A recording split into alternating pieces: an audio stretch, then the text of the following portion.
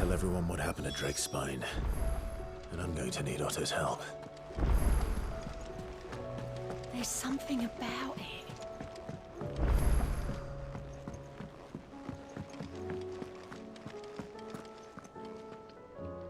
Still alive, I see.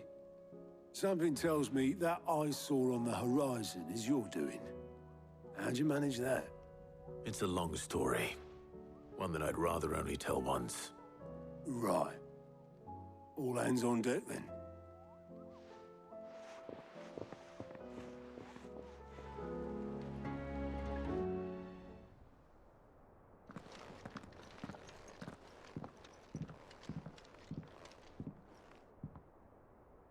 Is this everyone?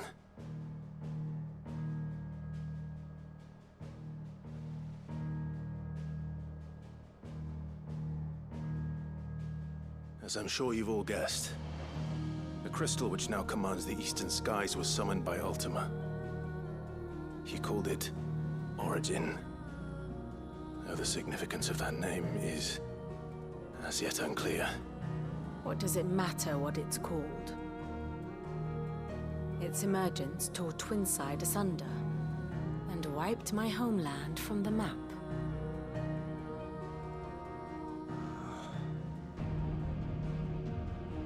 Mention of the Dominion spires can be found in the oldest of Valisthian records. But to the best of my knowledge, none provide any hint as to their true nature. That they would prove the horns of some slumbering demon. Well... The Dominion's demise was at least quick. Elsewhere, the Republican army cannot hope to contain the chaos engulfing Randalar. Canva is in flames, and the Empire. Our allies are crying out for answers. I've sent the Cursebreakers to give them what assurances we can, but right now that amounts to fuck all. They wouldn't be able to stop what the skies have started in any case. People here and across the realm grow sicker with every passing day. Could it be that this new Mother Crystal is like the others? That it draws upon the land's ether? It certainly looked that way from stone here. If that were true, it would explain the hastening spread of the Blight since the crystal's appearance. Would it not? And as the land's ether slowly rises to the surface, it pools, corrupting all who cannot channel its energies. Archaea above, ether floods below, and in the middle, here we languish, hopelessly entrapped.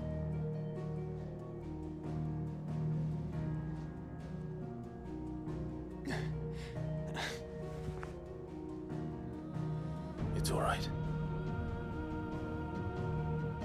When we faced him at Stone here, Ultima told us his true power quickens in the halls of Origin. Needless to say, we cannot allow that to continue. If we are to stop him, we will have to find a way into the crystal. How are we going to manage that then? It's up in the sky. And fast as she is, the Enterprise can't fly.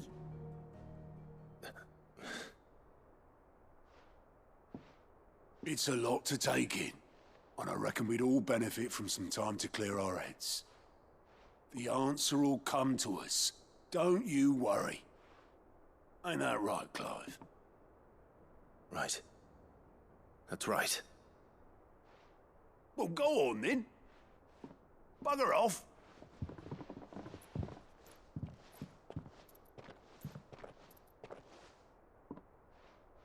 Same goes for you, Clive. You won't solve anything like this. Trust me. Go and get some fresh air, eh? Thank you.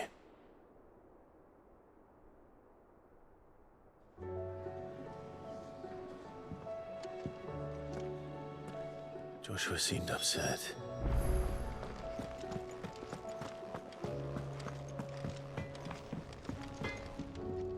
Trouble with your gear, or... Not saying Fordian, do you? Anything else? First the skies, then the crystal.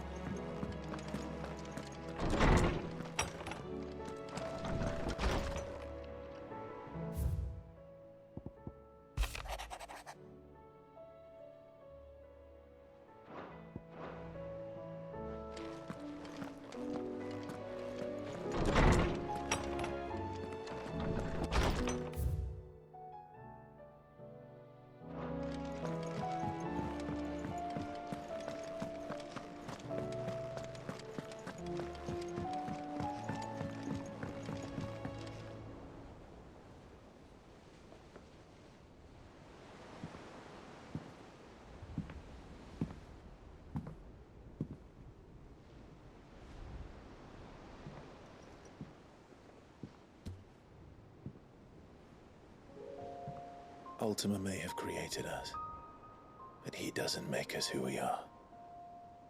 Only we can do that. And if he would have us fight for our survival, so be it.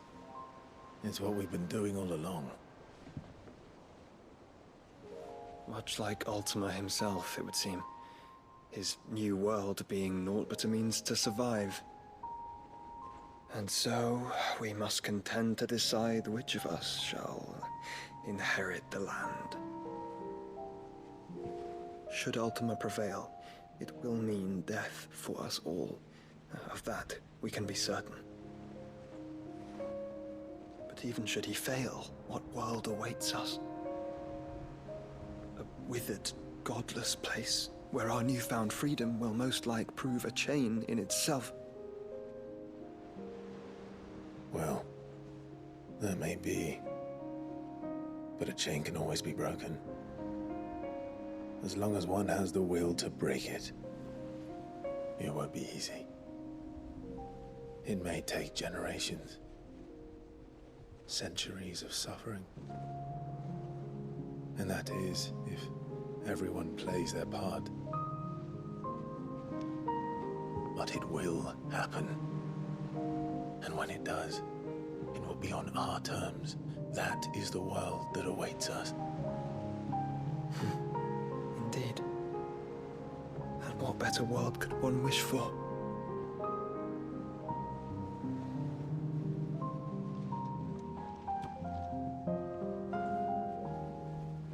But first, we have to reach that crystal.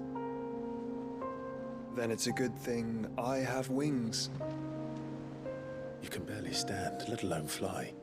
And only the Founder knows what horrors await in those skies. You certain about this? Am I certain? I am the Phoenix. I will do what I must. This is our fight. Remember?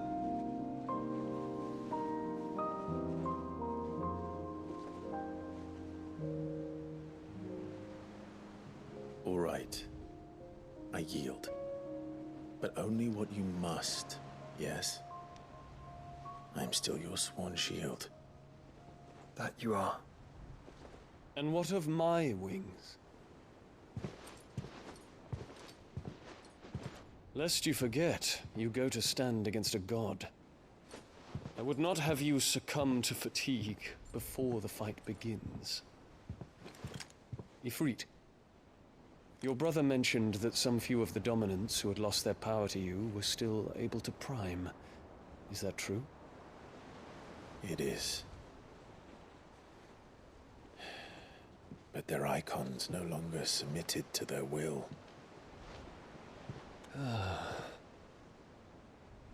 Then mine will have to be stronger. That you both might save your strength for the battle to come. You don't have to do this. If you do, there's a chance you might lose all you have left. And what have I but regret? My life ended in the Dominion. I fear death no more. Besides, I would have words with Ultima. He has much to answer for.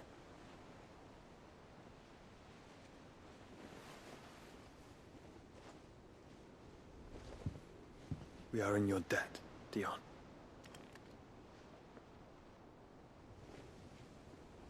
We can speak of debts when this is over.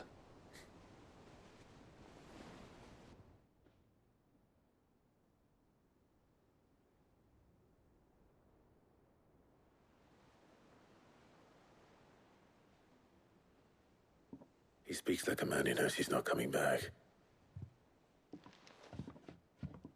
And has come to terms with that. That doesn't mean that we have to, does it, Clive? Time to talk to Jill. I only hope she understands.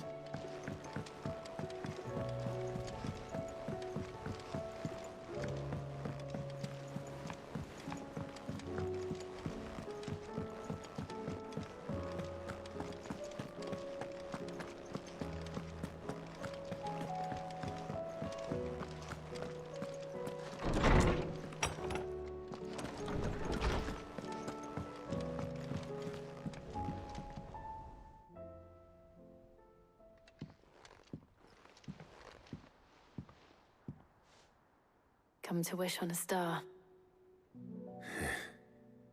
That might not be such a bad idea. This is it, Jill. You know what I have to do? Why I have to do it?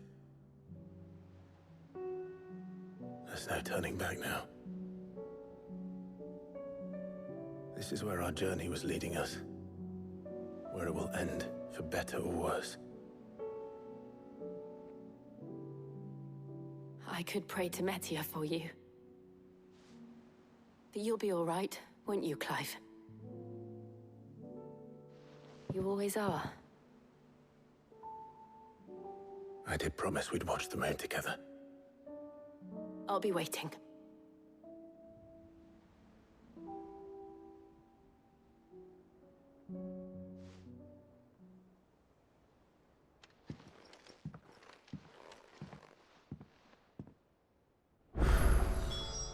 It's almost time. Better make sure I haven't forgotten anything.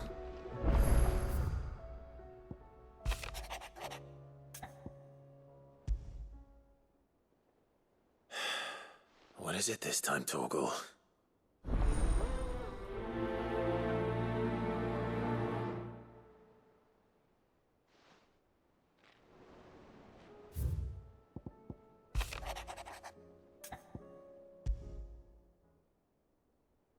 Something tells me this is no mere adventure story.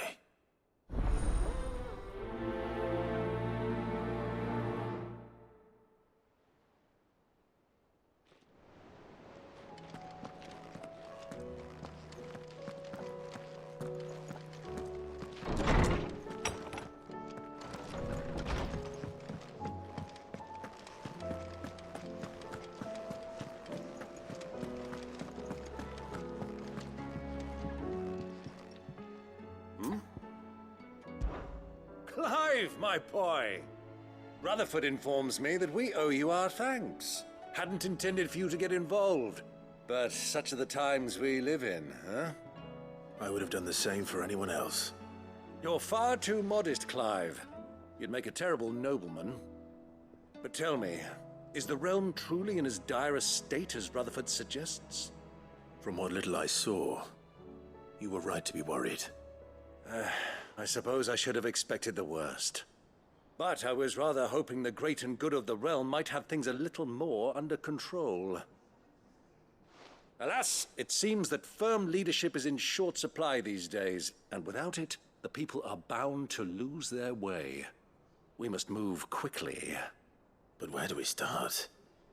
True, the challenges that face us are many.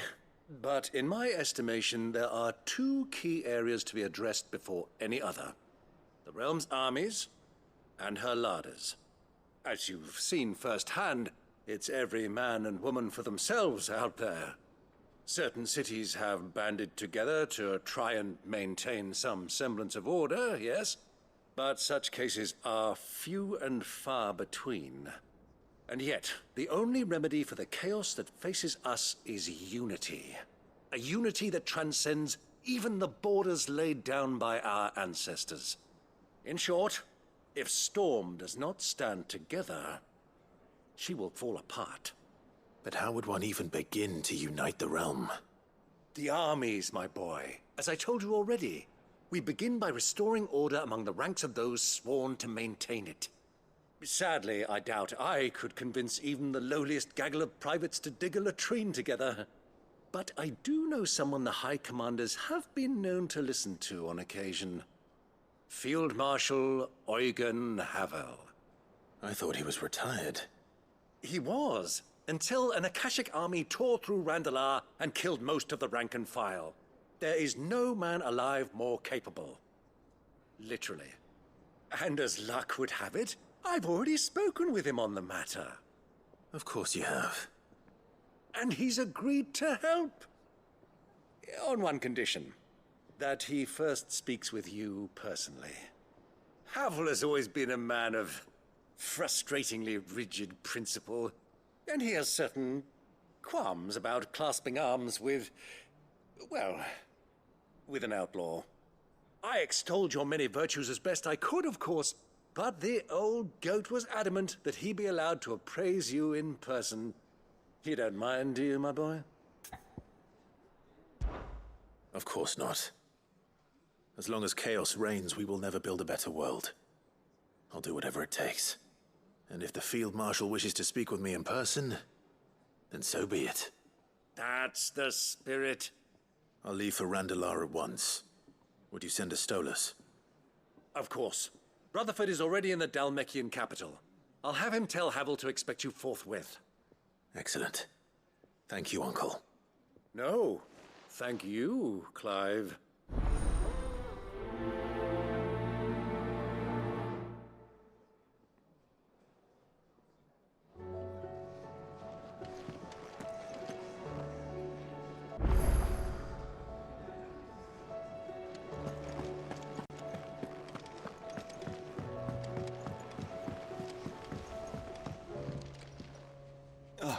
Clive.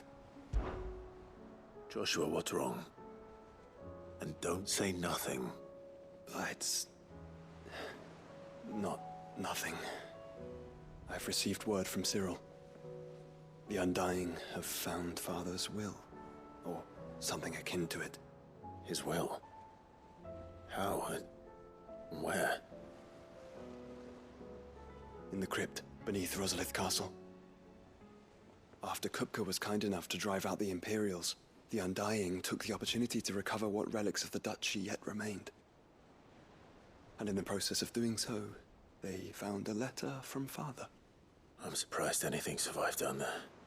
Cyril asked that I join him in Tabor at my convenience. I have been meaning to go, but...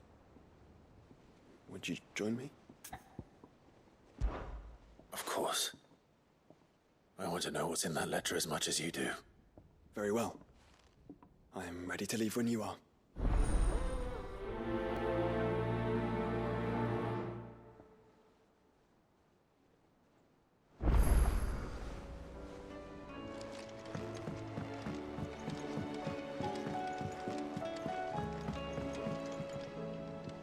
Sid, do you have a moment? By all means. It's my old master. Seems there's no escaping her. She found some way to send me a letter. And something else. Records from a Waluda prison. Seems they were keeping a lot of bearers there. How did she come by such a thing? Finding bearers always was her strong point. And it seems the cells of Balmung Dark are full of them. Foreign captives, the masterless.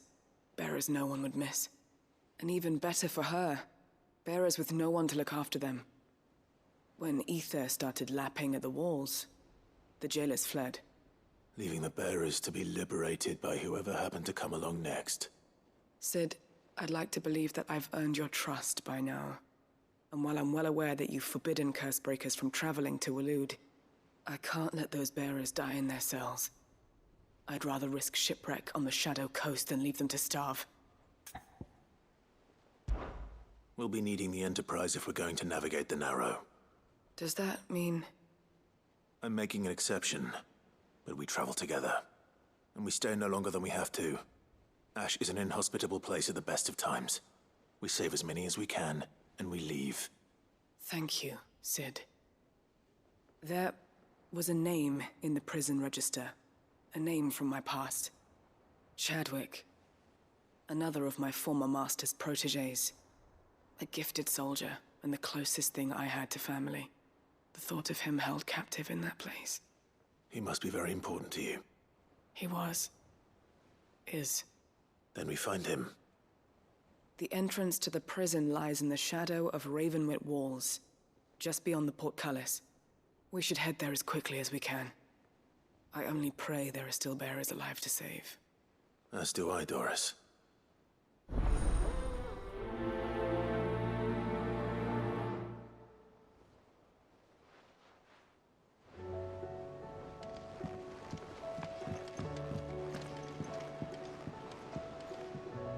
Sid, I was wondering if you could help me.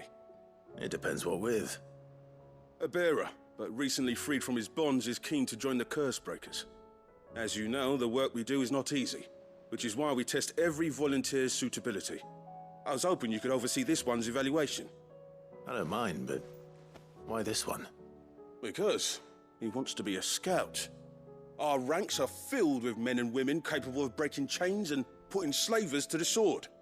But scouting? We're few with the nose for that, which is why we still rely so heavily on Gav.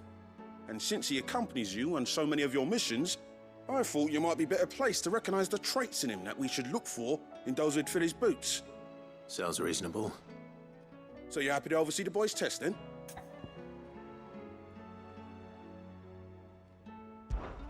One can never have too many scouts. Truer words, Sid.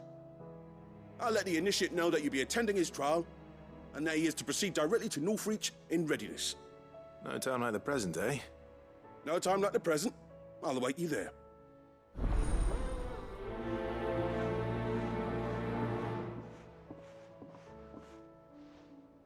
Northreach. I don't suppose they could have chosen somewhere closer. Vivian, I read your note, and I'd be happy to help you find the book you're looking for. Thank you, Clive. But tracking it down will not be easy. Are you sure? Please. You have always granted me your wisdom and insight whenever I asked. It's only right that I return the favor. Or at least attempt to. You are too kind. Alas, what I ask of you is rather more trying than delivering the odd lecture. I spoke with Harpocrates to see if he had any inkling as to where another copy might be found, but perhaps it is best that you hear the details from him. If you say so. Forgive me, Clive, for asking this of you. But this book, it set me on the path to becoming who I am today. Its importance cannot be overstated.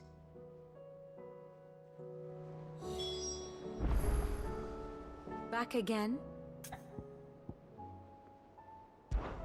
Harpocrates knows of the tome I seek.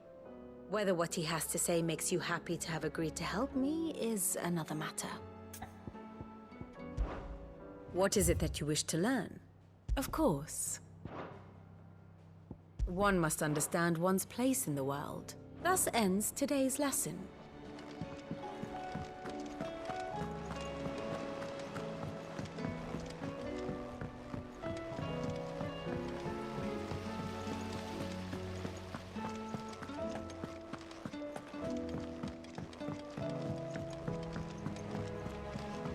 What do you think happened to Miss...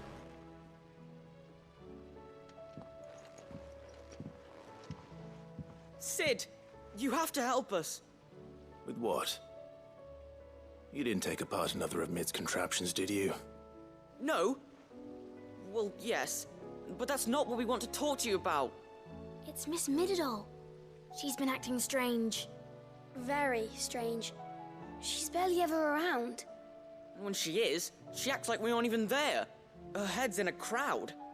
In the clouds. That's what I said. In the clouds.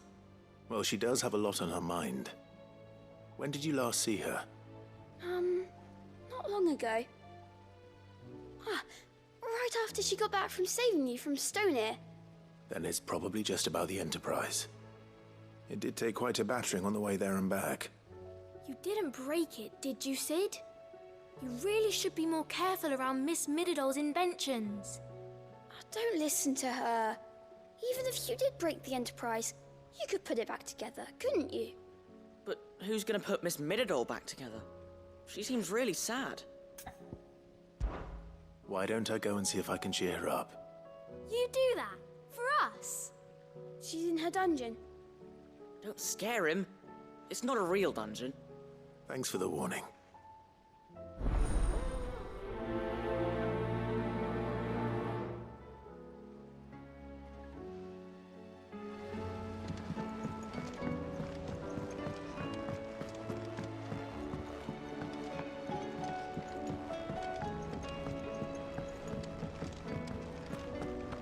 I will not let them be forgotten. Sid, may I have a moment? Of course. It is an honor to finally speak with you. My name is Herman. I've been with the Cursebreakers for some time now, and I wish to be deployed to Ash. Any assignment will do. No. The lands across the Narrow are too dangerous. I will not send good men and women to risk their lives needlessly. Why would you want to go back? I need to retrieve something. Something important. I was raised in an orphanage. The Badbach Conservatory. Or rather, I was held captive there. It was not a place of nurture. It existed solely to turn bearer children into mindless weapons. We were tortured until we feared no pain. Tormented until our hearts turned to stone, and few ever survived long enough to become tools of the last king. I can't imagine. I lost so many. I can't even remember all their names, but they must be remembered. They cannot fade away, faceless and forgotten. The Institute was run with military precision. Every child measured, every name recorded, every death logged with meticulous care. Sid, allow me to travel to Ash and recover the registry so that my brothers and sisters might live on. You are a good friend, Herman. But the fact remains that Ash is simply too dangerous. Sid, please. Even should it cost me my life. Too dangerous for you, Herman. But not for me. I'll go to Badbach and find the registry. You will? I won't let you risk your life. I don't know how to thank you. You can start by telling me where I'll find this orphanage. Vida Grace. Hidden in a forest, overlooking the plains. All right. I'll see what I can find there. May the mothers guide you.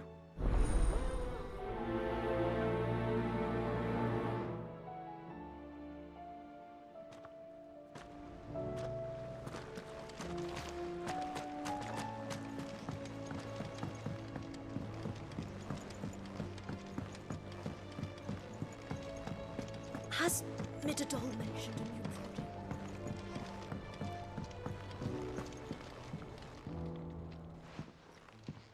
Mid, if you have a...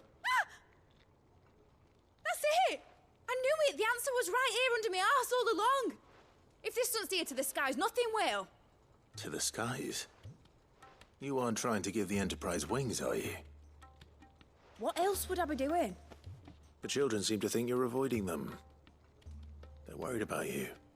Is this really so important that you need to shut yourself away from everyone? The Enterprise is already the fastest ship in the realm, and that's with the sea beneath her. But what if she weren't bound to the waves? What if she weren't bound to anything at all? It's not fair. The gods get the skies all to themselves, so I'm gonna do something about it. The Fallen had their chance, but they relied too much on magic. And see where that got them? But not me. I've discovered how to do it without. Well, almost. First, I need to make a prototype. And is that a one-woman job? Are you volunteering? I'll have you know the Enterprise is my baby. But if her godfather's offering to lend a hand, I'd be happy to take it. First, I'll need oil, and not just some old drippings from Miss Molly's spits in the Tub and Crown.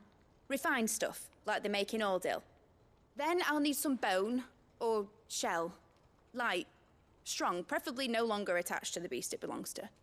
If it's beast bones you're after, I'm sure the Cursebreakers will know where you might find some. No, they'll know where you might find some.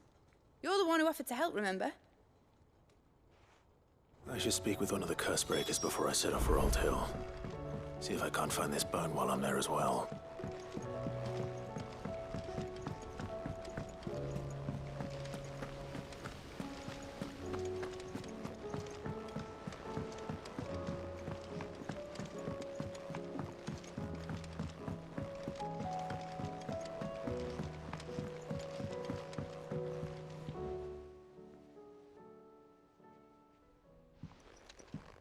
Pining for something, boy.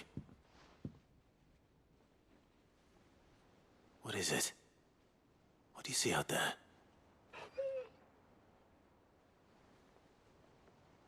I never did ask where you got that anklet of yours. From Sid, that's why. On the day he brought him home. That long ago? And you're only thinking to ask this now?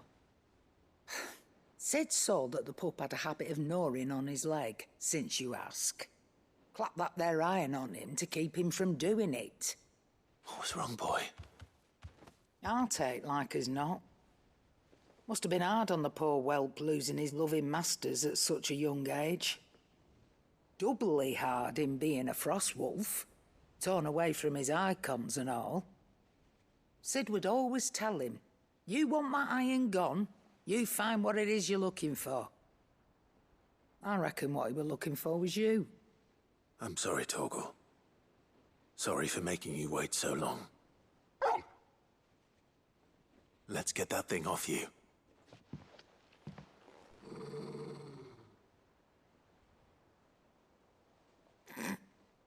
Doesn't sound like he wants it off. Indeed. You miss Sid as much as the rest of us, don't you?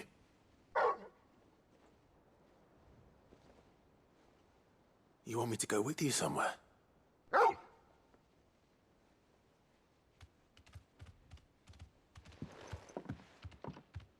Quick, aren't you? Glad you've been paying attention. Not nearly as much as you have, Lady Karen. Aye, good thing and all. It's not like Gav would have kept him in nuts and rubbed his belly these past 10 summers. Your kindness is appreciated. You've been a good friend to him. Only because he doesn't talk back like the rest of you. Go on now.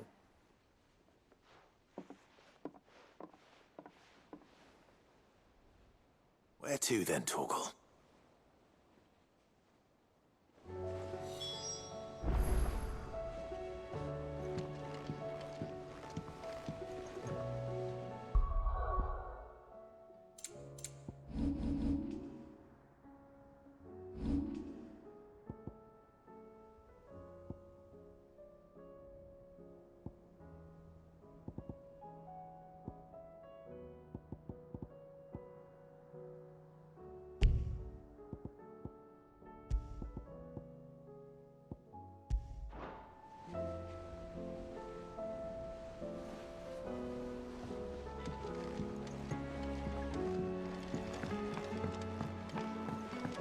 Say what you will, Lady Karen has seen herself.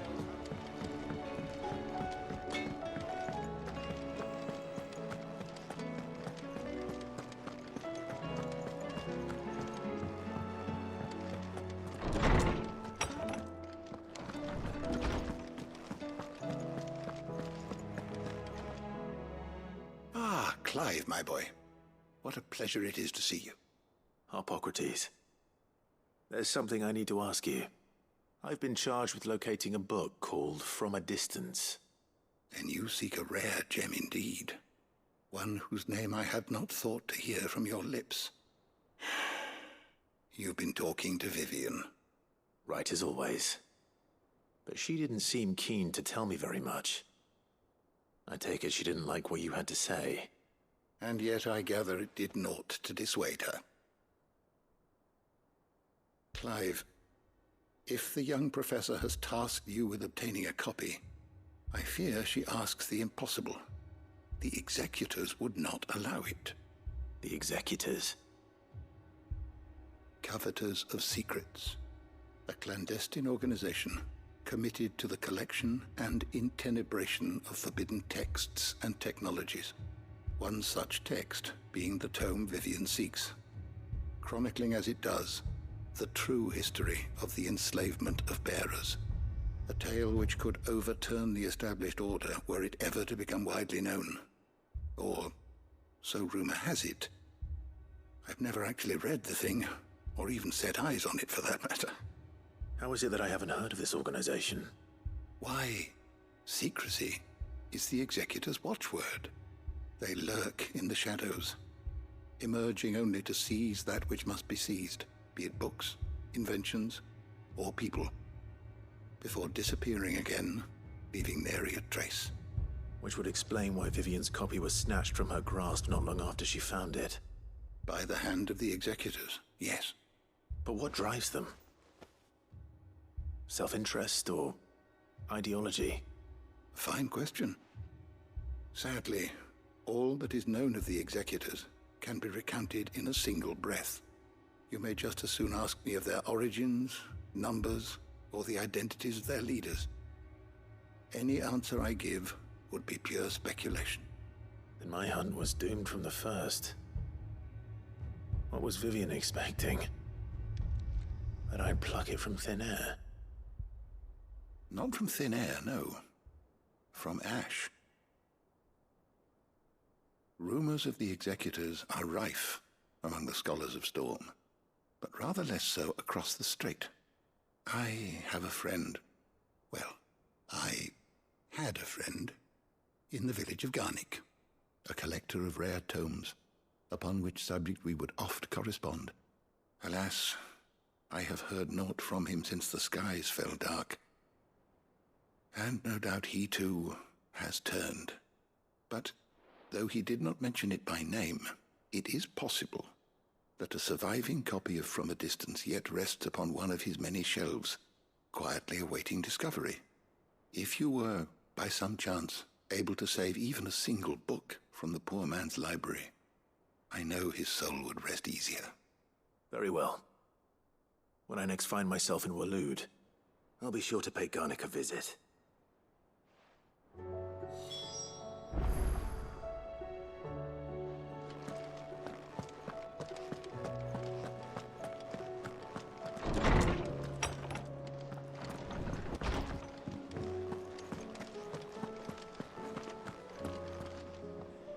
All right, Torgal. Where are you taking me?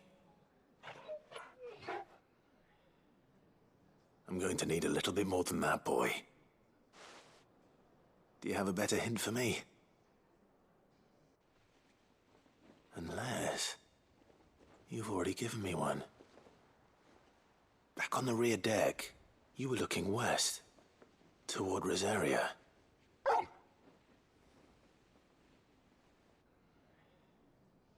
Why don't we try the rookery?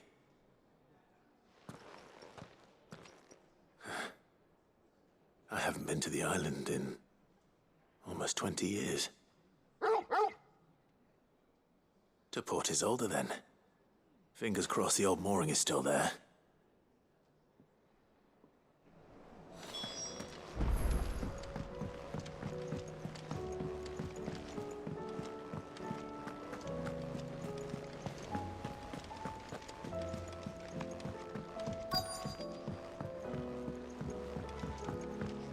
Twinside's hundreds of leagues away. All right, Sid. Come to buy us around, have you? Only if you earn it. Mid needs a piece of light but durable bone for her next project. You've encountered your share of beasts on your travels across the realm. Any ideas? Most bones are the same. Whack 'em hard enough and they'll break. If it's durability you're looking for, shell will serve you better. You know what an adamantus is? I do. And I know to give them a wide berth. Will any old adamantus do? Well, with shells, the older the harder. There's a rumor of an ancient adamantus down in Carava. near all Bidza, or what's left of the village anyway. But don't expect to make quick work of the bastard. There's a reason it's lived as long as it has. I'll keep that in mind. Thank you.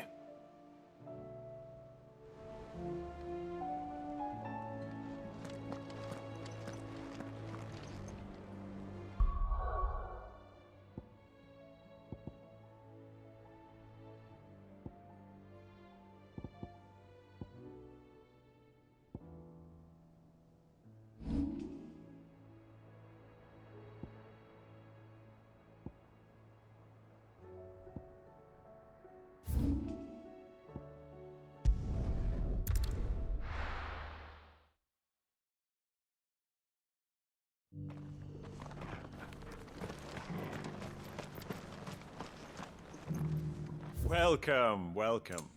Come again.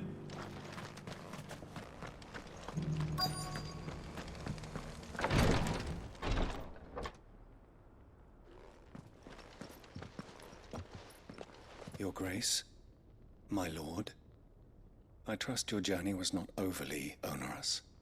Cyril, you found a letter from Father? Yes, I have it here.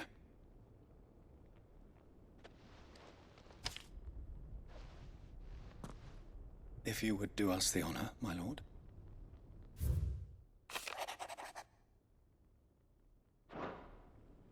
An inheritance.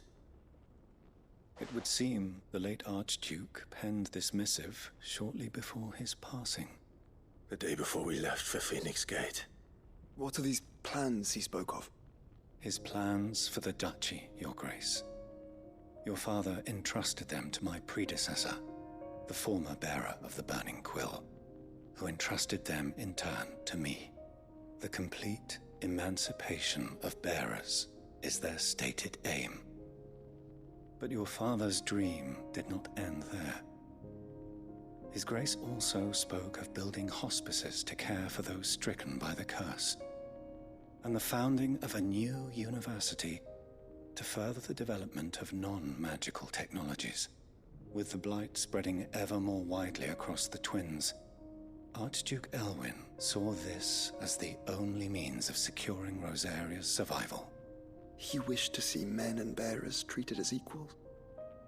To see centuries of common wisdom overturned. Small wonder he did not think it achievable within his lifetime.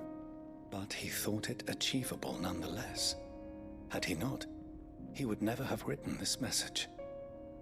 Nor would he have entrusted his vision to his most faithful aides, those who would have stood with you, shielded you from the machinations of the less benevolent personages at court. It's a pity only they are still with us. 'Tis true that those most loyal to your father were the first to suffer the Duchess's wrath. But one at least remains, and she has come bearing gifts. What do you mean? Mayhap it is better that she explain, my lord. After all, the duties entrusted to me by my predecessor extended only to recovering His Grace's will and arranging a meeting with the one who might execute it, or a part of it at least. And where is this woman? She awaits you in the archive, Your Grace. Thank you, Cyril. Shall we then?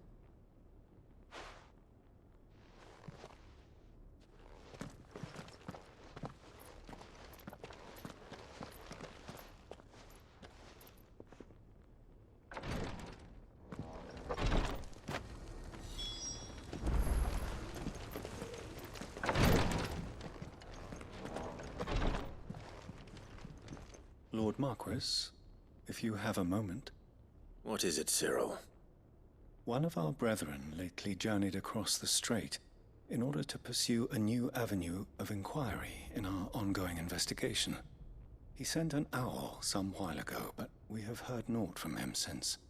Was he surveying another fallen ruin? No.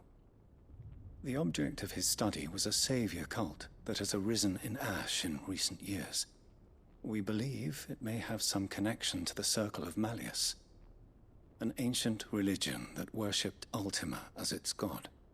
By gaining an understanding of this new faith, we hoped to learn more of the Circle's original beliefs. And so you sent one of your brothers to Ash, a continent teeming with orcs and Akashic. Fully cognizant of the risks, yes. I entrusted the mission to one of the most able of our order, the Third Chair, a master of the arts of combat and survival both. Though he has been silent for some days now, I have thus far refrained from sending any others in search of him, lest they be lost in turn. Yet, it seemed only right to inform you of the situation, given your unique experience of the perils of Ash. For as you so earnestly advised me, it would not do to abandon a man to his fate, when he might yet be saved.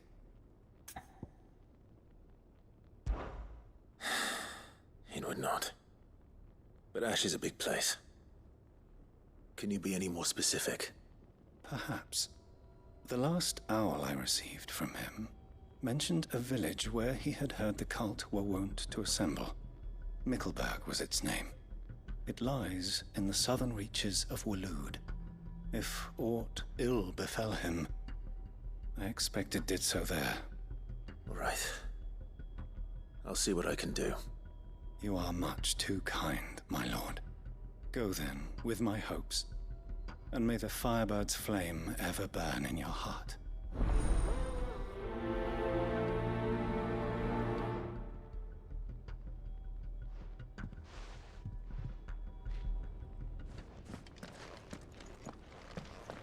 If this new faith really is an offshoot of the Circle of Madness, then...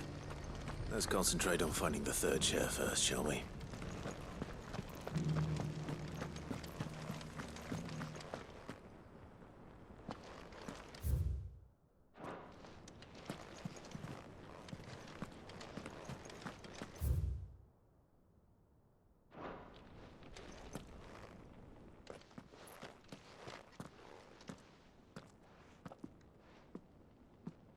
My lord, your grace.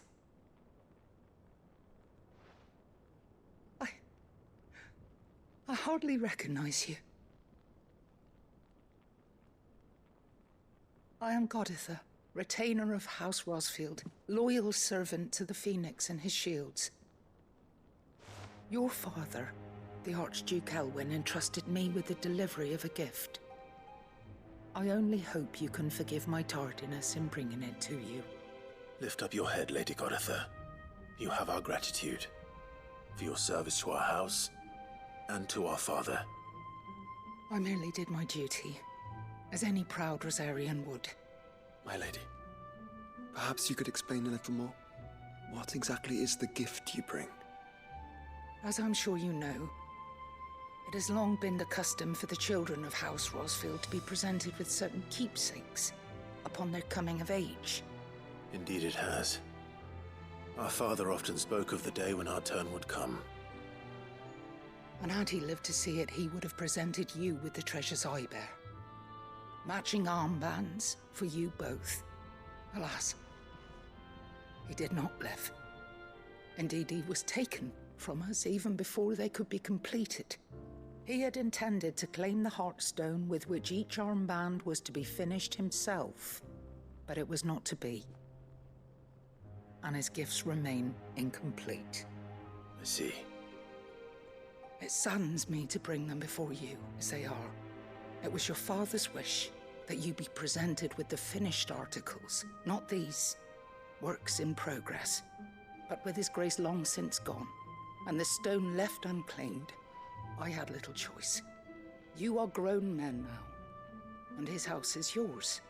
And while I would not presume to insist upon your claiming the Heartstone in his stead, I know that nothing would have pleased him more than for you to do so. Thank you, Lady Goditha. What say you, Clive? What else? Of course, my lady. May our father's will be done. Oh, I am much obliged. Do you know where we might find this Heartstone, my lady? I do. though it may be a matter of a good deal more than simply happening upon it.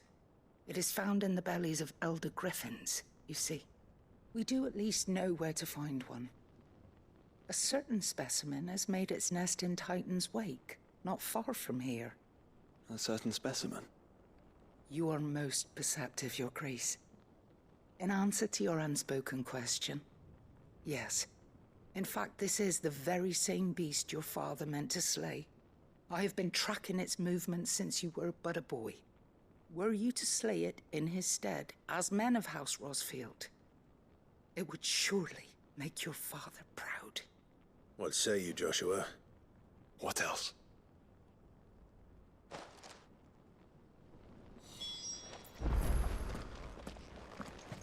Titan's Wake is to the south of here. But we must not be hasty. The good lady has been disappointed once already.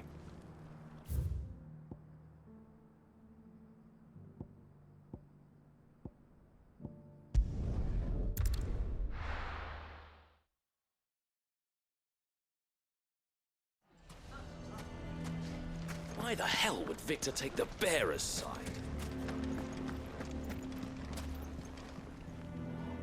Here to help me pack?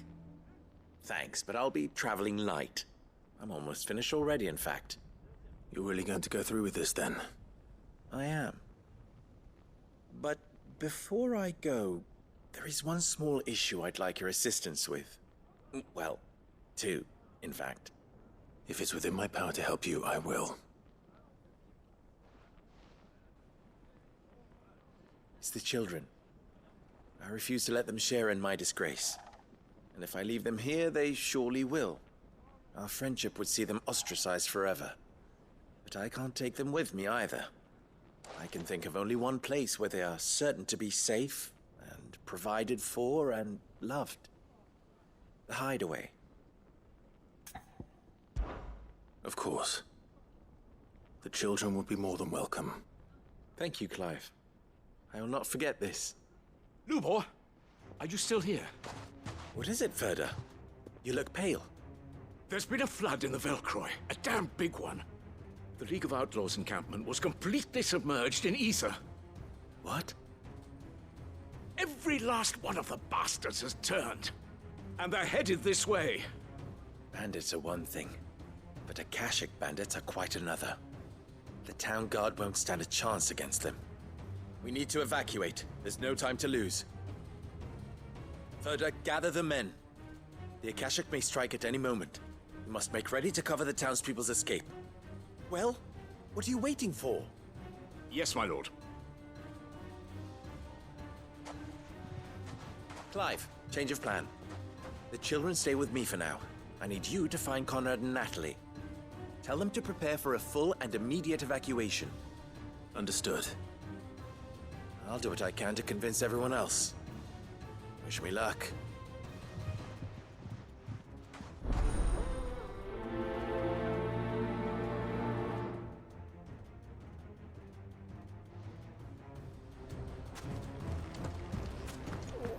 You have to listen to me. They're coming. Why do they always have to make such a fuss?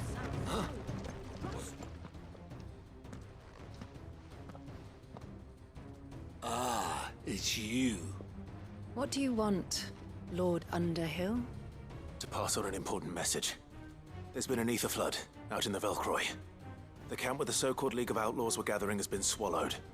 They're no longer just bandits. They're Akashic now, and they could be here at any moment. You need to begin preparing for a full-scale evacuation right away. Oh, do we? And who was it who gave you this disturbing news, might I ask? Lubor, perhaps? The man spreading the same poison out in the square as we speak. You may believe his lies, my lord, but we know better. But why would he lie about something like this? Some twisted attempt at revenge, perhaps. If he had not been unmasked, he may well have been elected our leader. A great honor for one of his kind. One he might well feel aggrieved at having been denied. Lord Underhill, forgive me, but it has become all too evident where your sympathies lie. Lubor cannot be trusted, and neither, therefore, can you. You may not trust me, but for the sake of your people, ask yourselves if there is any chance that this is true. There isn't. You can be certain of that. Now be off with you. You're making a mistake. Come, Clive. If our words will not move them, then we must find another way to help save the town. Right. Let's speak to Lord Ferda. They're coming. You need to evacuate.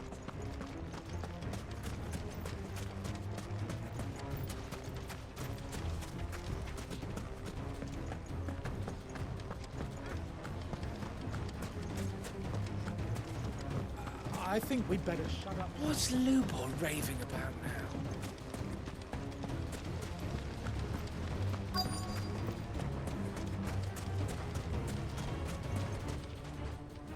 Lord Ferda. Cid, what's wrong? I went to warn Conrad and Natalie about the Akashic, but they wouldn't listen. They've convinced themselves that nothing Lubor says can be trusted. The bloody fools. Which means the town guard can't be counted on for support. But I can. If there's anything I can do to help you defend Dalamil, you only have to ask. I appreciate it. Cid! Ferda! I've been looking for you everywhere. Victor, I thought you'd left. I couldn't abandon a friend in need. And Lubor is in need at this very moment. Come quickly.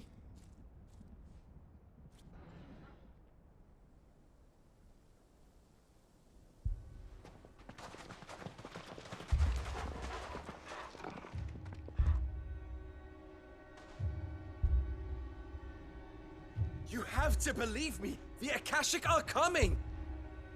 They don't eat, they don't sleep, they don't tire, and they don't care who they kill. They're unlike anything that's come before. There will be no parley, no mercy granted. We may have saved the town once, but this is different. I do not ask that you forgive me, but please believe me. If you do not run, you will die. You will all fucking die!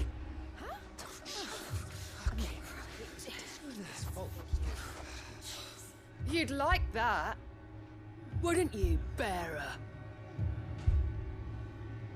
Yeah, with us out of the way, your kind will be free to claim Dalamil for yourselves. You should run! Run, bearer! Yeah, run! Run! Far away! Run! Just go, bearer! Yeah. Yeah. Yes! Go! Come on, then. Go on! Go! Just go. Just go. Lubor. Wait. Someone's coming. Go! Come on! Stop! You're hurting him!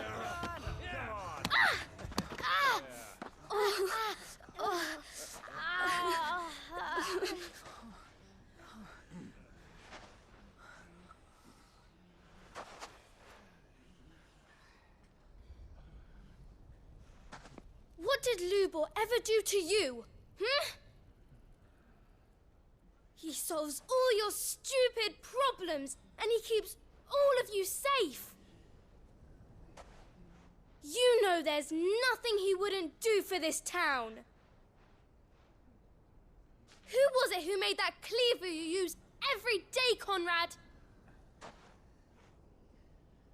And what about your counting table, Natalie? Who fixed that? Whose men make sure the streets are clean so all your boots don't get dirty? Who spends all day, every day making sure things run smoothly around here? And none of you ever say thank you. Ever. But did Lubor ever complain? Well, does he ever stop smiling? He keeps this whole place going. And you act like it doesn't even exist.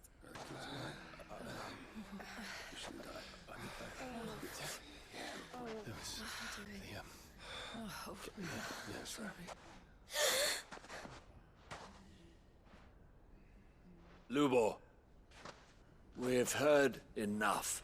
Wait! We will not run. The town guard will not abandon the very place it is sworn to protect.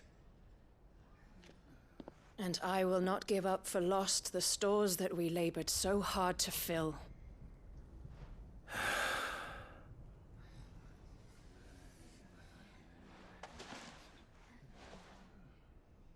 So tell us, how do you propose we deal with these Akashic of yours?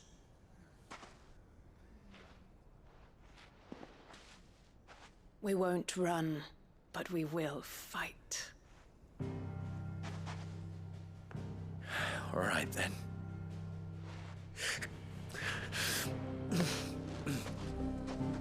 Fine.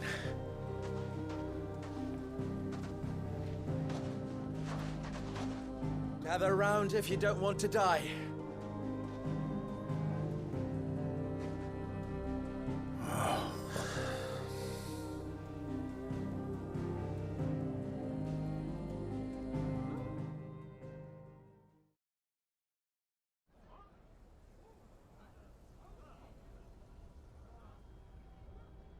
Allow me to explain the situation.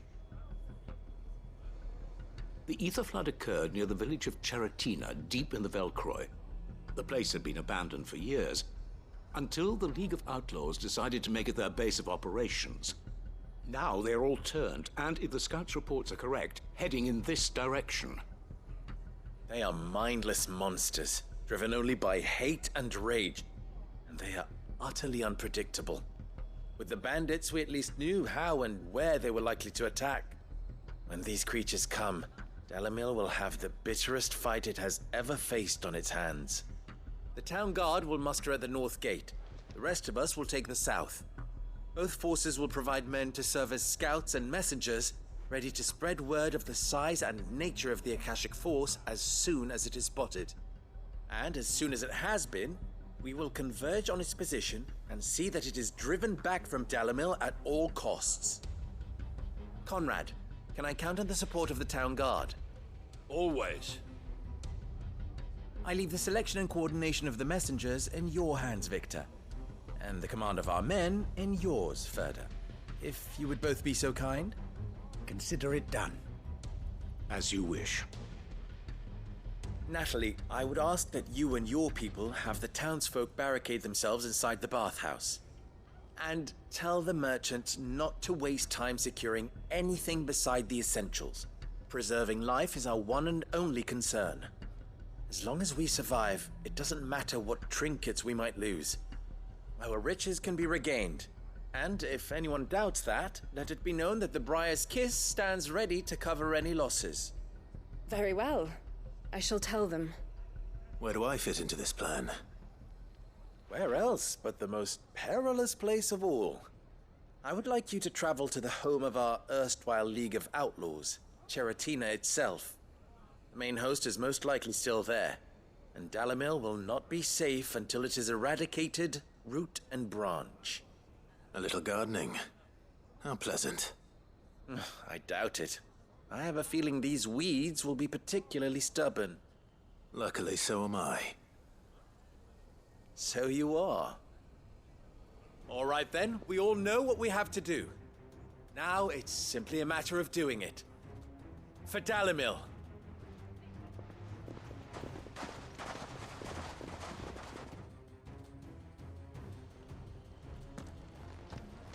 Looks like everyone's ready. I'd better not keep them waiting.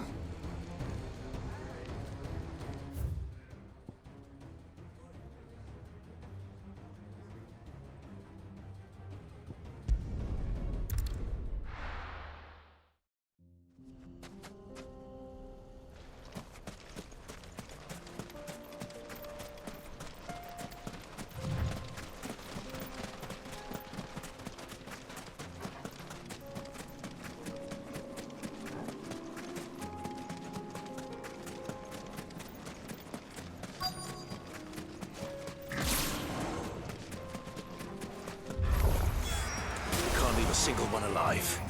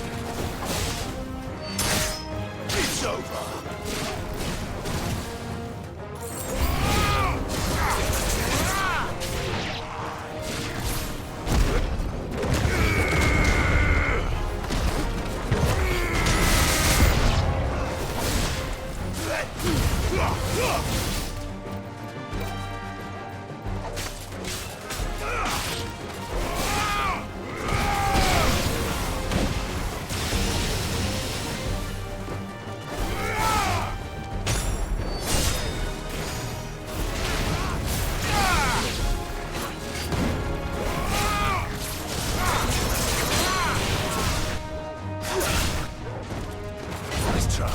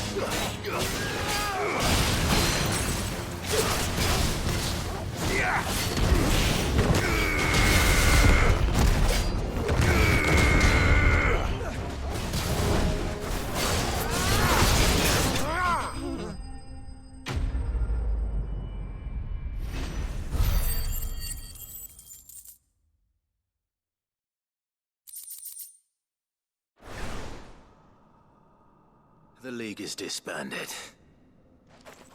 I should get back to Dalimil and see how the others fared.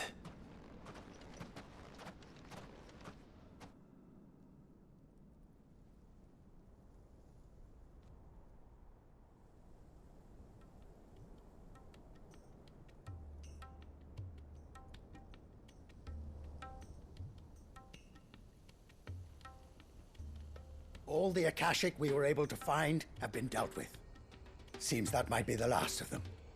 Last of them here, perhaps. Lubor, Sir Clive has returned. Clive! What news from Charatina? It's done. Root and branch. I knew you wouldn't let me down. Thank you, my lord.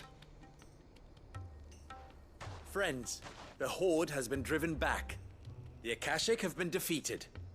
And we need not fear the arrival of any more, thanks to Clive. Victory is ours. We bloody did it! We saved Dalimil. Lubor, allow me to apologize. After all you have done for this town, we should never have doubted you. But we did. And for that we are truly sorry. We only hope that you can forgive us. We need you, Lubor. Dalimil needs you. So, if you would still like to be considered for the position of mayor, you have our backing. You do remember that I'm a bearer, don't you? We do. But that is not a stain on your character. It is a stain on ours. We thought only of what we perceived bearers to be, not what you truly are. The man who saved Dalimil twice over. I see. But I will only accept your proposal on 2 conditions. Name them. Firstly, that you will both do everything in your power to rally your people to my cause. If the Town Guard and the Merchants League do not accept my leadership, it will be doomed from the start. Unity is the key to defending Dalimil, and I do not doubt that we shall need to call on our combined strength again. When that time comes, I will expect us all to pull together, just as we did today. Of course. You have our word. And secondly, you will accept that if I am to lead you, the mistreatment of bearers must end here in Dalimil. Any bearer within our walls shall be afforded the same rights as any other citizen. They will not be judged by what they are, but who they are. As we failed to do, and came so close to losing everything. We agree to your conditions. And we have only one in return. That you continue to work for the good of Dalimil, as you always have. Condition accepted. Well then, it seems my mayorship is all but confirmed. Do I get some sort of special hat?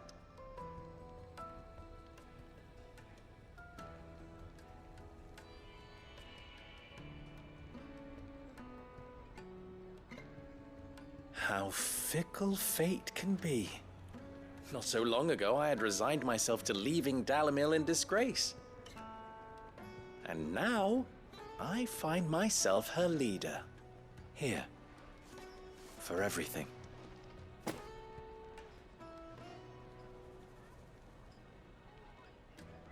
Lubo. About the children.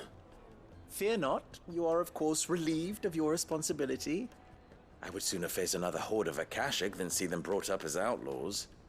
I'll make sure they're safe here. I don't doubt that you will. And not just the children, but everyone in Dalimil. I'll do my best. Can't have all your hard work going to waste.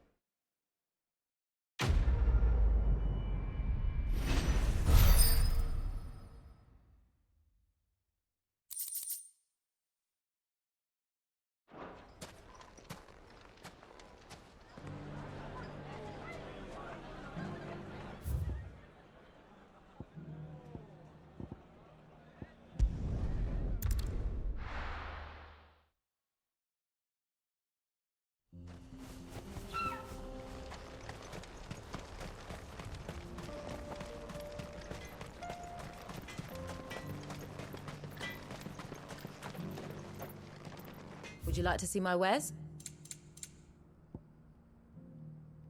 May we meet again.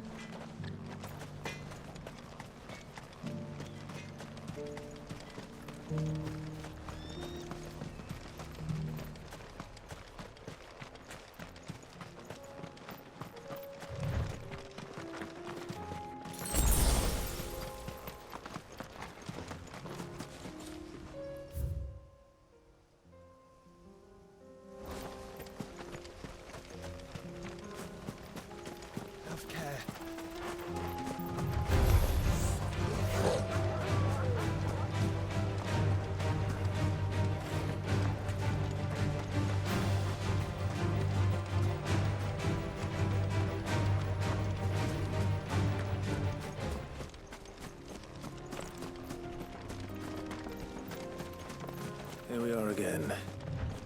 Karava. If you were a tortoise, Togo, where would you hide?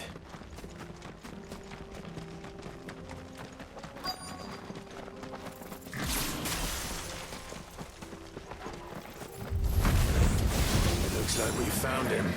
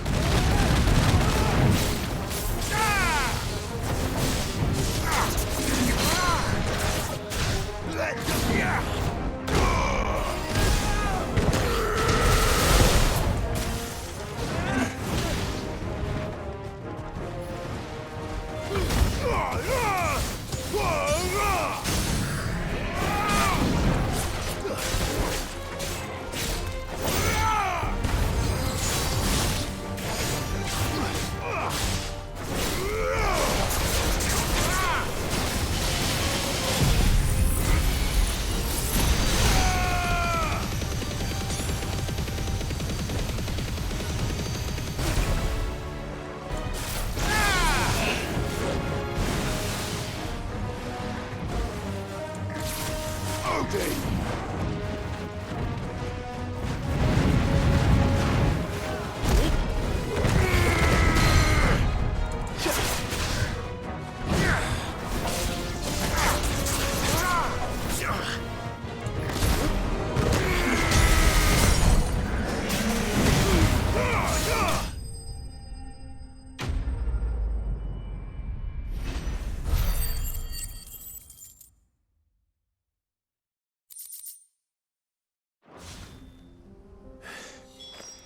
If Mid needs another, she can come and get it herself.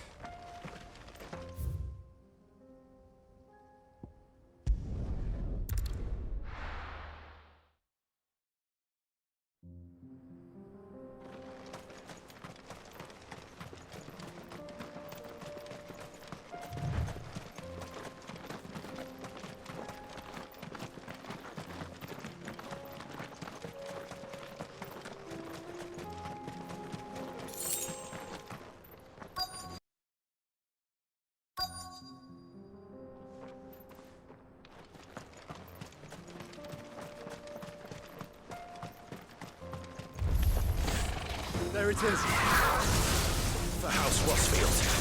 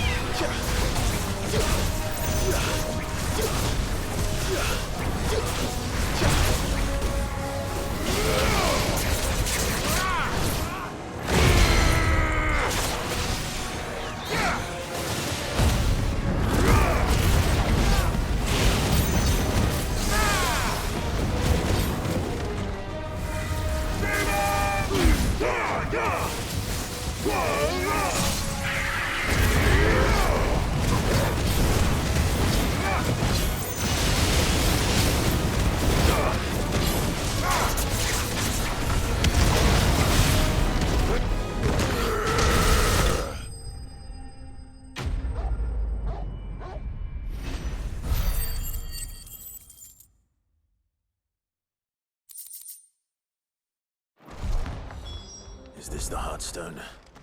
I expect Lady Goditha will know.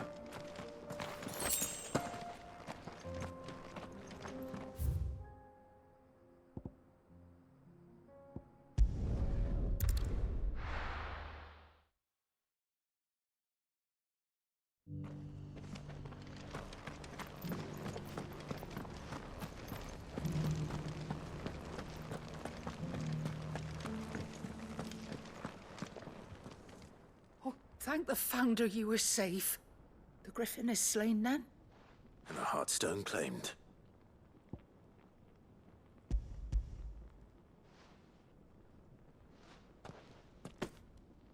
Yes.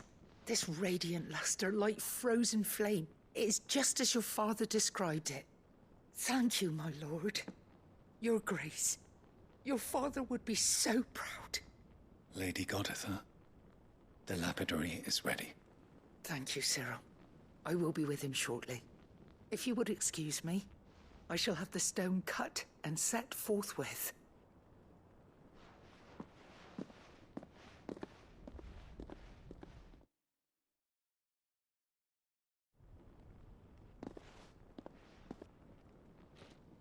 The armbands are complete. Pray, take them. They are yours, after all. Heartstone is harder and more enduring than garnet, or even ruby. It symbolizes unwavering will and devotion, and the graven vines encircling the stone represent the unbreakable bonds between you. It's a message. Father knew we had enemies both inside and outside the duchy. Enemies who would thwart his vision. Only with unwavering devotion would it ever be realized. And only if we stood together, as Phoenix and Shield, as brothers in arms, only then might those enemies be overcome. Indeed. His Grace knew the enormity of the task he would entrust to you, his heirs. But this was more than just a message. It was a promise. That he would always be with you. Thank you, Lady Goditha, for remaining the steadfast custodian of our father's will. Forgive me, my lady, but there is something I don't quite understand. The Undying told me that after Father died, Mother claimed all of the ducal treasures for her own. Even if the armbands were incomplete, she would surely not have overlooked them. So, how were you able to keep them from her? Because I was the keeper of the vault. Though I was but a lowly servant, your father spoke to me of his intentions for the bands, of the deep love he had for both of you, and his hopes for your future. In the days before the disaster at Phoenix Gate, I discovered that the Duchess had ordered her jewelry be sent away from the castle. It was then that I knew she meant to betray us. I tried to warn your father, but it was too late. When word of the fire reached Rosalith, I knew my time was short. So I took up the armbands and I fled into the night. And thank the Founder you did. Yet my duty to your father was incomplete. Not knowing what else to do, I followed the Griffin, thinking I might claim the Heartstone on its passing. And so my pursuit continued, until Lord Cyril appeared before me. He informed me that His Grace's will had been recovered, and that his sons were alive and well. Lady Goditha, on behalf of my father and all the people of Rosaria, I thank you for your loyal service. As do I. Thank you, my lord. Your Grace, for coming back to us, for giving my service meaning.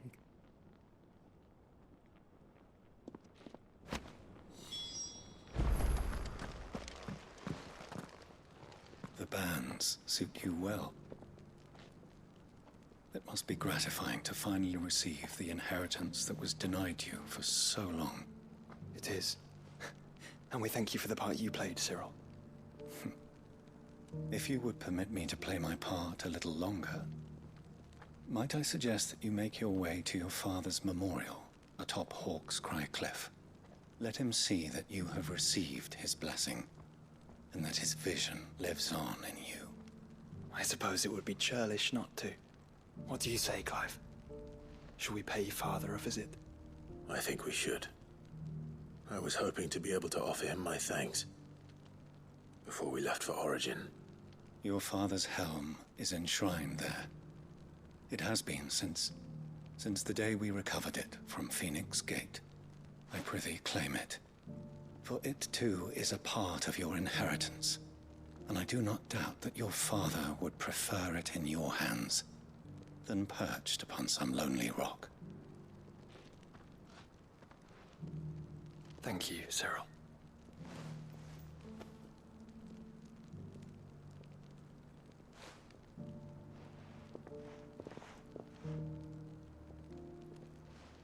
Come on, Clive. He's waiting.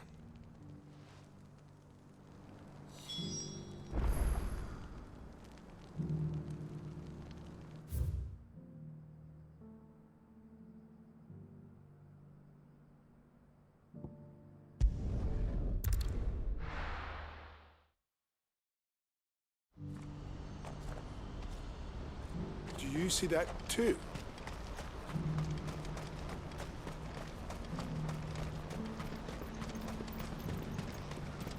Papa? What is it? Oh, please. Just make it stop. I'm scared.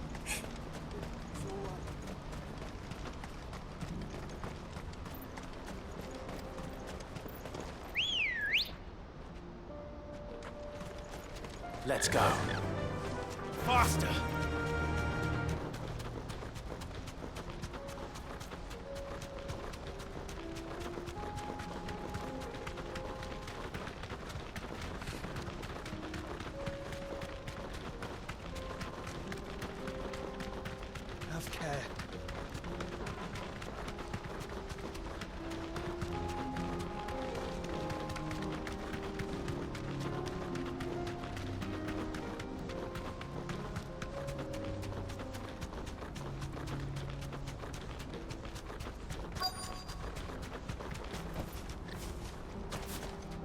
now be Rutherford, can it?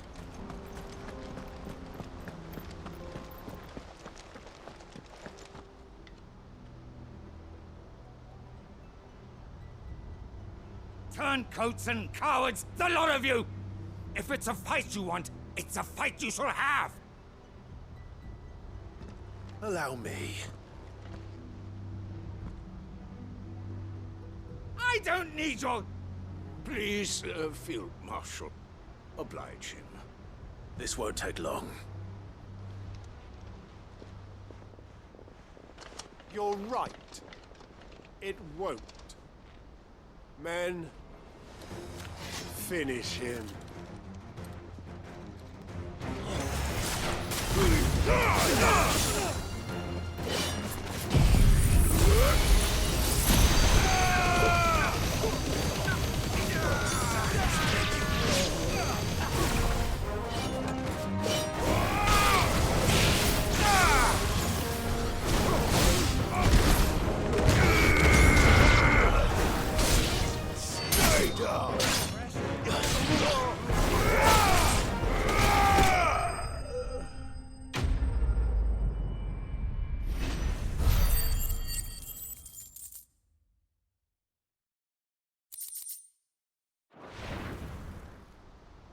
A little longer than I'd have liked.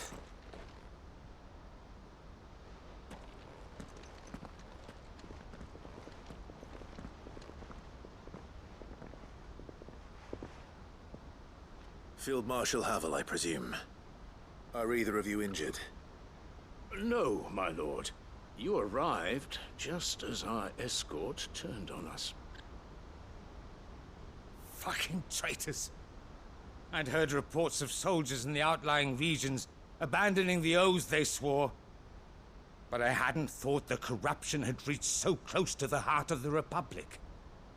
It's a fucking disgrace. Your interfering old bastard of an uncle tried to warn me, of course.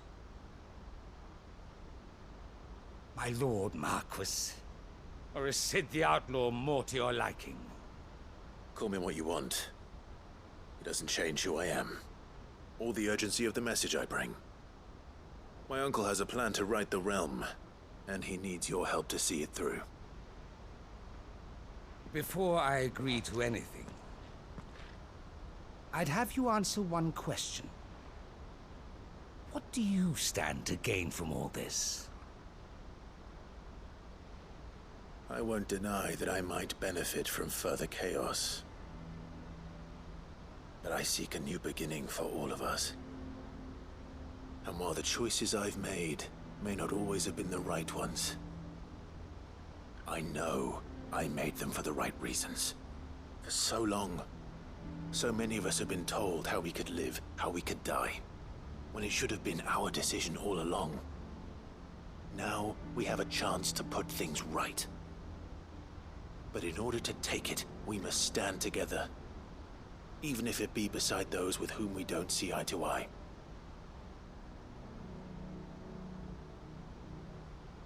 Certainly not the words I expected from an outlaw. But perhaps your uncle was right.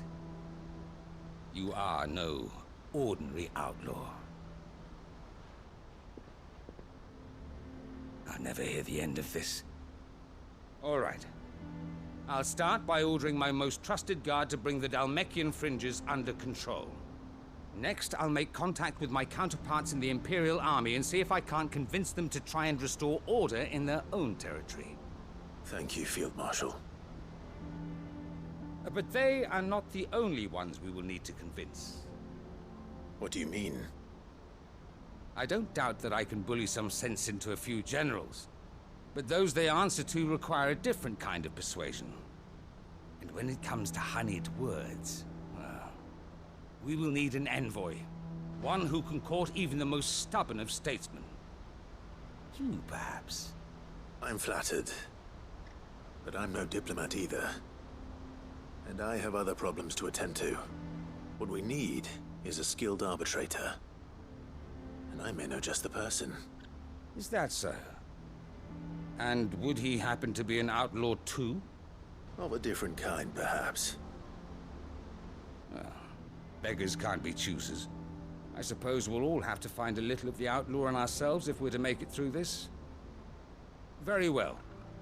Send your man to me right away. I shall.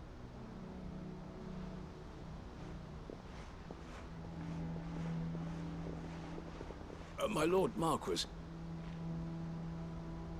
your Lord Uncle bade me escort the Field Marshal to his manor in Port Isolde. And I will see that my associate joins you there. Very good, my lord.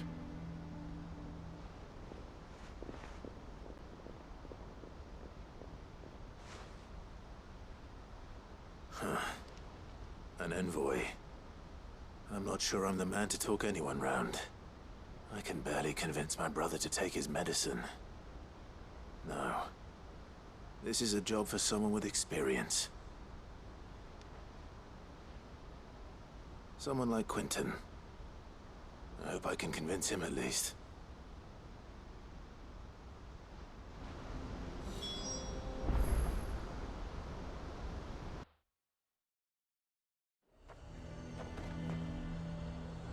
Nazaire might at least have mentioned where in Northreach he'd be testing this recruit.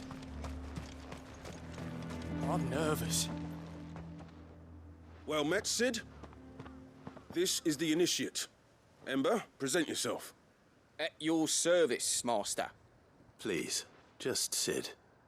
There are no masters here. Your life is your own. Oh, of course.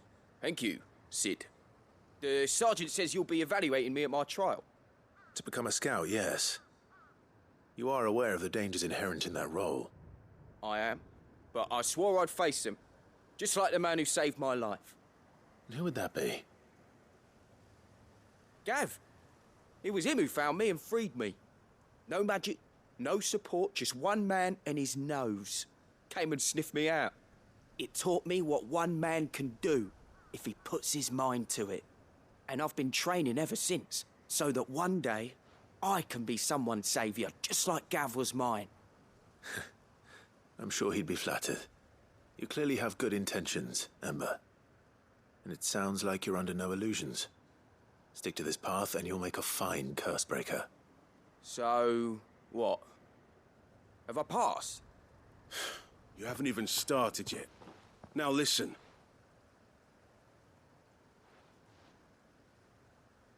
Not far from here is an Imperial lookout, Eastwatch. The guards there record all their sightings in a logbook. You are to find it and bring it here. And bring it here, right. Anything else? No. Sneaking into a heavily guarded Imperial outpost and stealing the logbook would be quite sufficient. You will need to assess the situation, determine a point of entry, create a distraction and effect an escape, all without being discovered and thrown into an Imperial oubliette. Ember, Gav isn't our best scout because he can do everything. It's essential that you know your limits. Know my limits, right. I won't let you down.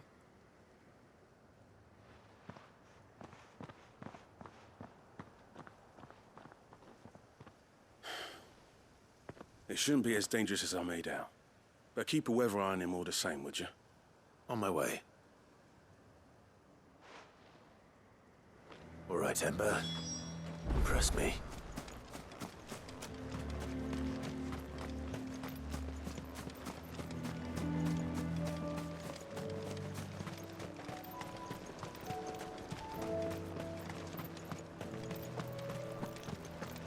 I would speak with this Duke.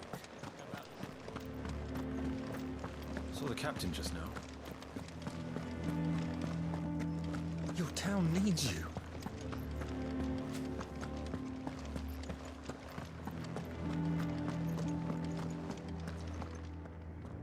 Do you have a moment, Clive? What is it? It's the Duke, unsurprisingly. His Eminence has assumed full control of the garrison and put every able-bodied man to work on the fortifications. The town was left all but unguarded, so Philippe was compelled to form a citizen's watch to fill the void. And though my dear boys have been characteristically willing to assist him in this, they want for bodies. So I was wondering if you would lend them your strength, that the people of Northreach might sleep easier, if only for a few nights. course. Whatever you need. Thank you, Clive. What would I do without you? Philippe told me he had men stationed at... Where can I find the mistress of this establishment? Here, my lady. To whom do I have the pleasure of speaking? My name is Sabine, and it is my displeasure to be the daughter of the Duke of Oriflamme, who I understand is causing you and your town no small amount of trouble. I wish to speak to you about what might be done. Very well. Let us speak. I trust you'll forgive me, Clive. Absolutely.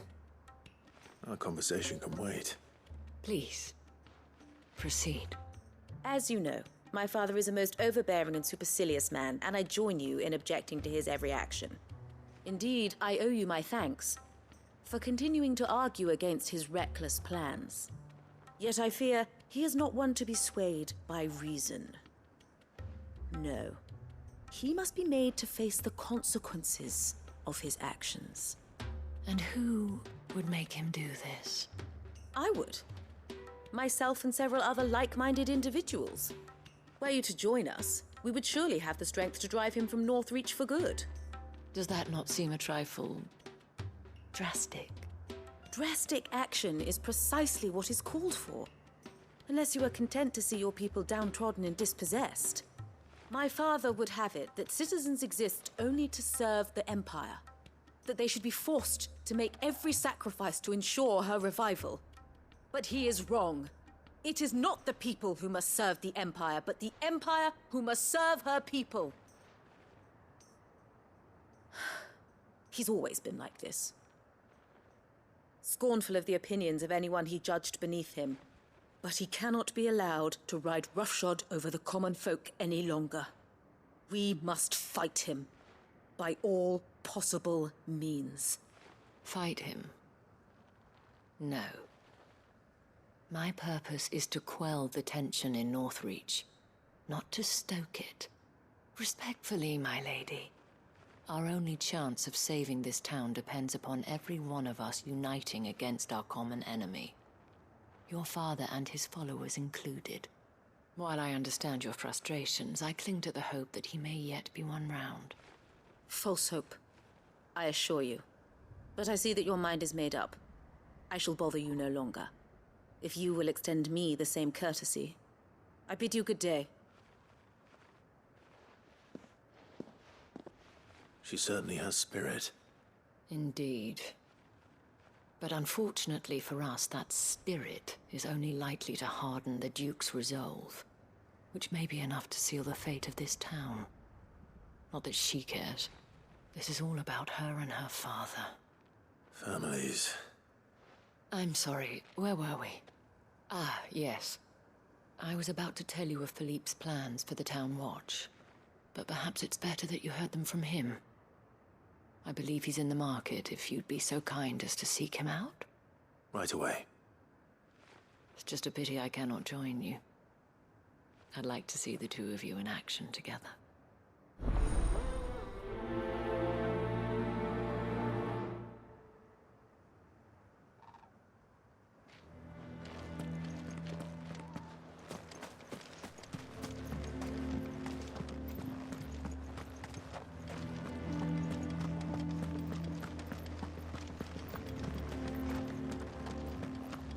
You heard what she said? The Duke won't stop until the...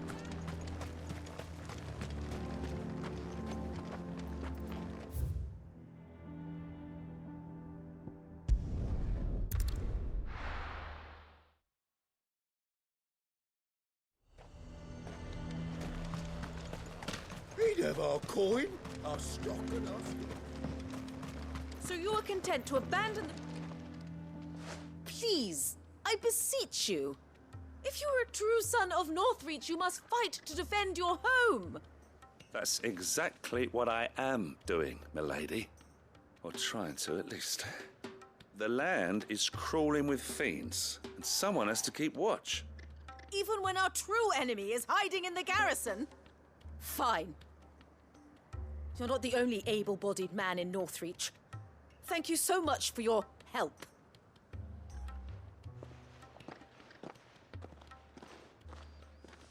She cornered you too, then? Could hardly get a word in edgeways. Like father, like daughter, eh? She made an uninvited appearance at the Vale earlier, hoping to convince the Dame to join her in fomenting rebellion. I bet that went well. Her ladyship seems to have a way with people. Anyway, what brings you here? Our mutual friend thought you might welcome some help. Oh, she did she? Right as always. In fact, you're just the man. We've had some reports, you see. Sightings of, you know what. They're back. Seems that way. All over, too. We haven't been able to confirm anything yet, but if you're willing, you could go and see what's what. Right. Where should I look? You know Grieger's Weep? One of the sightings places them somewhere on its shores. I'm on my way. Thank you, Clive. I'll look into one of the other sightings. Let's rendezvous back here later.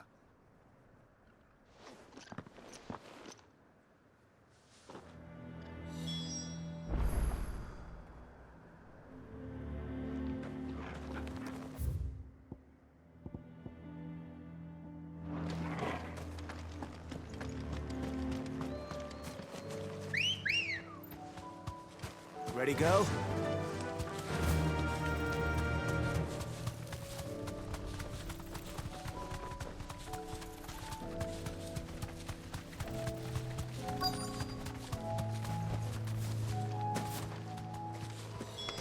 Damn it. The reports were true. I need to stop them before they get to the town.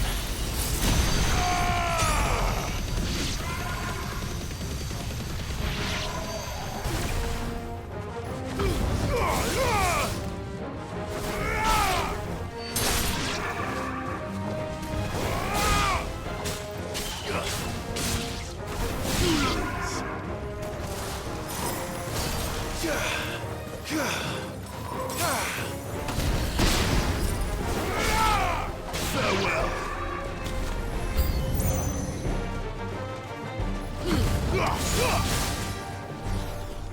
Waken winds!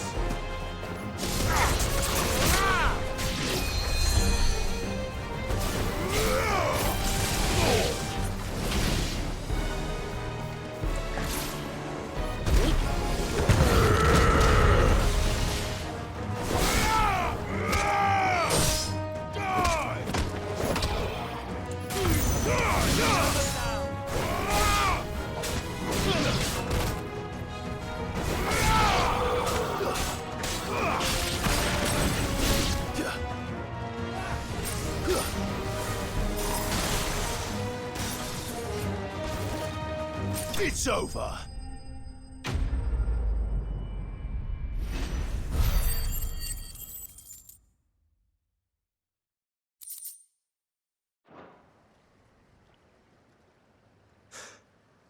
Call that a test, Ultima? Clive, it's me. Are you all right? I am. But it seems the reports were true. The thralls have returned. I dispatched the few that I found, though. Well, that's something, I suppose. But what were they doing south of town? They all came from the north last time. We might be able to fend off an attack from one side or the other, but from both? Do you have eyes in the north? Some. I should probably go and have a look, though, just to be sure.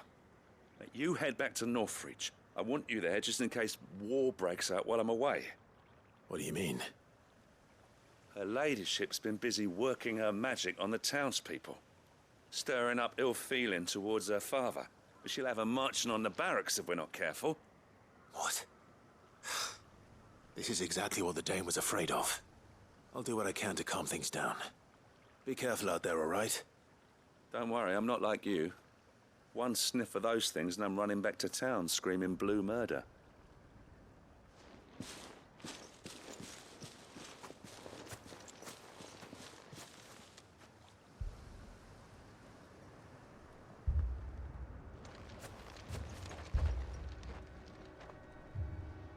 Do you not see, Father? The people of Northreach have given enough, and only a fool would ask for more. Listen to me, Sabine. Where would our people be without their country, The Empire is their sword and their shield. It is she that ensures they can live without fear. And now she teeters on the brink. Without their sword, how will the people fight? Without their shield, how will they protect their kin? Can the unarmed stand against the advancing hordes? No. But there is yet hope. A new shield, a new sword. A new empire. We can rebuild Sandbreck, just as Great Grieger wills it. Perhaps we could, Father. But we don't want to. Not if it is built on the broken backs of the people. Please, let us not quarrel in the street. You must see that no good will come of this. Our fight is not with each other, but with the threat that draws ever closer to our gates. A threat that your sword has yet to rid us of, Your Eminence. You will hold your tongue, whore! You may have filled my daughter's head with your heresy, but I will not be corrupted. Corrupted? Your daughter's opinions are her own, as you would know if you had ever deigned to listen to her. At least I hope they are your opinions, and not posturing born of a family feud. Northreach deserves better than that. Northreach deserves better than you, Carla. Yes, I know who you are. The slut of Twinside who bedded a Branded.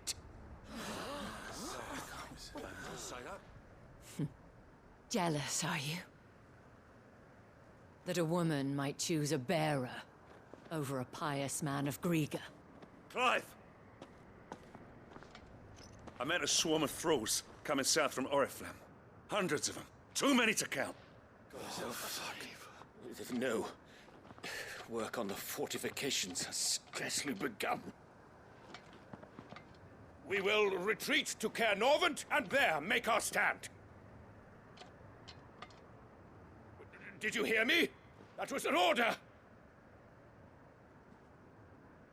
While this is but a heartfelt plea, let us make our stand here and protect our homes. Protect those that we love. Together, for Northreach!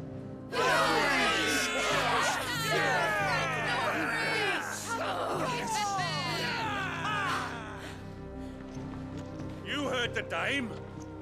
What are we waiting for? Pikemen to the gates. Archers to the roofs. Quickly, come on!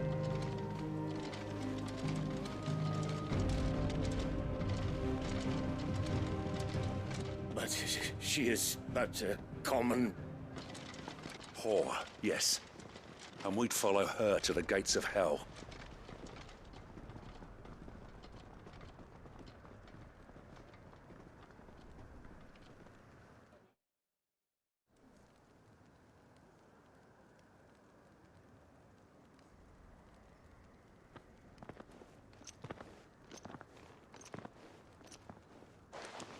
The men have their orders, and they look like following them. I got them spaced out at regular intervals. Whichever direction the thralls strike from, there'll be someone there to meet them. Thank you, Philippe. Rest assured the people will play their part. The herbalist has donated her stock of medicines to me. Should any of your men be injured, take them to the Vale. We'll see to them there. Thank you, milady. I will. I'll play my part too. You still want for numbers. Unlike the enemy. I only hope I can go some way to evening the odds. Philippe, can I leave the south in your hands? I doubt the thralls by the lake were the last of their number. Of course. I'll lead a party down that way so we don't get taken by surprise. What about you? I'll make my way up the road to Oriflamme. I fought a few of these things. And while I can't promise to hold them all back, I should be able to thin the herd. All right. But take care. Thank you. Both of you. You can thank us when it's over. Till then, madame.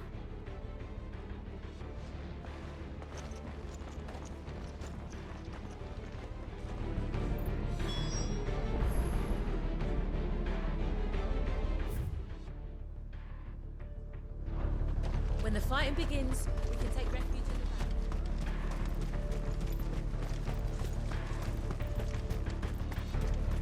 back. I want steel in the hands of every man.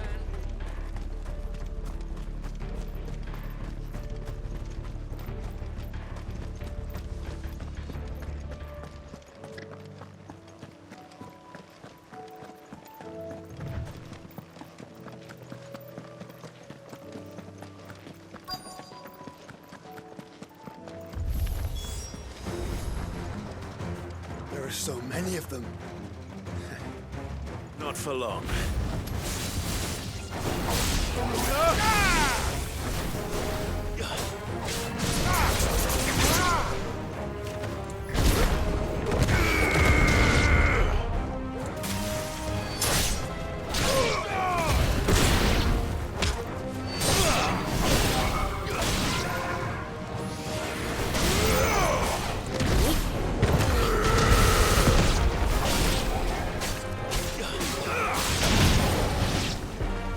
Is it over?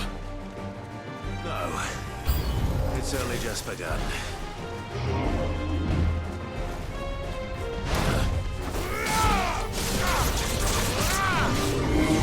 Let's try.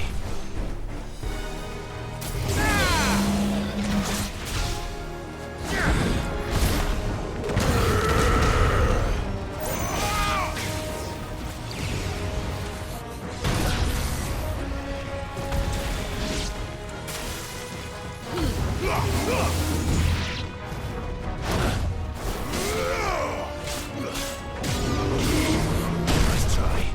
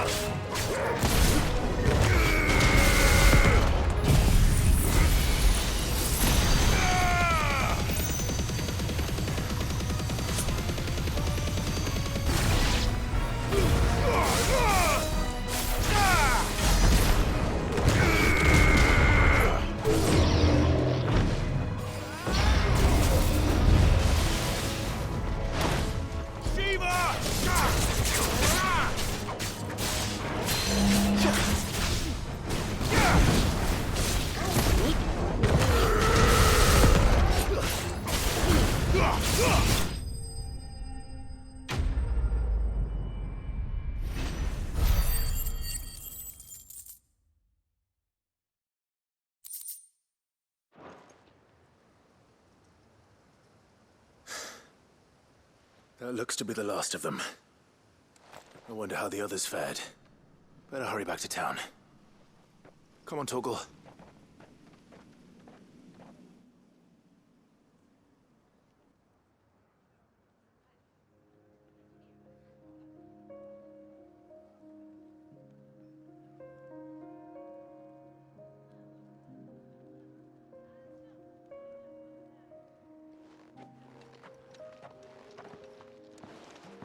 Clive, it's good to see you. And you. The road to Oriflamme is clear. How did you and your men fare?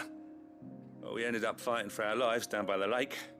Took a few nicks, but nothing the girls of the Vale can't put right. Glad to hear it.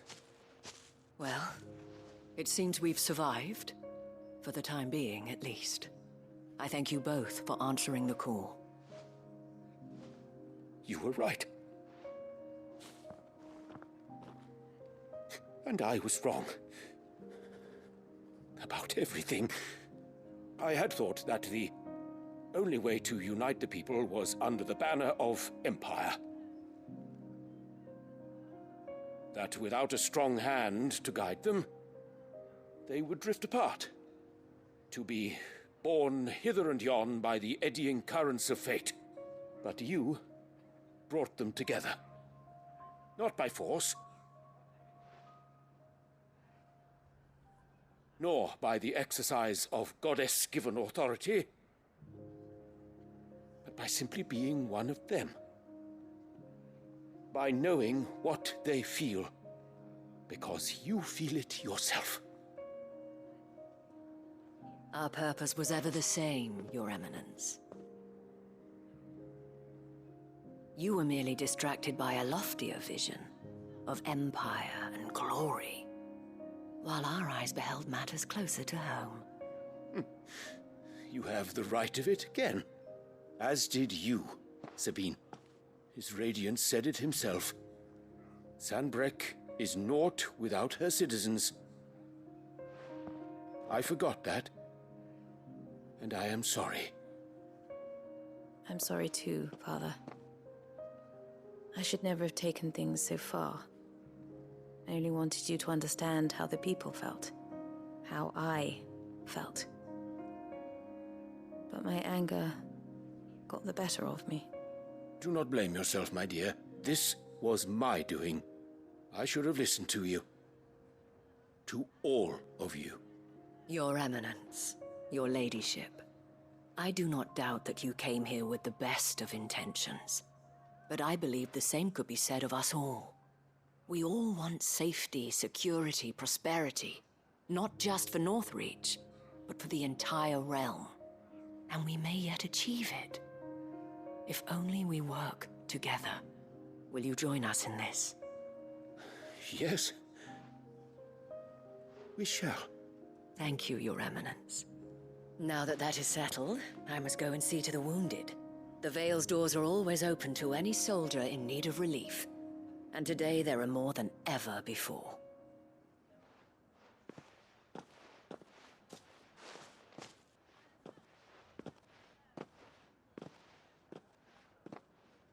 Madame Isabel is a rare soul indeed. In these dark times, I see that it is not men like me who should lead the realm, but women like her. You're right. If only I'd listened to her when I had the chance. Forgive me for saying so, milady, but you still do. The Dame said it herself. We can turn things around. We just have to work together. And that goes for you, too. You're one of us now. One of you? Well said, Captain. Let this be a new beginning. Not only for Sanbreque, but for us. Well, since there's nothing more to be done here, I should see if Isabel needs any help moving the wounded.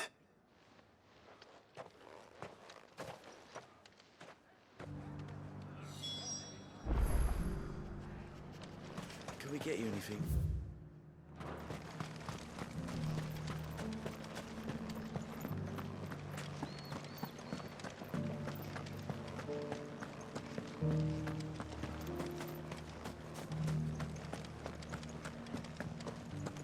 Just a little further. This the last one?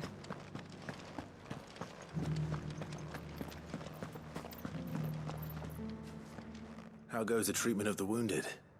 I'll be happy to man one end of a stretcher if it would help. You've helped quite enough for one day, Clive. Thank you. Don't mention it. Oh, but I must. After all you've done for this town, it is the very least you deserve.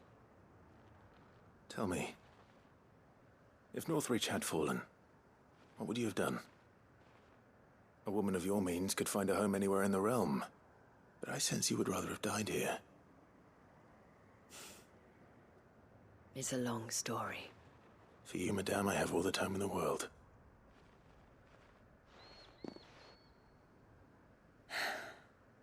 Very well. Long ago, I had a life in the Crystalline Dominion. I was Carla then, courtesan to the nobility. So sought after was I that it was only they who could afford my time. Alas, those halcyon days were not to last. For naive as I was, I fell in love with a bearer. He was my master's guard, the gentlest man I have ever known. After they discovered us together, he was whipped bloody and forbidden from ever looking at me again. And so we fled. Not that we had anywhere to flee to. We wandered, aimless and starving, half dreading, half praying that the next day would be our last. Until we found ourselves here, in Northreach. It was the veil that took us in, that fed us, clothed us, and healed our hurts. Those that could be healed, at least. My love was already too far gone. He passed away. He did. Not long after we arrived. But at least we were able to share a few moments of peace before the end. It was the greatest gift I have ever received. But the generosity of this town and her people did not end there. The men and women of the Vale supported me through my grief, shared in it, though I was still a stranger to them. They treated me like a sister. And so I swore that I would always do the same. That I would return the kindness that Northreach showed me. That I would repay my debt to the Vale.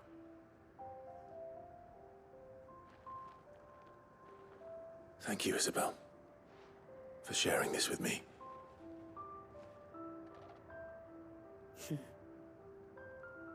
You're a lot like him, you know. Perhaps that is why I have such a soft spot for you. Never stop fighting, Clive. And I shan't either. I know that it will not be easy to keep Northreach together. But our efforts will be rewarded. Just look at us now. The people, the soldiers, even the Duke of Oriflamme and his daughter, all united in defense of this town that we have come to call our home. And what of you? Can we count on your support too? Always.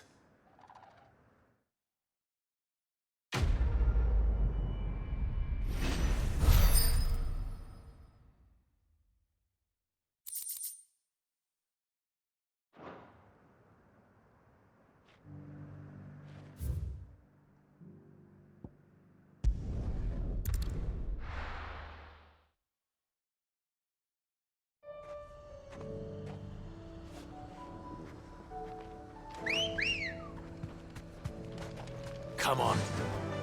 Yeah!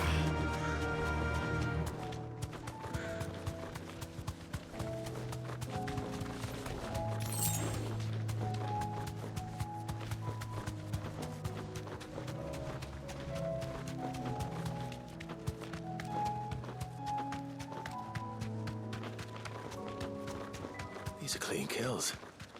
Perhaps young Ember really is ready. Or maybe not.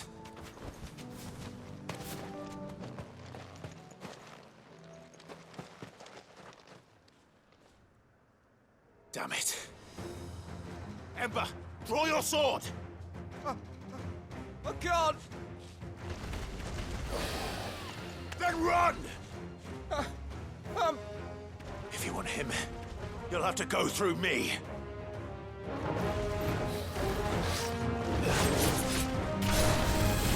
Slow.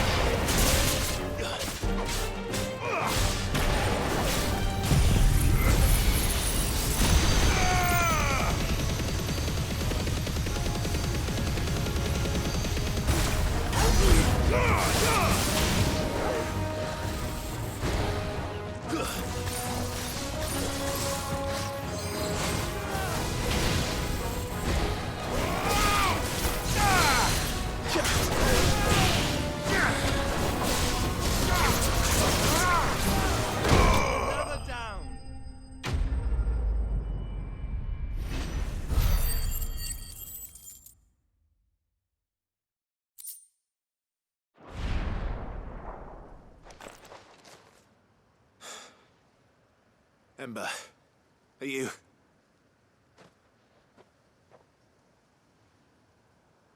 Gone. Of course. Scouts really are a rare breed.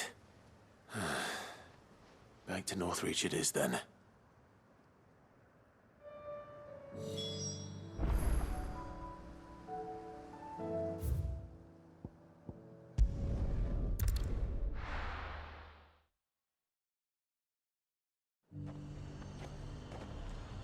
The garrison said they'd take another 100.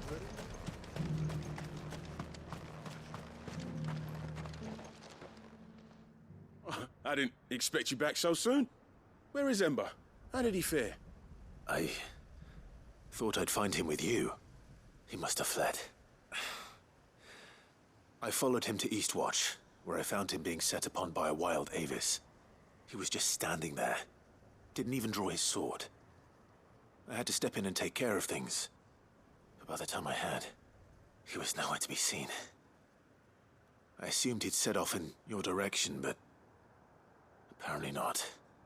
Oh, I'm sorry, Sid. I knew the boy had a nervous streak, but he seemed like... The right man for the job? I believe this is the logbook you tasked me with retrieving. Eh? How did you... Don't you tell me you breached the tower while Sid was busy saving your skin. What? Wasn't that what you asked me to do? To bring the thing back without getting caught? He has you there, Nazaire. And he did it all on his own. But Sid, he did what he thought was best. And now I have to decide whether I agree.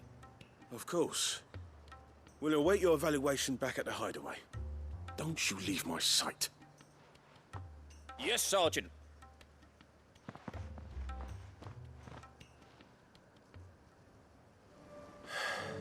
This won't be an easy decision.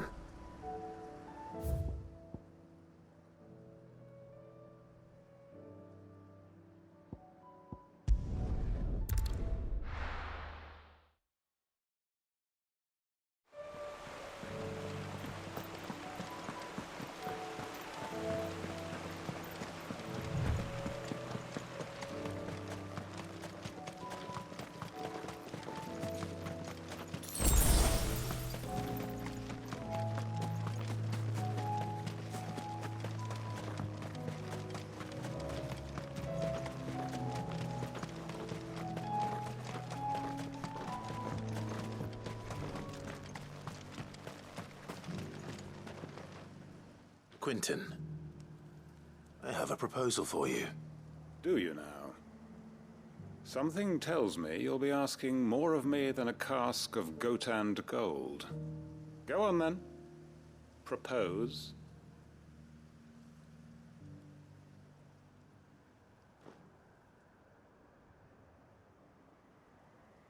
You'd have me convince the chiefs and chamberlains of the realm that they should simply swallow their pride and do the one thing that has proved impossible for thousands of years. Was there anything else? Perhaps I can fetch you a meat pie as well. I know it's a lot to ask, but I can think of none better suited to the role. And you'd have me give up what little I have left to do it. I told you, Clive. The people of Lostwing are my family, and I cannot abandon them. You'll have to find someone else. I'm sorry to hear that. So am I. And why might that be? What he's asking. How's it any different to what you've done so far? They want you to speak for those who can't speak for themselves. That's what you do best. If it's the vineyard you're worried about, we'll see that the grapes are picked and the tons filled. You know we will. It's not that. Then what is it? You said yourself we're family. Don't you trust us?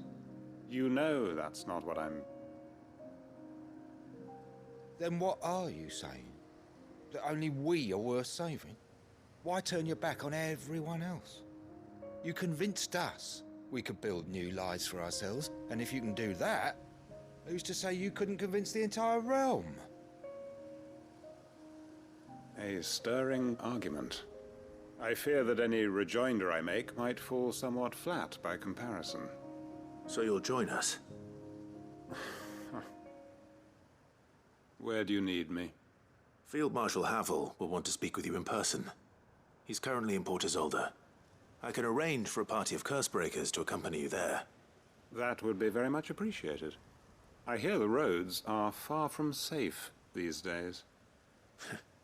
Hopefully not for long. My uncle will want to know that his plan is taking shape.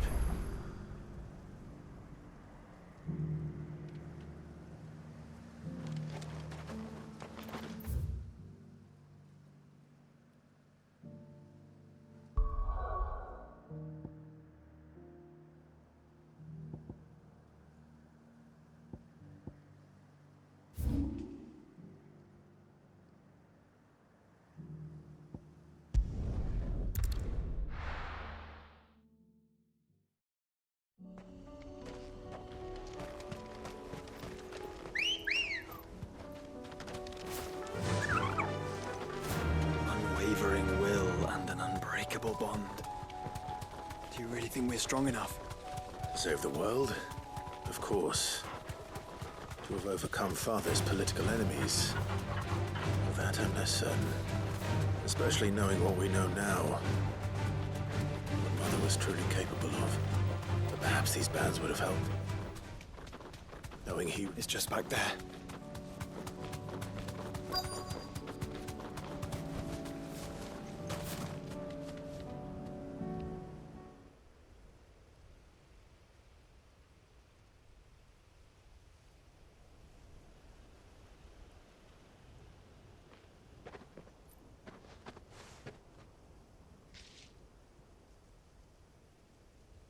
Father always fought for what he believed was right.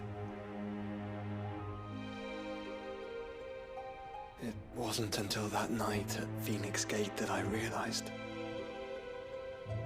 I had never fought for anything. I always had someone else to do the fighting for me.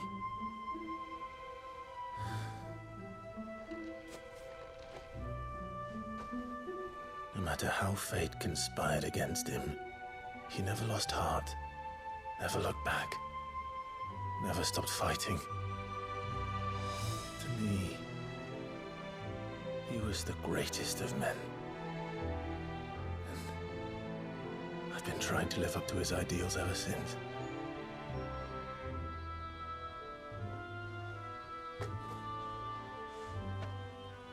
We all have, Clive. We all have. And we'll keep trying. Because that's what he would have wanted. What he would have done himself. Even if it meant standing against the very gods in the heavens. I shall be borrowing this, Father, if I may. That you might watch over us as we follow in your footsteps.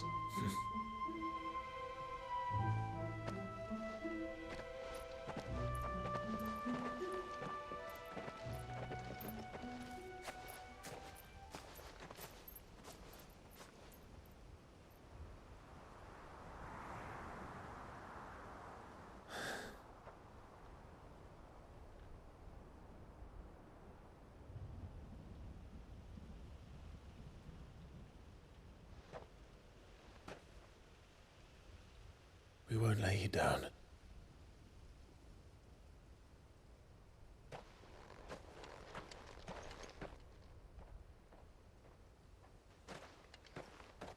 Onward then. Onward. To the end. And to a new beginning.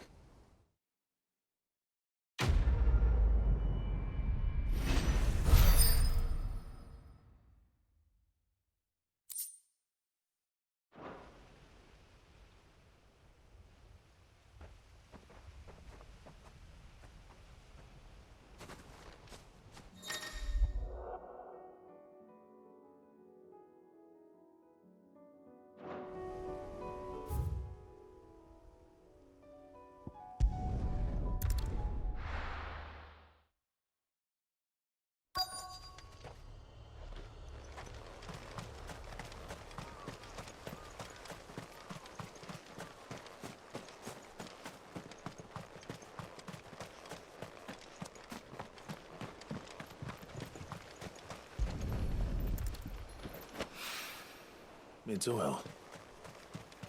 After what happened here, it's a miracle there was any left at all.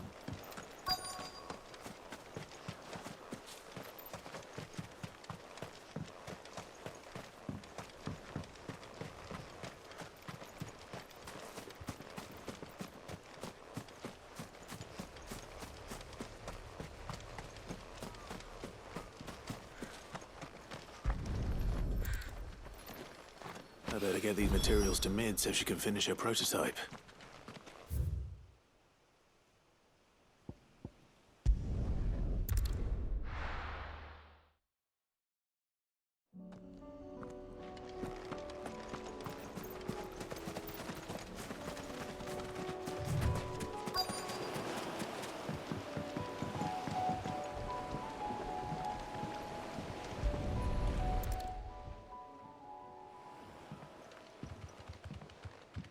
It's still here. After all these years. A lot smaller than I remember. And you're a lot bigger. You might have to swim, boy.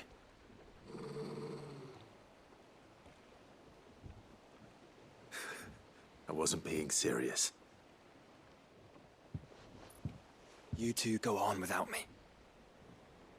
I doubt that boat will hold a third. If you're sure, we won't be long. Hop in, boy.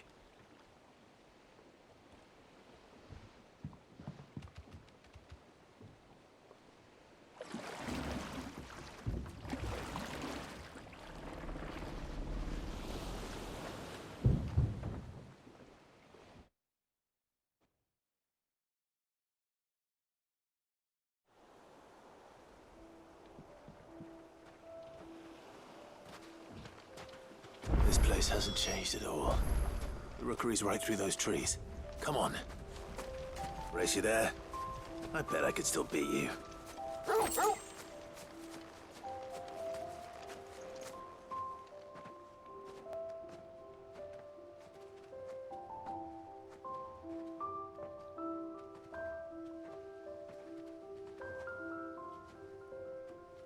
Here we are.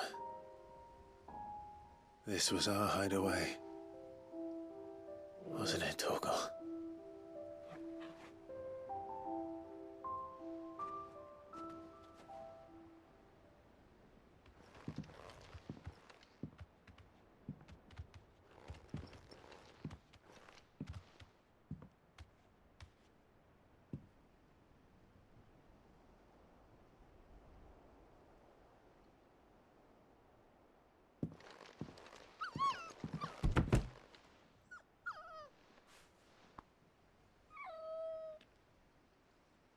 Coming here helped me to forget who I was.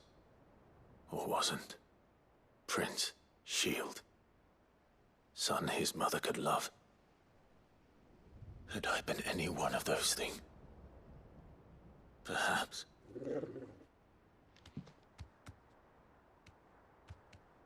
What is it, boy?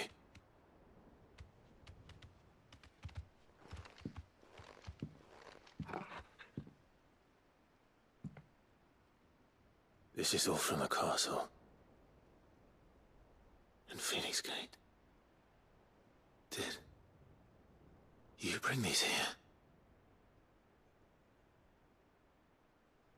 My sparring sword.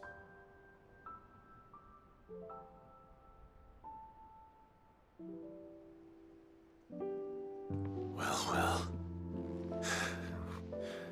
You never stopped looking for me, did you, boy?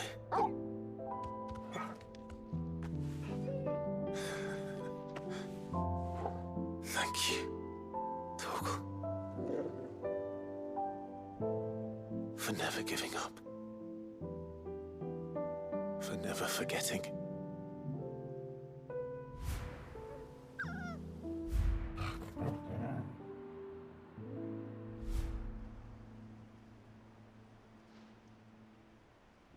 Let's take this with us, shall we?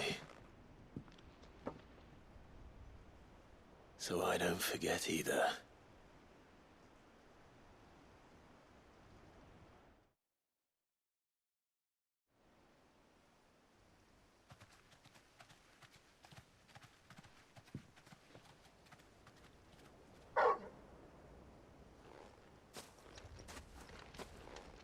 That's not the way back to the boat, Torgal. All right. I'm coming.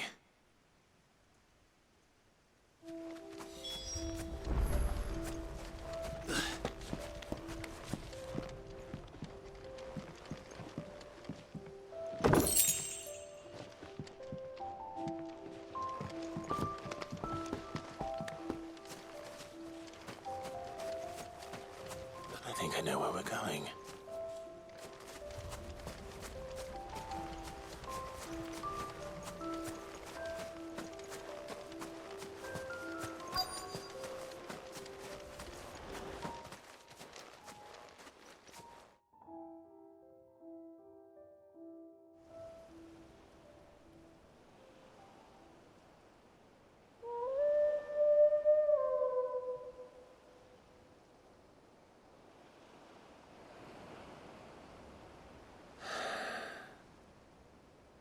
People always talk about the importance of putting the past behind you. But without it, we wouldn't be who we are today. And we certainly couldn't steer our way to a better tomorrow. Come on, Torgal. Let's go home.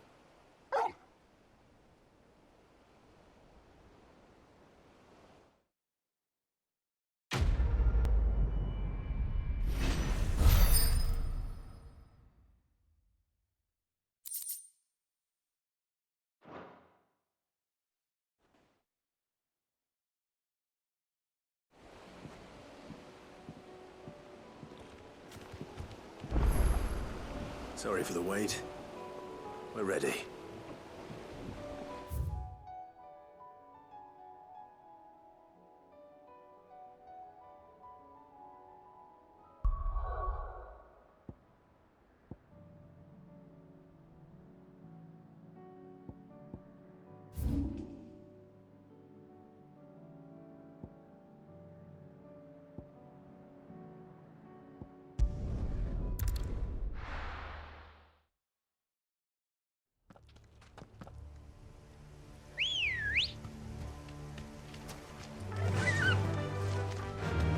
Faster!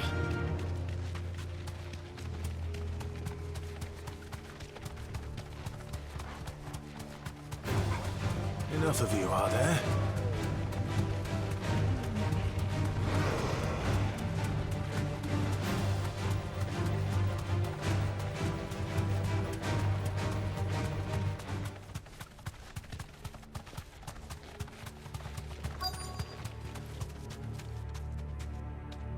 The entire village looks abandoned. Now, which house would a bookworm live in?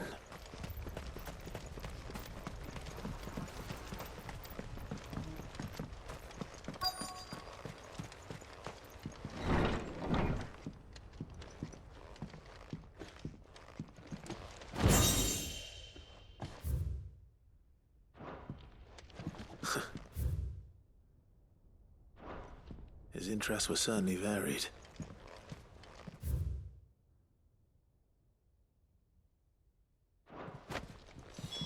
This is it. But if what it says is true, I need to get this back to the hideaway.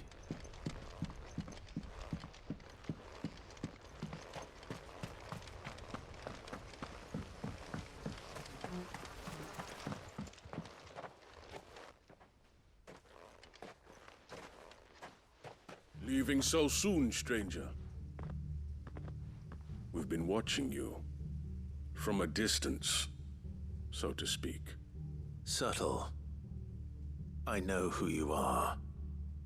Then we need not waste time on introductions. Hand me the book.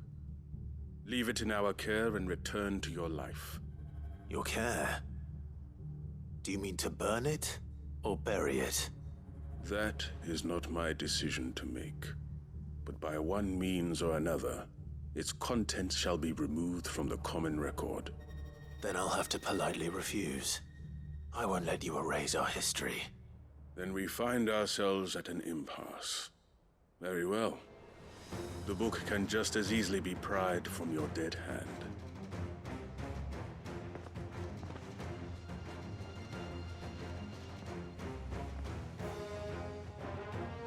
Let's see, shall we?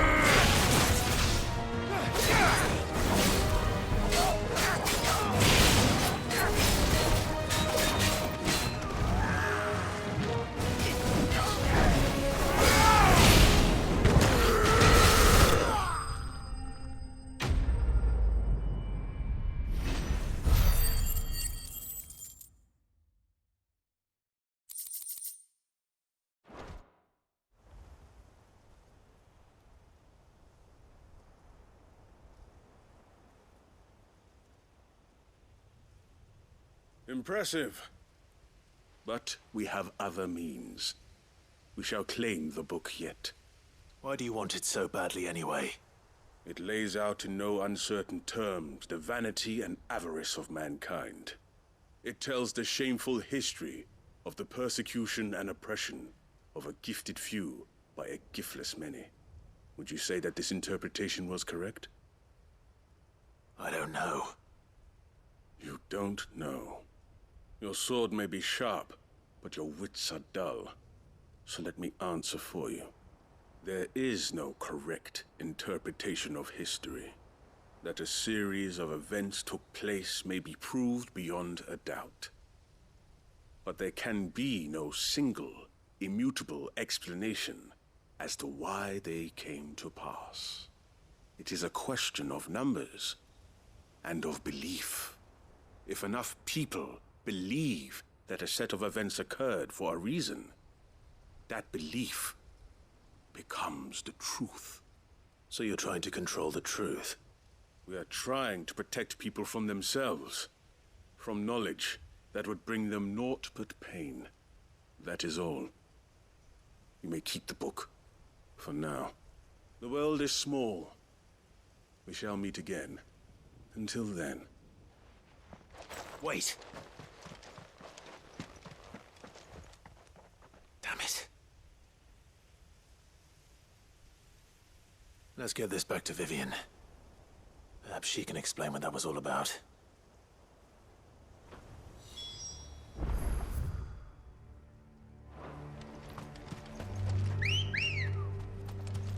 Ready, go? Run like the wind.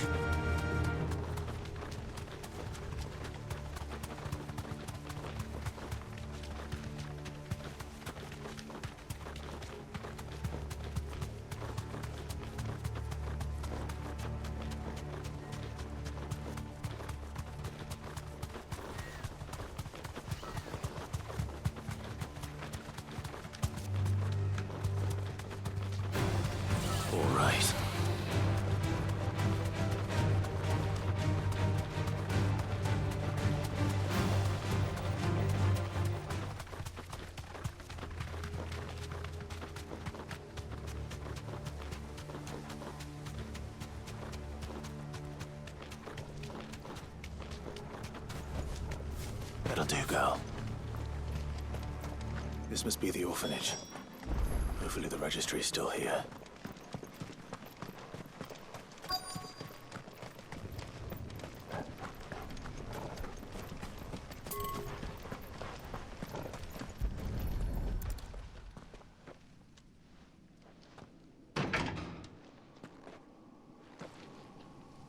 It's locked.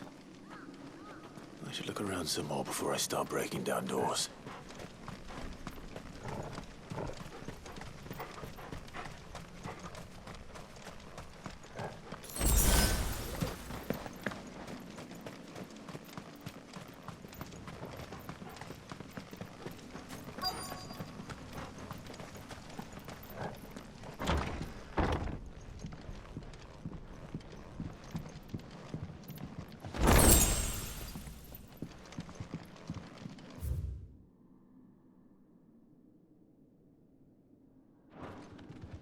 Disposed of. Conditioning. This is nothing short of torture. Herman wasn't exaggerating. It's a wonder he survived this place. I need to find that registry.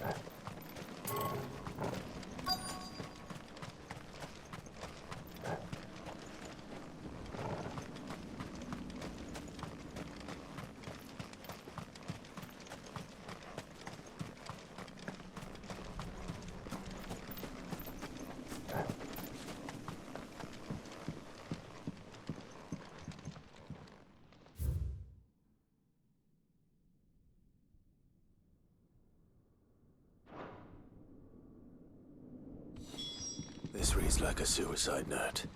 Did the director go through with his plan? There's only one way to find out.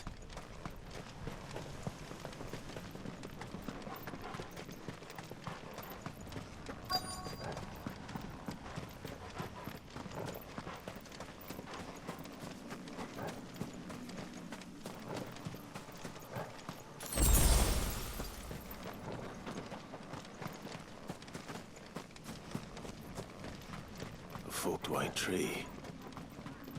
This must be the place.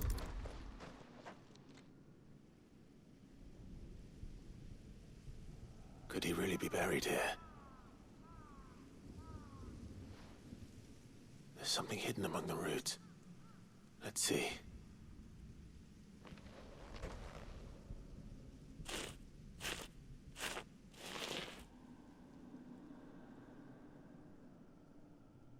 This must be the registry.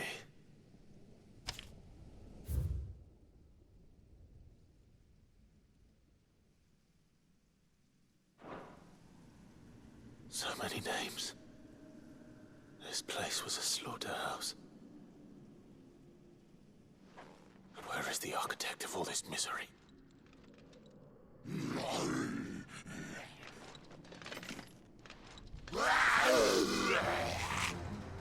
It was only a matter of time, I suppose. This place is cursed. Nice try.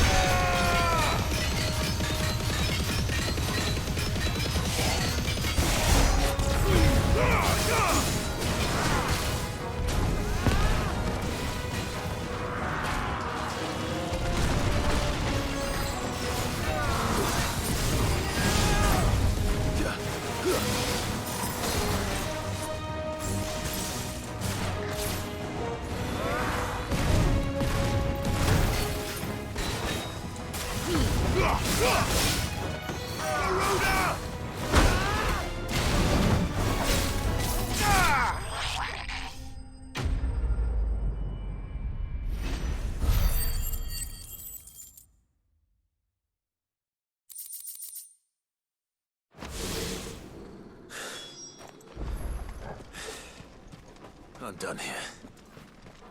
Let's get the registry back to Herman.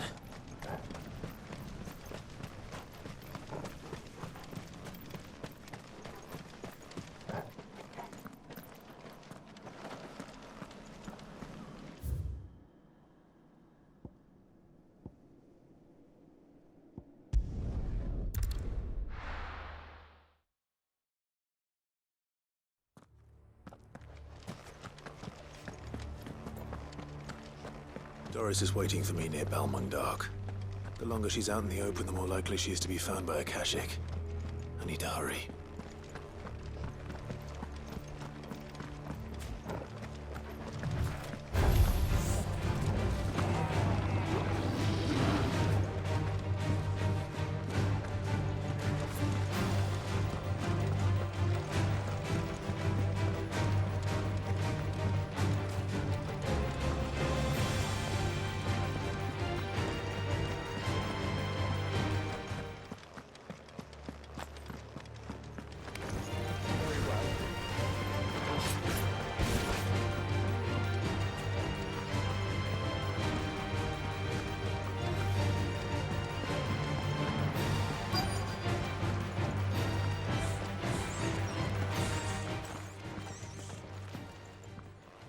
There were no guards, I take it. None manning the gates, no. It's a different story inside, though. The corridors are crawling with Akashic. Most likely guards left behind when the Wardens ran. If Chadwick was being held here, I worry that he may already be. Don't give up hope just yet, but let's move quickly. Let me check the ground floor. The ether's thickest there. Then I'll search the upper level. Good luck, Sid. Stay safe.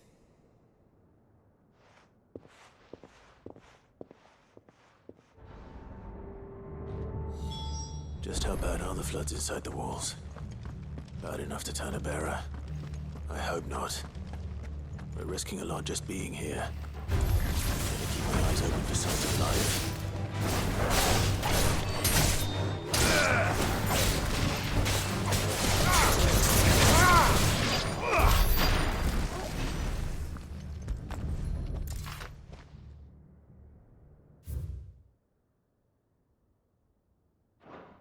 So this place was no ordinary prison. And I doubt they'll have taken the creature with them when they fled.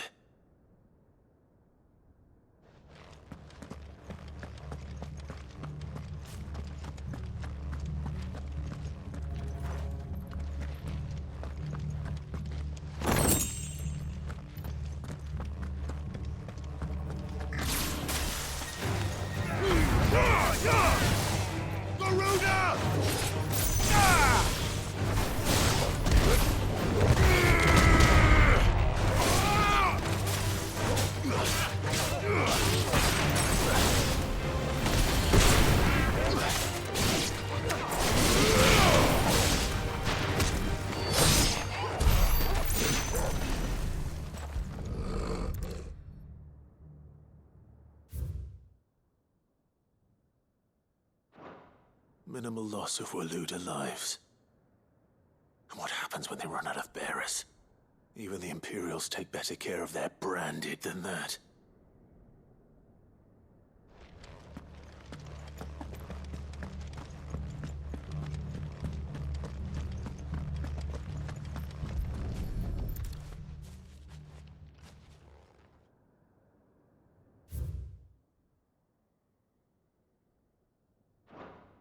They were feeding bearers to it. This is even worse than I'd feared. Nothing but Akashic down here. Hopefully things are looking better upstairs. I should go and see how Doris is getting on.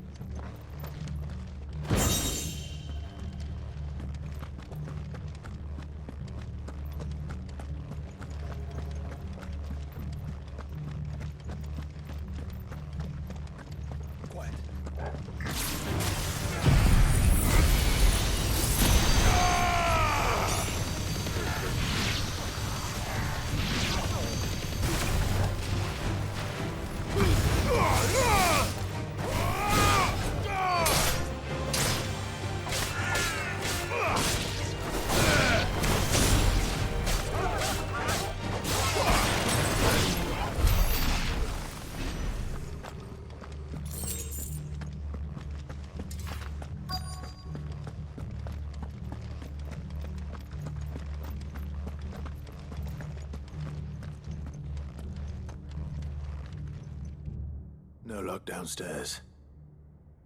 But I did find out that this place was more than just a prison. Something far more sinister was happening here. I know. I've been reading some of these documents, and it can't be true, can it? Bearers die every day in service of their masters, but this is so much worse. Pitting bearers against a wild beast armed with nothing but their wits? And all in order to bring about more death. And not just those who could fight, but the elderly, children even, and those who wouldn't or couldn't were disposed of. Whatever that means. I'm afraid it means they were fed to the monstrosity they kept here. Then we're too late. And I was a fool to bring you here.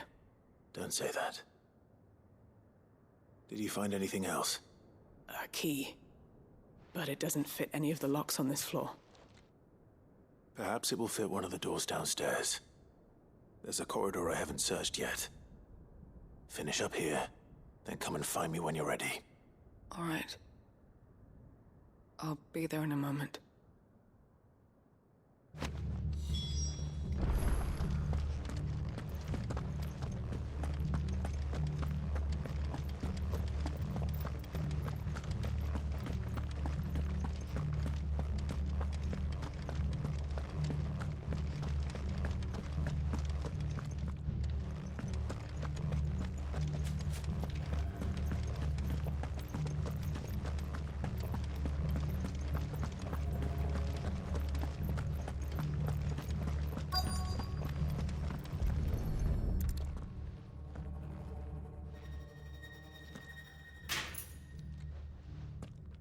Let's see what we can find down here.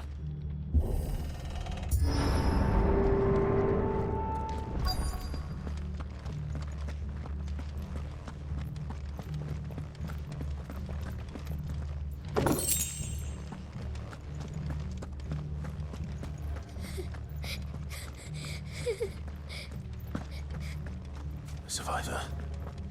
And she sounds close.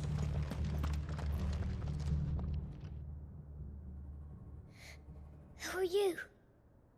There's no need to be afraid. Are you alone? Are there any other survivors? Some of the guards. They're still here. But something's wrong with them. Everyone else was eaten by the monster. Of course there were. Thank the Founder. It was worth our coming. But I'd rather we didn't linger. Are you ready? Ready when you are. You poor thing. He must have been terrified. Did Chadwick send you? What? He fought the monster. Distracted it so I could run away. He must have sent you. He promised to free the others too. Where is he? He opened your cell, didn't he? He wouldn't be here otherwise. Chadwick.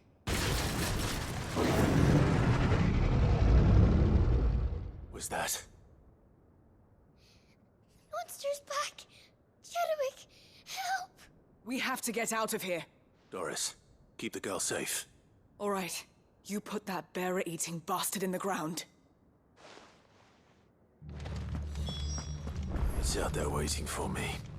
I can't let it live. Not if it's got a taste for bearers.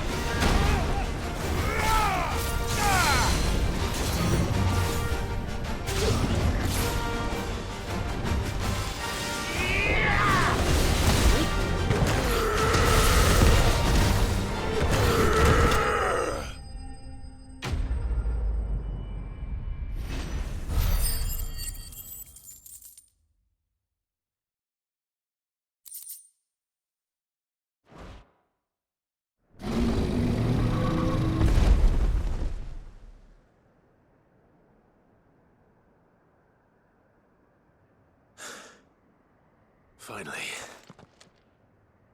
Sid, are you hurt? I'm fine. I think.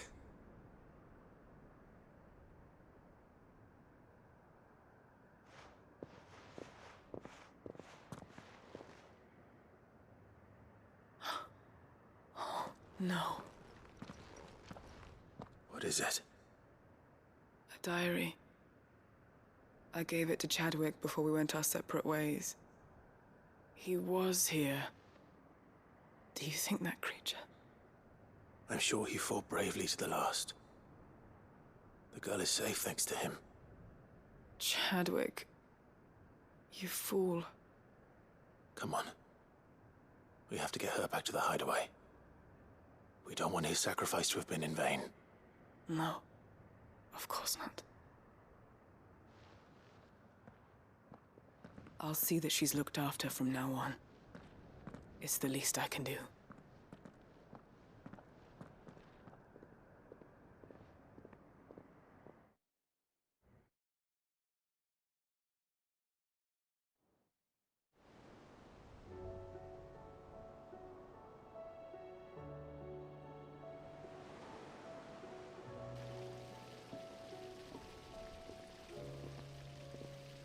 From what I hear, you've barely left the girl's side in days. I hope she's recovering from her ordeal. She is. Slowly but surely. She's far tougher than she looks. I thank the flames we found her. If we hadn't... I know. But we did. I'm sorry we weren't able to save Chadwick. There's no need to apologize. Without your help, I would never have found out what happened to him. How he fought to the bitter end to save her. To save Haida Marie. That's the man I remember. The man I thought of as a brother. I wish I could have met him. I'd like to hear more about your past. If you don't mind, that is. Of course. You already met my former master. She trained Chadwick and I to do two things. Kill and obey. We were supposed to be sold to the highest bidder when the time came. But no bid was ever high enough to convince her to part with us. For years, we were her daggers in the shadows. But we could never quite shake our doubts about the things she made us do. And then, one day, we just couldn't do them anymore. So we escaped. But staying together was out of the question. They would have found us too easily. After so many years of training, the pull to serve was always strong. It scared me to think he might have taken another master, become a dagger in someone else's hand. But even in captivity, the battles he fought were his own. And he died not as someone's tool, but as a hero. Haida Marie is proof of that. Bearers can cast off their shackles. And the Cursebreakers will show them how. I'll fight until my dying breath to see it done. For Chadwick, and for all of us.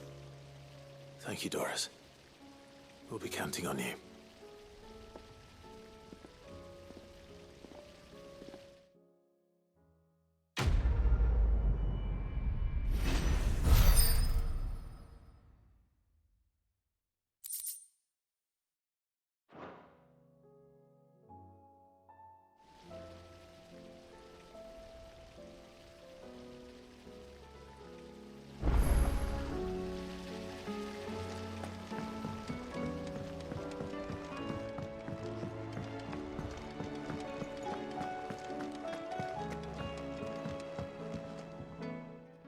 Vivian. I found it. The book you lost.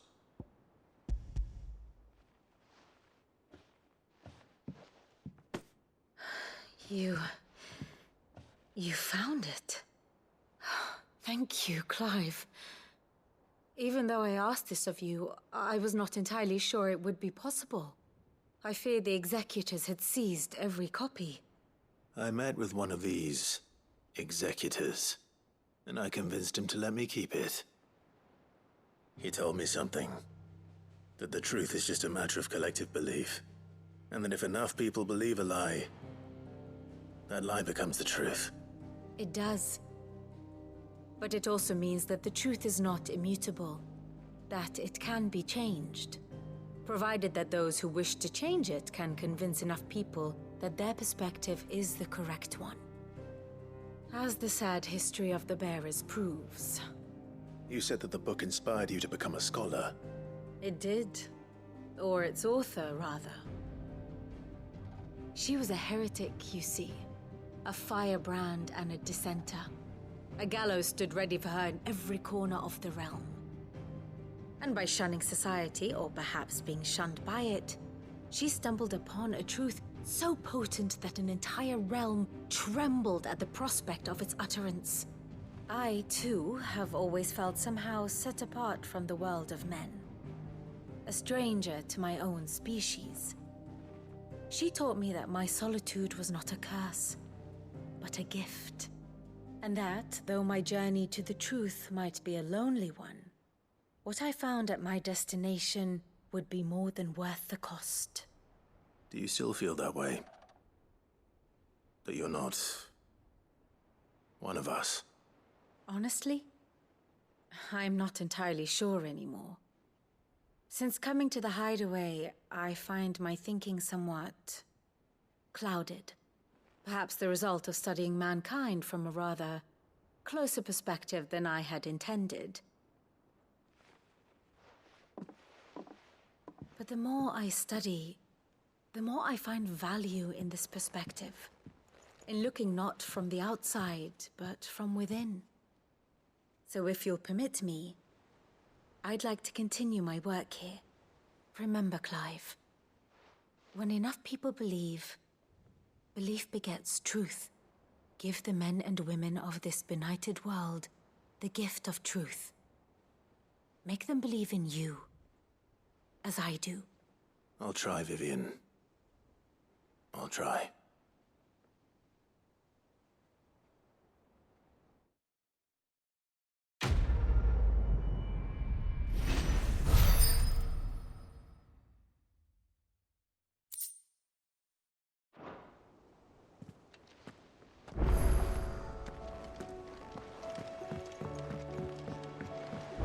You should have seen him.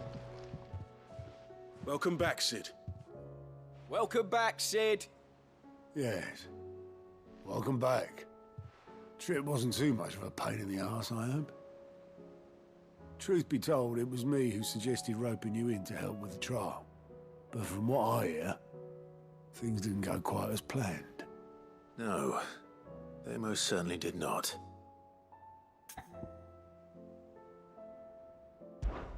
Ember lost his nerve in the face of a beast of prey, but he didn't lose heart. He pressed on, and he achieved his aim. And is that not what we ask of our scouts? Indeed it is.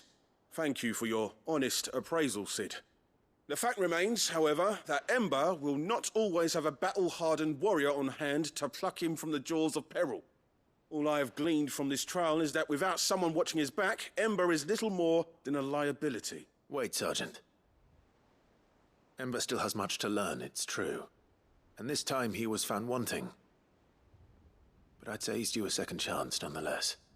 After all, he did do as you asked.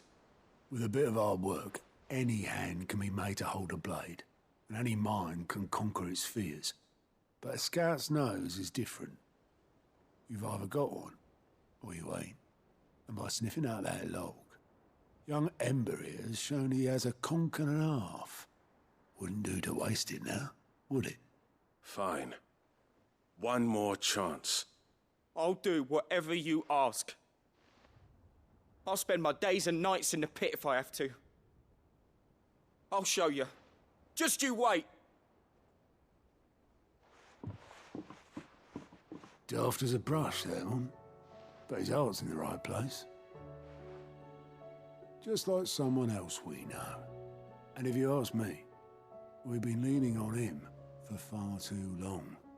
About time the curse breakers took some of the weight off his shoulders, I reckon. You couldn't hurt. Just don't tell Gav I said so, will you? I won't have him thinking he's been hard done by.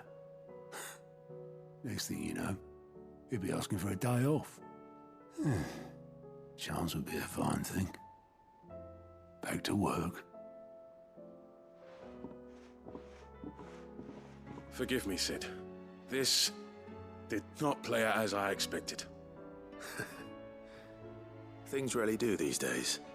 But that's why we need men like Ember more than ever. Men who can make the best out of a bad situation. Remember that. I will, Sid. Thank you.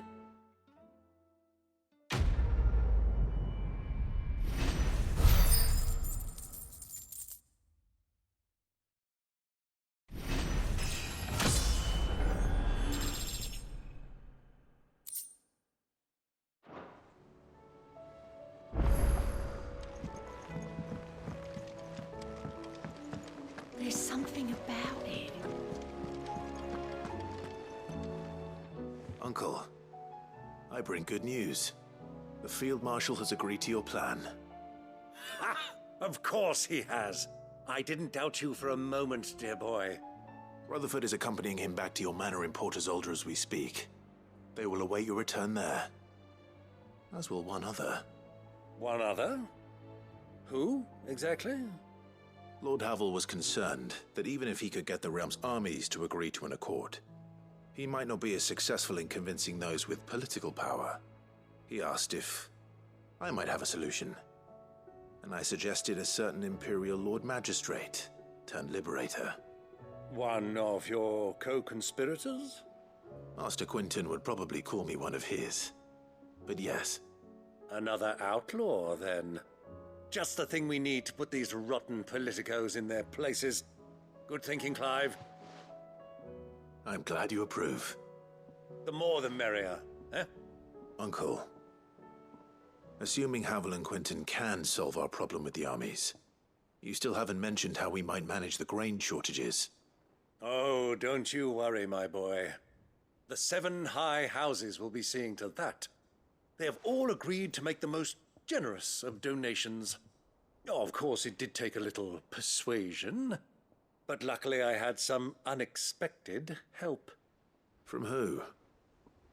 Why, you, my boy. Rumor has it that you rescued the Lady Ariane's head steward Rockford from a horde of bloodthirsty bandits. It was more of a handful. Well, the old battle axe was so pleased. She had a shipload of talents delivered to my private docks by the next new moon. And when the other houses saw the parsimonious old crone's purse strings finally loosen, they as good as tripped over themselves in the rush to follow suit. I'm happy to hear it. Now, I must be getting back to the manor. Join us there at your earliest convenience, would you? Of course, Uncle.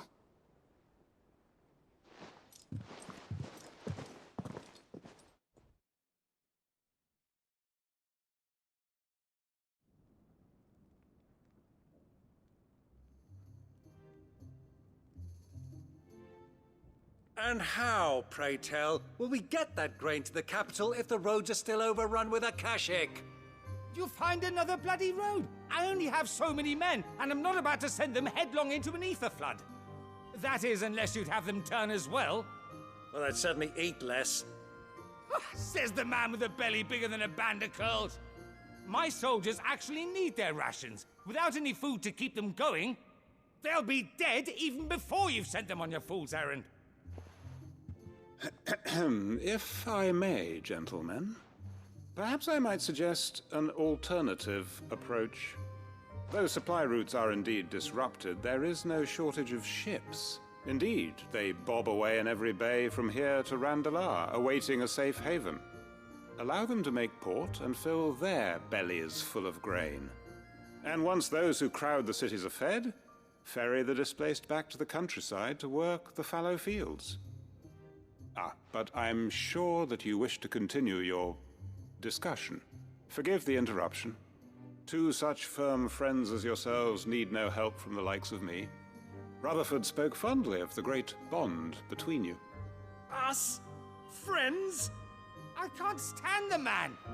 Clive, I'm beginning to question the quality of the company you keep. And what kind of company were you expecting him to keep? The man's a criminal! Criminal? How dare you? You are not fit to breathe the same air as this fine, upstanding young gentleman. Upstanding? He calls himself Sid the Bloody Outlaw! Once more onto the breach.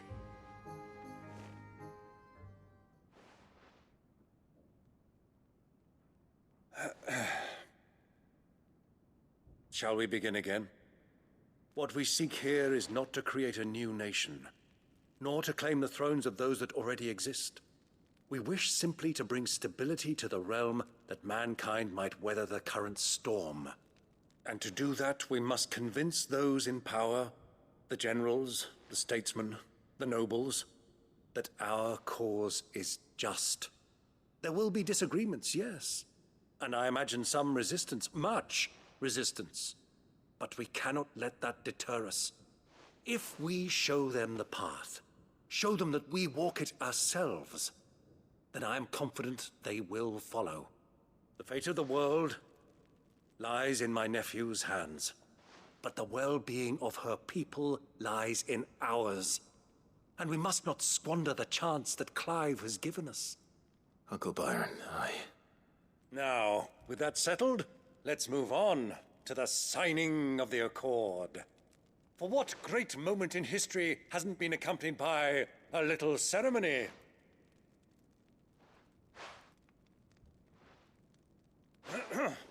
Citizens of Valisthea, I present to you the Tri-Unity. Rutherford, Mike Will.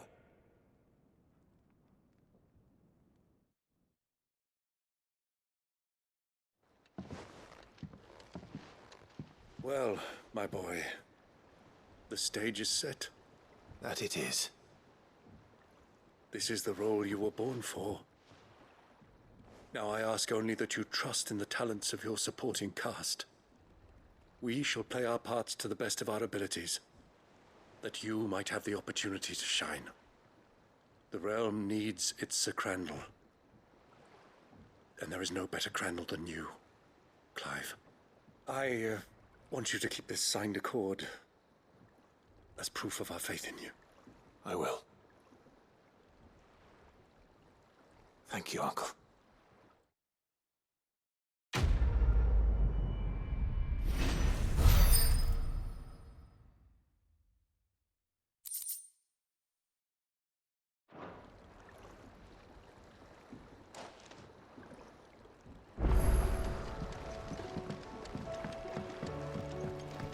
What do you think that thing is? And how the hell is Sid gonna do it?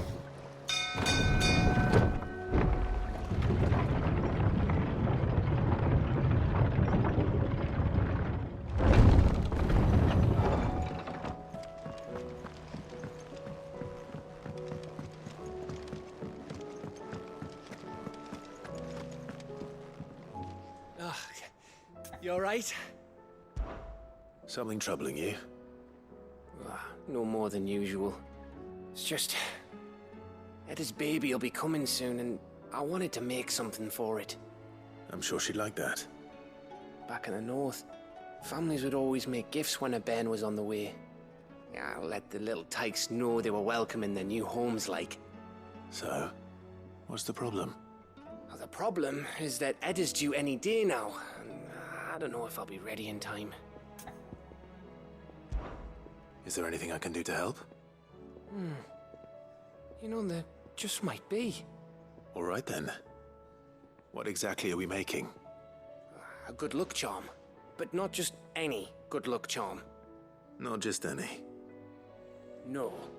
One made from the feather of a silver chocobo. There's naught lucky in all the realm, or so we used to say back home anyway. Thing is, they're hard to come by. Had Otto and Karen check with their suppliers, but nothing. I'd try and track one down myself, only... Only the big day is fast approaching. And that's all you need, a feather. That or the bird whose horse it's attached to, aye. I was gonna start by asking around with traveling traders plying the northern borders. Well, there's no shortage of those passing through Martha's. I think I might make that my first port of call. I'll let you know if I find anything. You're a good friend, Clive. I won't forget this.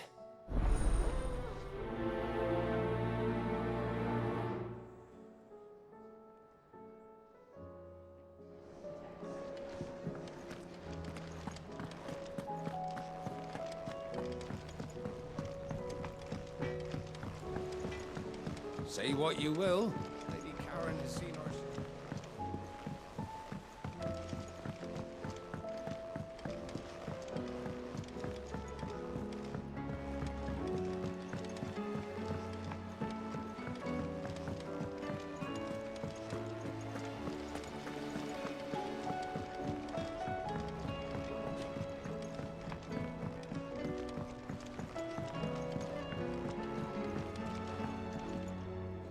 Mid, tell me this is all you need.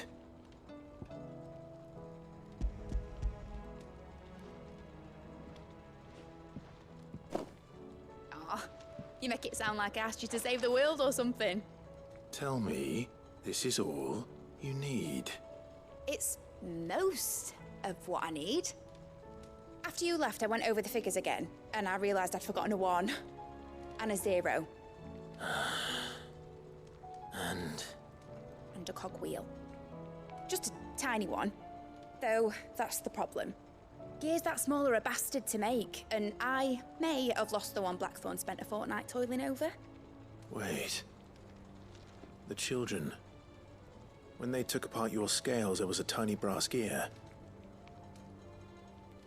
Now that I think about it, they didn't use it when we put the scales back together. The young'uns? But why would the... You know what? I don't want to know. I'll keep working on the model. You go and find that cog.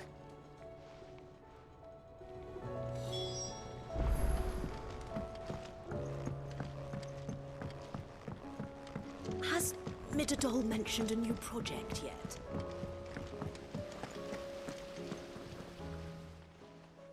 Sid!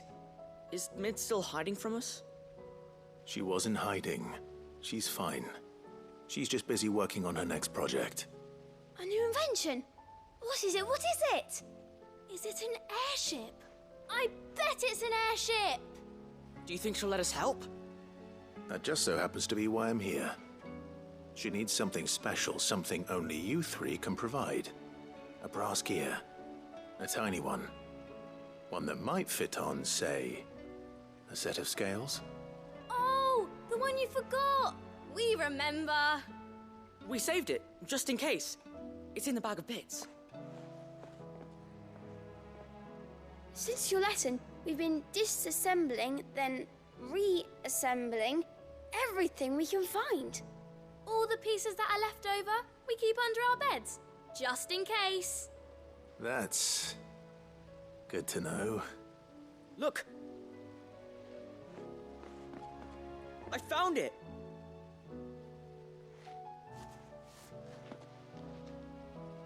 Is that all? Just the gear? We have more parts if Mid needs them. That's all for now. But I'll let Mid know about your hoard. Just in case. Thanks, Sid.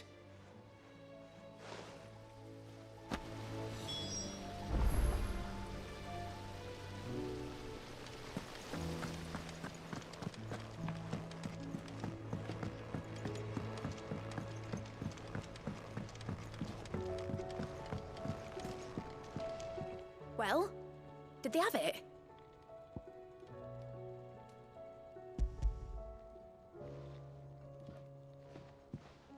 They did. And they kept it somewhere nice and safe. Will it work? Will it work? He's perfect! You're a genius, Clive. What exactly are you going to use it for? Only the most important job of all. The wings aren't going to move on their own. But with the right cog in the right place... Well, you just wait and see.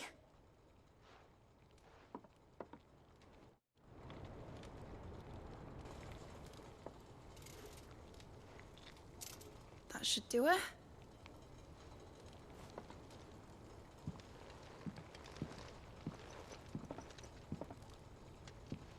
Here goes nothing.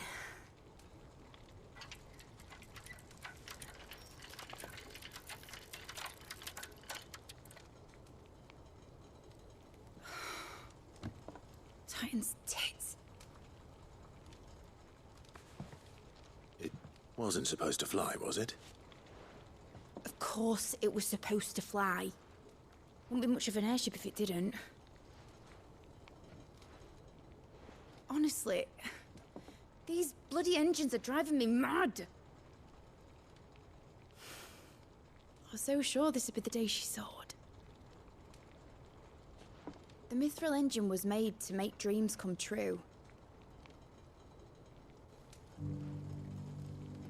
But maybe this is one dream the world's better off without. Show folk how to take flying. It won't be long till they're raining death down on each other.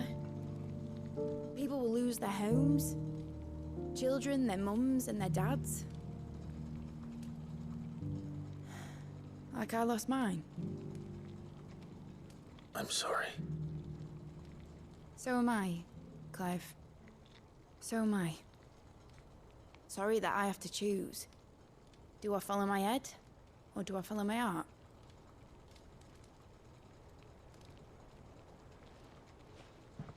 Good question. The first time I stood on the deck of your ship, felt the wind in my hair. It was like I was flying. But imagine how it would feel to actually do it. My dad always said there were two ways of living life. Chasing a dream or shuffling to your grave. And he were right. Right about a lot of things. Not that I like to admit it. People need dreams to chase. Especially in a world like this.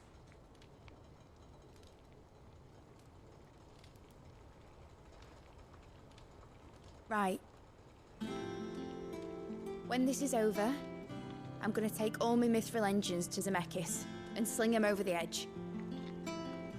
I won't have my dream end up turning into someone else's nightmare. But all that hard work... All that hard work will not be used for war, Jamie. But it ain't like it'll be gone. Tell me, Clive, have you ever been on a treasure hunt? Not since Joshua and I were boys. Why do you ask? Because I'm gonna bury the engine schematics and leave behind a little riddle telling people where to find them. A really hard one, so that only the most dedicated dreamers will ever be able to work it out.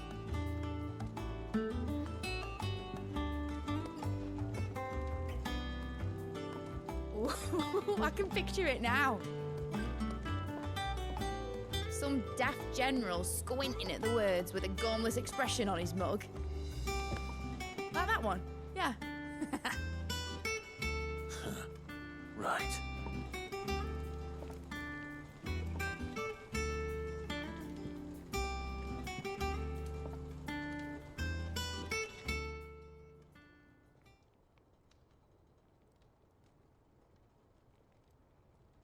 Of course, if I'm putting this engine at the end of a treasure hunt, I'll still need to make it a treasure worth hunting for. Won't be much of a prize if it couldn't even make a toy boat fly after all. My dad always said, dream big. But it ain't the size of a dream that's important, is it, Clive? Only that it's a good one. And I reckon I've got a fair few good uns left in me. I'm sure you do.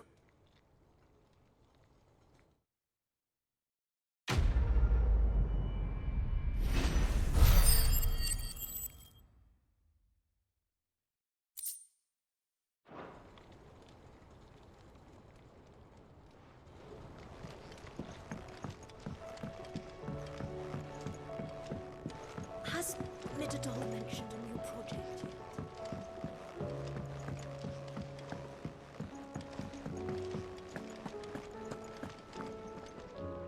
I hear that you traveled to Ash, Sid. Did you by any chance recover the names of my fallen friends? I did. Yes.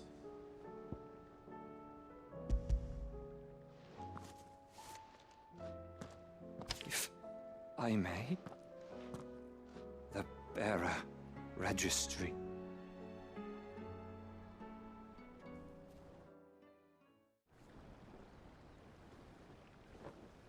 The director was a brutal man. He got no worse than he deserved. The registry was all I found beneath the tree. There was no sign of a body. or any record of what happened to the children after the orphanage closed. I pray that at least some of them survived. All their names are here. The ones we lost. My friends. My light in those dark times. I can still remember their faces, like it was yesterday. Children who were taken from their bunks in the morning, never to return. No explanation ever offered. They'd be happy to know that you survived, Herman. But why did I make it out alive, when so many others died in that awful place? It's not your fault. And blaming yourself won't bring them back. Honor their memory. See that their names live on. That way, at least. They're never truly gone. Thank you. Sid, I'm going to write a book. An account of the horrors of Badbach, and the spirit of those its custodians sought to crush. All of Valisthea will know of our suffering, and in the name of those I lost, I will not let it happen again. Neither will I. These records would have been buried for all eternity, were it not for you. Thank you.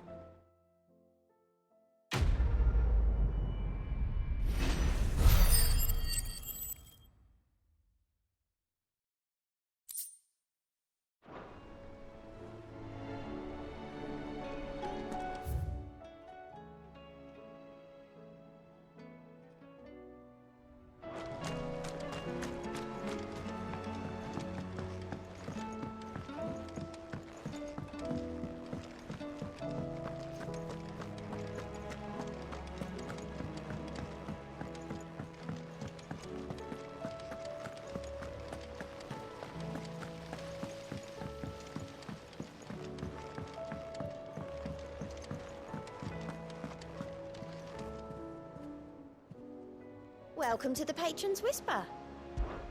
Is everything we've received and everything promised? Here you are.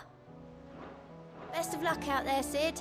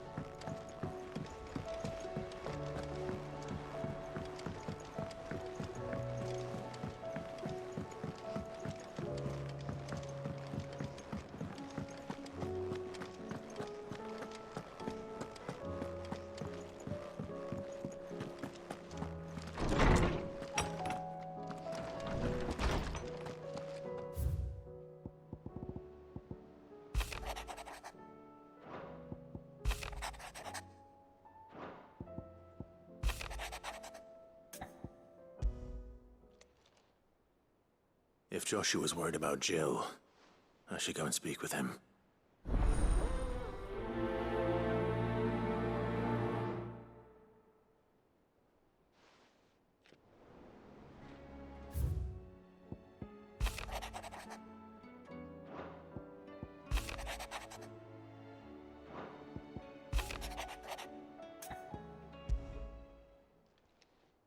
It's usually me making demands of Hippocrates. I wonder what this is about.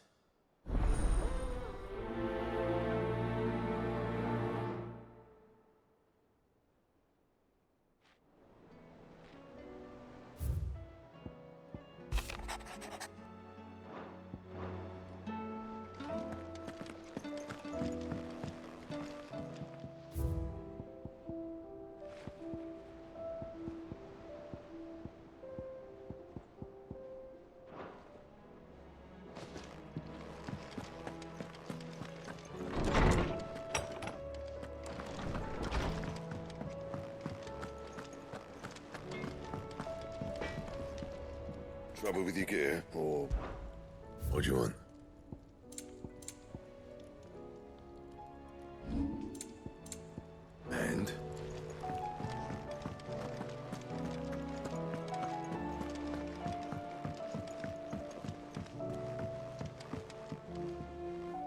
Joshua, I read your message. You're right. Jill is different.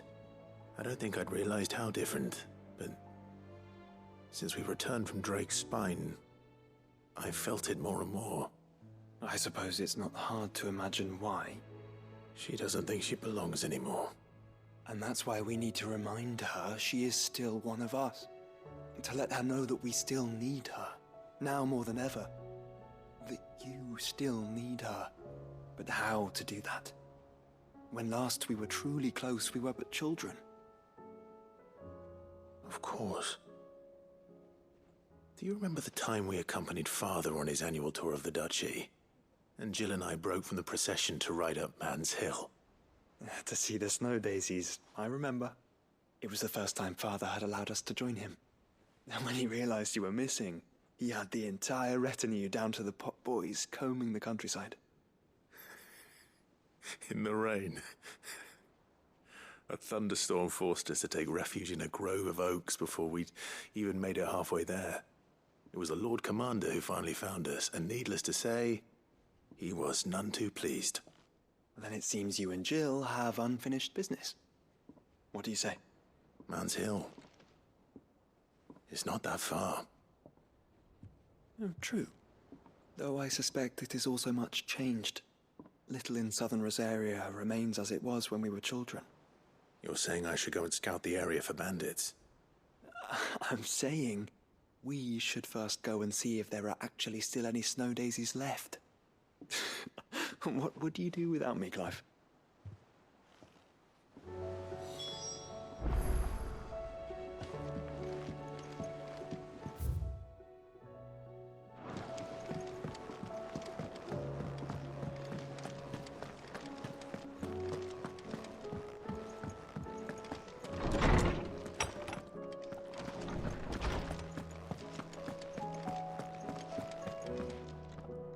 Lawsman Harpocrates. I received your note. Ah, yes. I expect you're wondering what this is all about. You spoke of making amends with Dion, but I can't imagine what for. Then I should begin by telling you that I was once his tutor. This was some years ago, of course, before I joined Sid in his hideaway. At that time, I was counted among the foremost scholars of Oriflamme, and was accordingly invited to the palace to supervise the young prince's education, all to ensure that the future emperor had a firm grounding in, well, everything an emperor should. History, religion, commerce, government. Alas, our time together was cut short when Dion left to join the Dragoons, his studies no longer being deemed necessary. I had not expected to meet with him again, least of all here. Have you spoken with him? No, I have yet to find the right moment. His Highness always seems so preoccupied, especially when alone. I would not wish to disturb his ruminations with idle words of greeting, not when I know he dwells upon the evil Ultima had him commit in the Dominion. The guilt weighs heavily on him, I know. But as you say, that was Ultima's doing. Surely you can't blame yourself. When I first met him, it was not guilt, but his people's expectations that weighed heavily upon him. And I did nothing to ease that burden. He bore it alone, until the day he could not bear it any longer. It is one of my greatest regrets that I only ever offered him my wisdom, when what he truly needed was friendship. The blame for Dion's transgressions lies not only on his shoulders, but on mine. I see. I'm ready to help you in any way that I can. Then I beg that you bring me a wild wyvern tail. Apothecaries across the ages agree that even to glimpse such a flower is to be granted inner solace. Fabulists and fraudsters all, of course. But there is oft a seed of truth to be found where even the most outlandish opinions align. Well, it can't hurt to try. Where can I find this flower? And how will I know it? You have seen cultivated wyvern tails before, I trust. the lily-white blossoms from whose roots the poisonous ink for the brand is distilled. Well, those which grow in the wild differ only in their purple hue. The harsher the environment in which they are raised, the deeper the colour. There is a waterfall in Rickmal's roost across the strait, where the flowers once grew in abundance. Whether they still survive there, I know not. But try as I might, I can find no likelier location. It's all right. I'll find you a wyvern tail one way or another. Thank you, Clive. And please, be safe.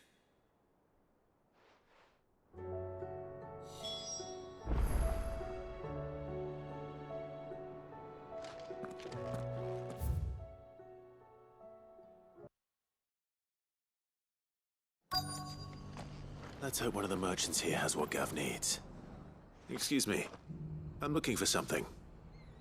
Oh, well, then I'm your man. A silver chocobo feather. Oh, or maybe not. Though you're not the first to mention the bird around here. There was a man stopped by the rest not long ago claiming he was attacked by a silver chocobo near some gutted hovel not far from Eastpool. Most took him for a braggart and a liar, but who knows? Perhaps there was some truth to his tale. We'll see. Thank you.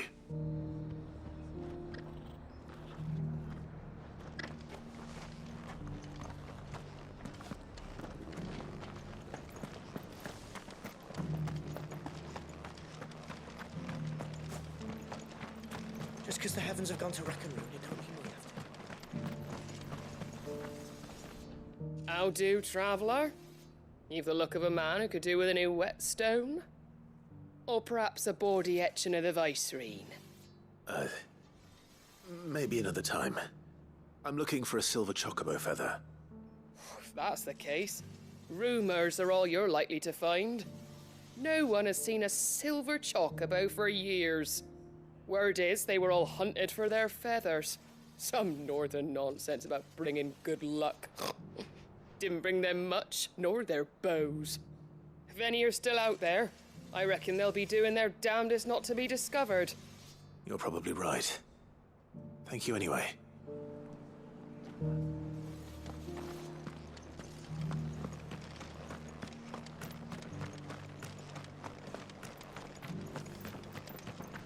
It doesn't still hurt, does it?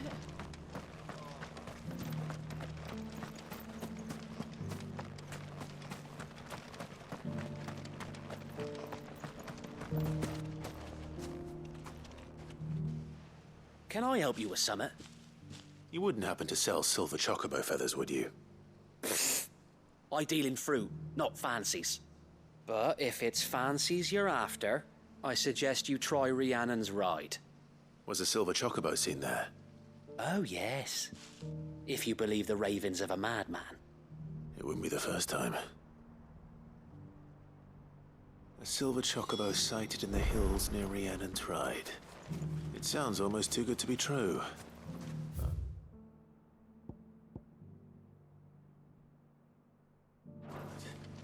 Since I'm already here.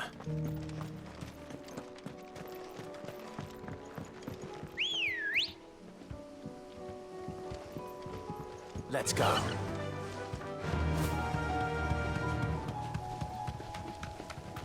Can hardly make it. Russian, brother.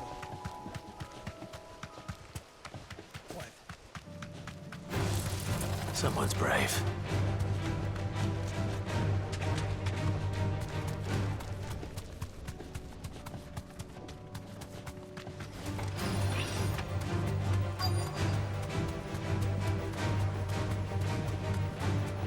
Tracks. We're not left by bandits for a change.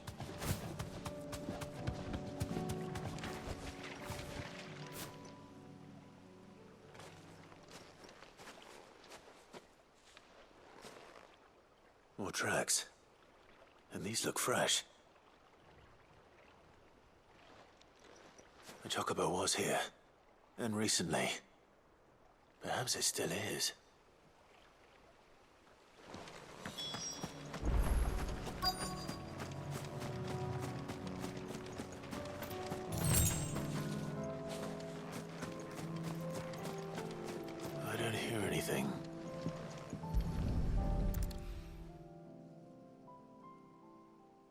be damned.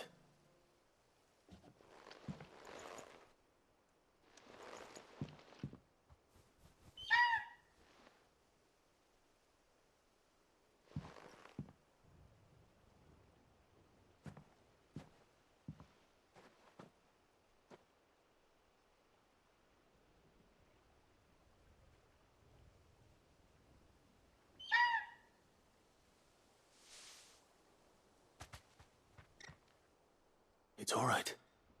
I'm not going to hurt you. Just borrowing a feather for my friend.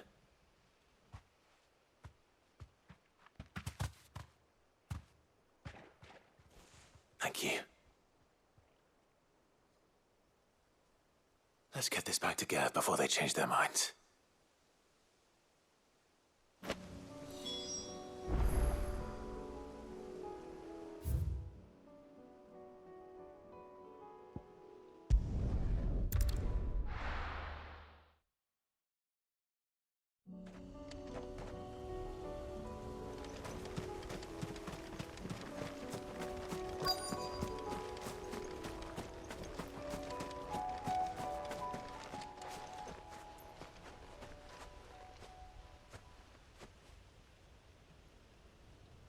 This is the place, but... I'm sorry, Clive.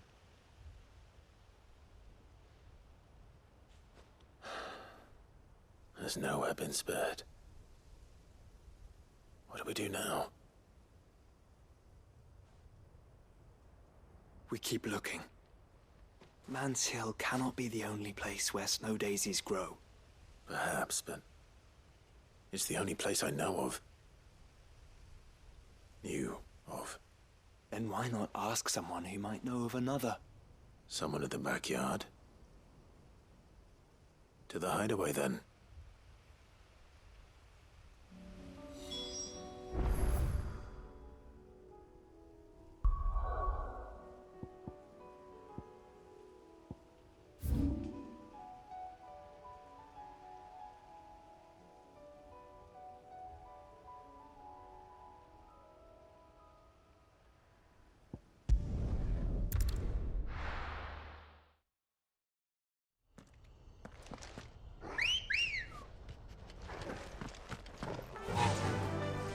Fly, Ambrosia.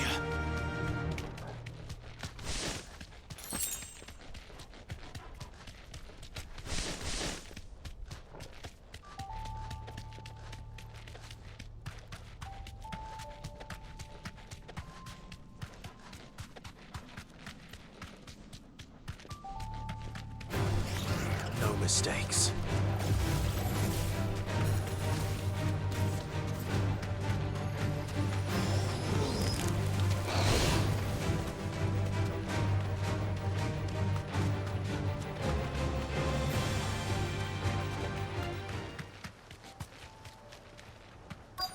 Might this be Mickleburg?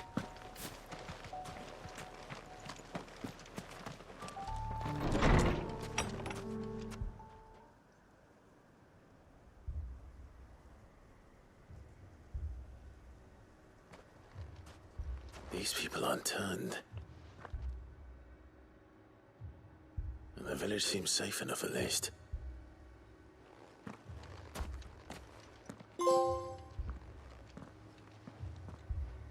What is going on here? Ah. Did you, too, heed the call? Heed the call? No, I came here looking for someone. To be honest, I wasn't sure I'd find him here. Let alone all of you. Is that so? What are you doing here? Is this where you live? It is my home. The others, they heeded the call. You keep saying that. What do you mean? They came here to perform the rite, just as King Barnabas instructed. This village is their altar, where they shall cast their shawls upon the gentle waters and give themselves to the Lord. give themselves. Oh, Lord, cleanse us of our sins. Let us be reborn in your loving arms. Free us from the torment of this mortal realm. They want to be saved. Forgive me, but did another foreigner like me come here? He was probably wearing a cowl. You mean the traveler from Stone? Yes. He's staying at my house, toward the rear of the village. Thank you. If you don't mind, I'll go and greet him.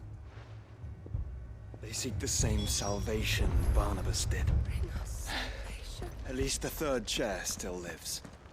Let's go and find him.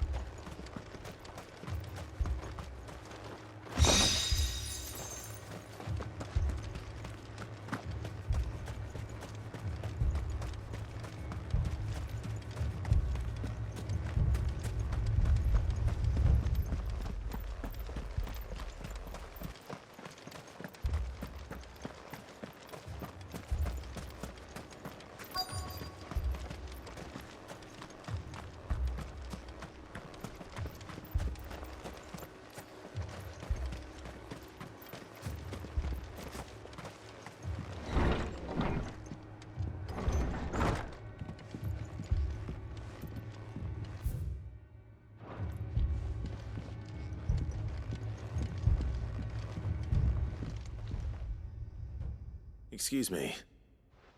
Are you with the Undying? I am.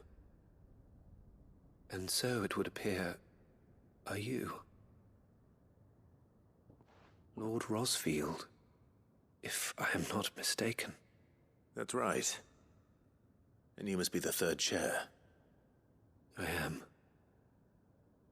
Cyril was worried for your safety. He sent me to find you. Then I must apologize. I did not mean to trouble the bearer of the burning quill. Much less you, my Lord Marquis. He said that you had failed to report. Is there a reason for that? I came here to study the followers of this new faith. But the more I learned of them, the more my own faith began to falter. You have seen them at their prayers, have you not? They devote themselves to the veneration of their Lord with a fervor I have never seen before. Praying night and day that they might be rid of their wicked wills and reborn in their Saviour's light. Not that they might be granted respite from their worldly woes, but so that they might continue to serve him. Serve him with all of their beings. I, too, swore to devote my life to the service of my Lord and Master, but this... 'tis different. It is more. And so I would see it through to the end. See these people safe, that they might achieve their dream. That they might do their duty to their Lord. Even if it should keep me from doing my duty to mine. You do understand what their dream is, don't you? I do, my lord. They would cast aside their wills and become a Kashik. I know that it may be hard to believe, but to these people, That is the very essence of salvation. Forgive me, my lord, but I must remain here. If you are to return to Master Cyril, I would consider it a great... Did you hear that, my lord? Something is happening. I'll go find out what. Stay here.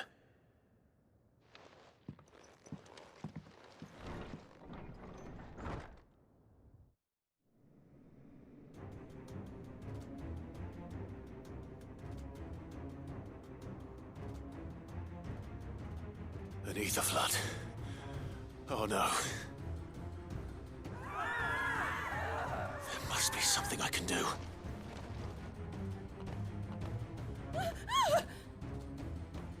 Echoes as well.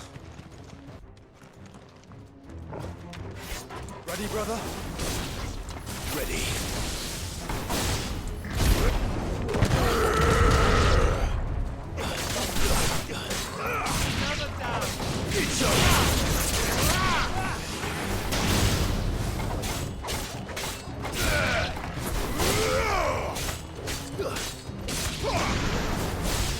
Stay down.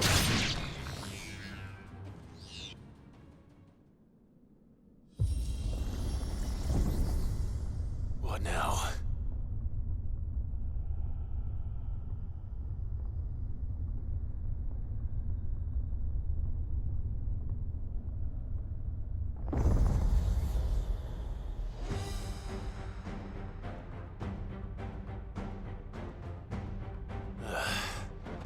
We meet again. I've killed your kind before. Odin!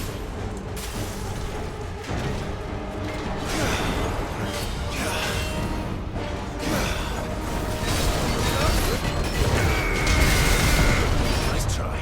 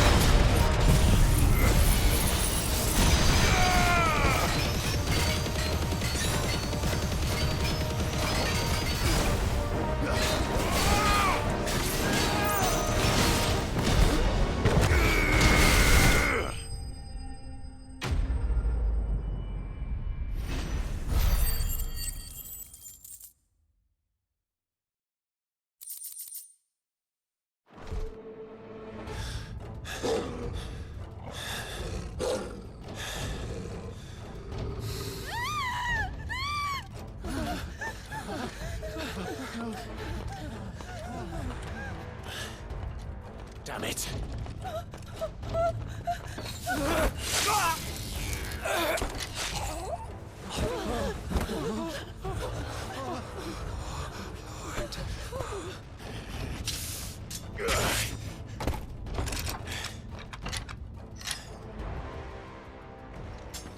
Don't you die. Come on, speak to me. I had to save them, that they might have a chance to find true salvation. By devoting themselves to the service of their Lord. Just as I did, when the Undying plucked me from the gutter and gave me a cause to believe in. A duty to serve was everything to me, and I would not deny them that fulfillment, even if they must become a Kashik in order to achieve it. Forgive me, my Lord Marquis. I did not mean to trouble you with this. My findings. Could you deliver them to Master Cyril for me? Of course. Your duty will be done.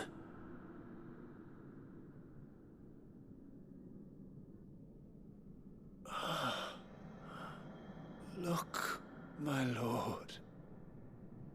They are saved.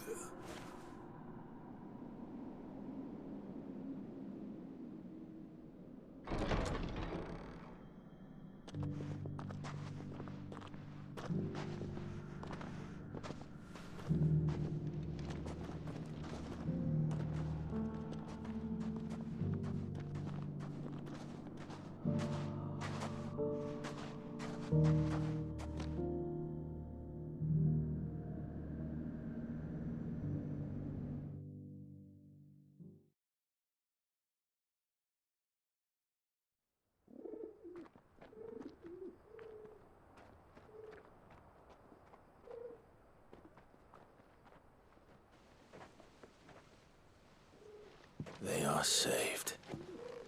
Founder. I should get this report to Cyril.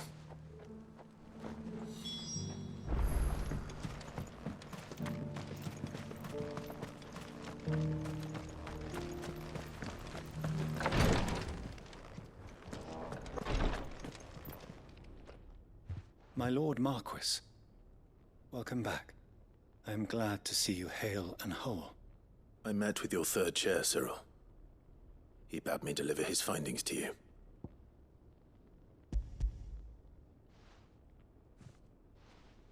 Thank you, my lord. He remained in Ash? He died protecting the villagers from an echo. I buried him in Mickelberg. I'm sorry that I couldn't save him. If you could not save him, no one could. The villagers, they were believers in this savior cult. They prayed to their god that they might be unburdened of their wills. Then an ether flood came, and their wish was granted.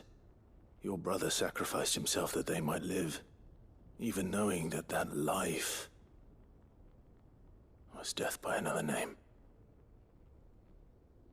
Then he perished defending liberty. A hero's end. For the right to choose how one dies is no less sacred than the right to choose how one lives. Sid would agree. He wanted to build a world where people could die on their own terms. A noble ambition. To die for one's cause is the most perfect expression of one's faith. It matters not how misguided others might judge one's decision to be. Only that the decision is one's own. We live according to the teachings of our order. We believe in them, we protect them, and yes, we die for them. For better or worse, that is our creed.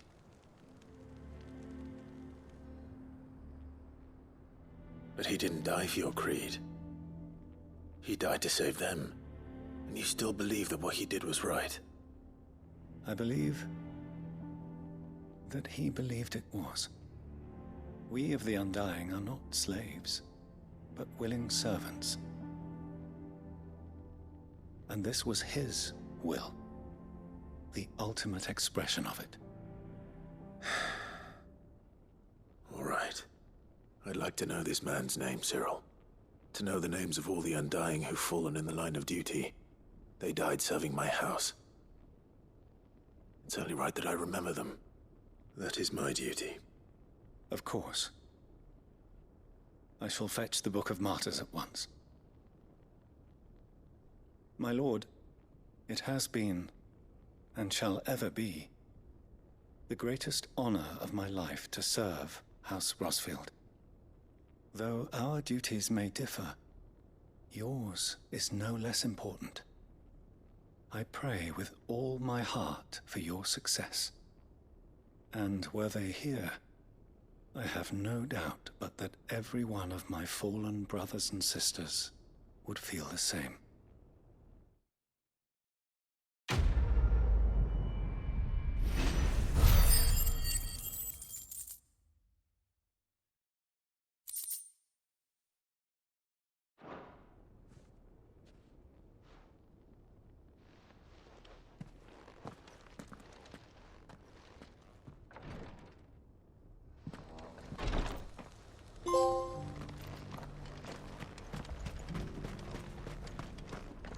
Here, take a look at my wares.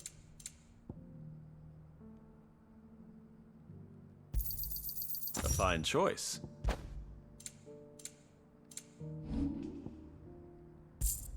Take care.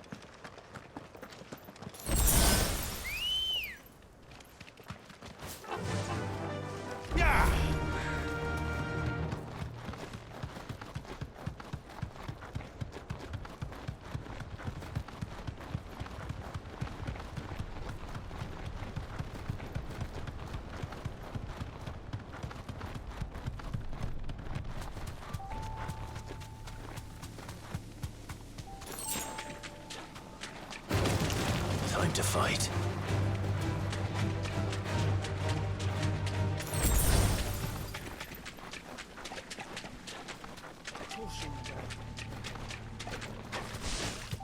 Seems this place has been flooded twice over. Purple flowers blooming next to a waterfall. Shouldn't be too hard to find. No mistakes. Too slow.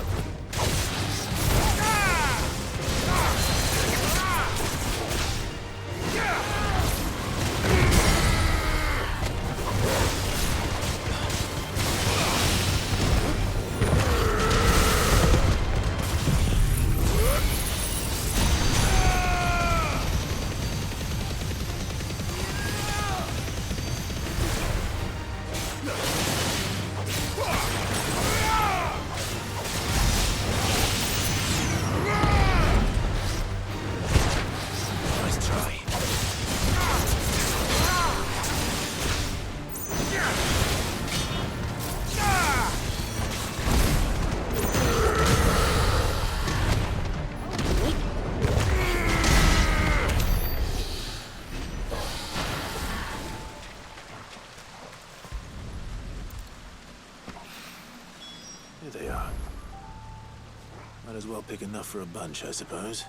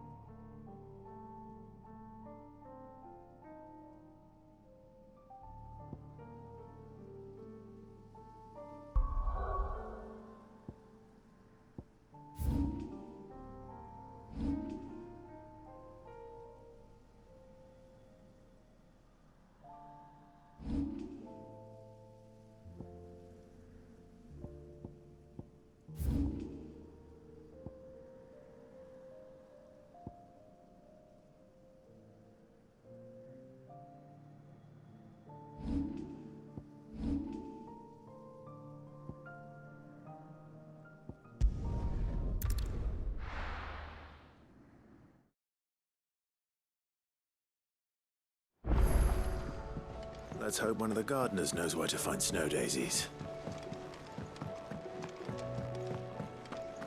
It was no trouble. Clive, you're back. How'd you get on? Any luck?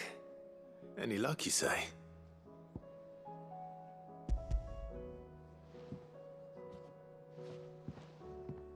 Crystal's crack.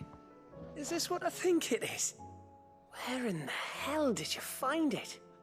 It's a long story.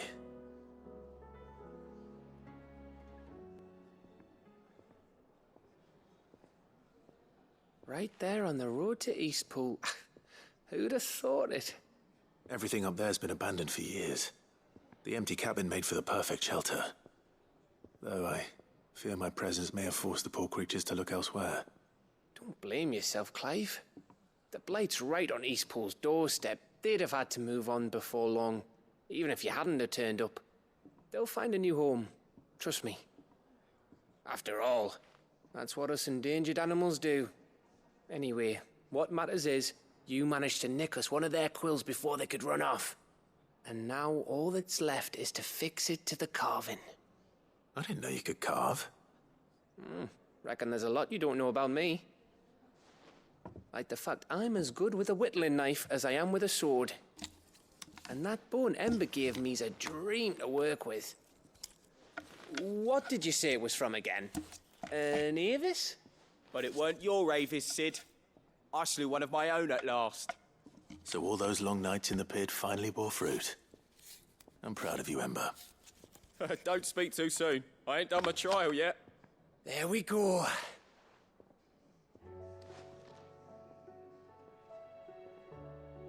What do you think?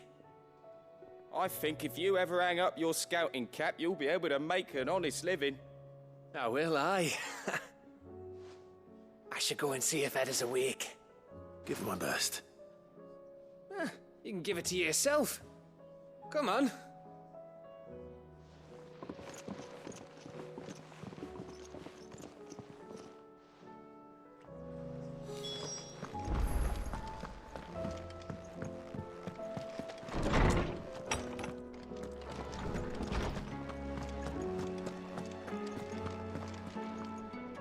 Oarsman, I found the flowers you were looking for. You did? I think I did.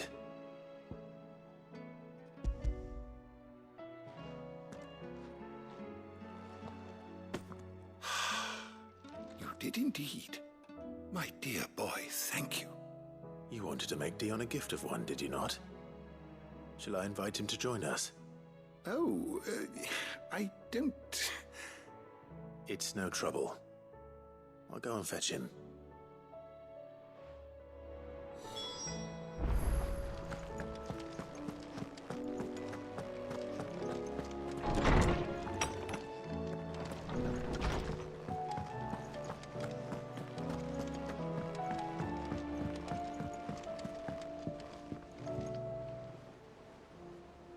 Your Highness, would you do me the honor of accompanying me? No. It is time, then. No. Only to the shelves. Our lawsman has something he'd like to give you. Master Harpocrates. No. I dare not show my face before him. Not after everything I have done. I have taken countless innocent lives. And ruined countless more. All because I was weak. I have sworn to atone for my crimes or die in the attempt. But were I to meet with him again, and see in his eyes what I have become, I fear that my resolve might falter. Then that is all the more reason to do it. Test your resolve. Prove to yourself, and to him, how strong it truly is.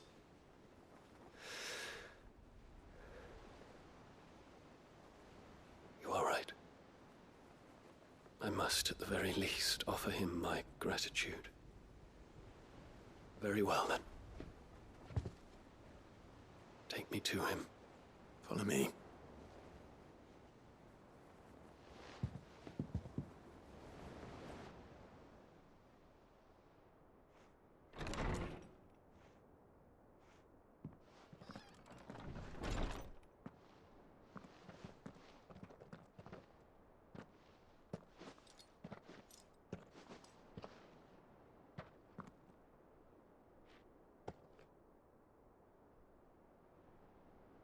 Even now, I hesitate to approach him.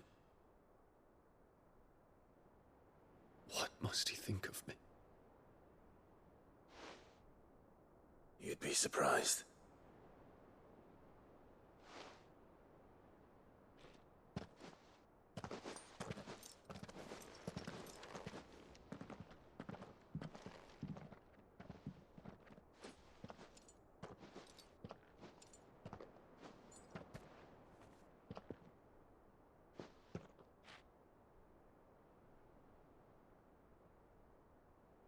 Master Harpocrates, pray, accept my apologies for leaving your tutelage before my studies were complete. Your lessons opened my mind to a world quite unlike the one I had imagined from within the gilded confines of the palace. And I shall be forever grateful for the efforts you made to enlighten me. Lift up your head, Your Highness. The deeds of youth require no apology. That you took the time to visit me says much about the man you have become. Now, there is something I would like to show you.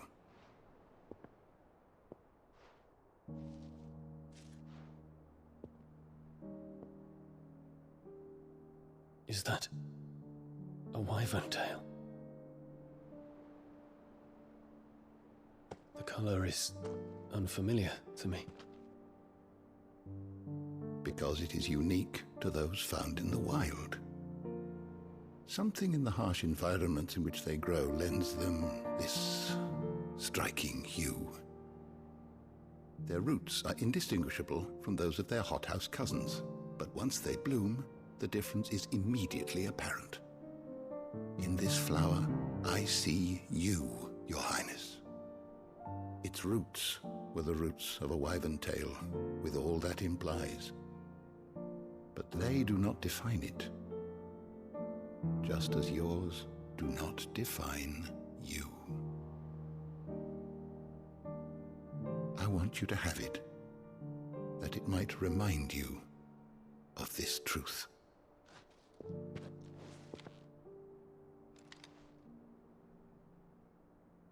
Master Harpocrates, I would ask of you a service.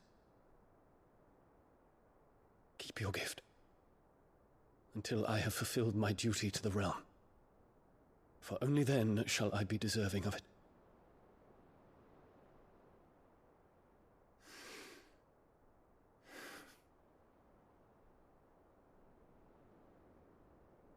As you wish, Your Highness. I shall await your return.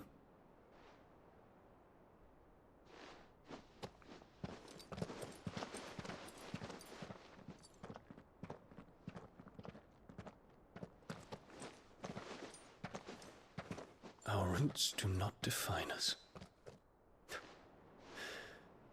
No wonder my stepmother didn't like him. For reuniting me with memories I had thought long lost.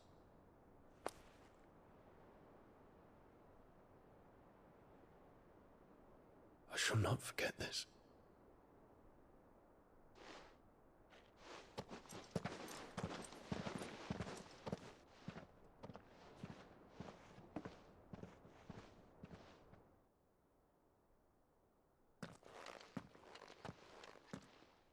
Thank you, Clive. Were it not for you, I fear I might never have found the right moment to speak with him. Not to mention the wyvern tales. I shall plant their seeds, that I might not disappoint His Highness upon his return. I hope the soul in the hideaway is to their liking. Why, These flowers bloomed in the bleak, black wastes of Waloed. I'm sure Nigel's yard will suit them to a T.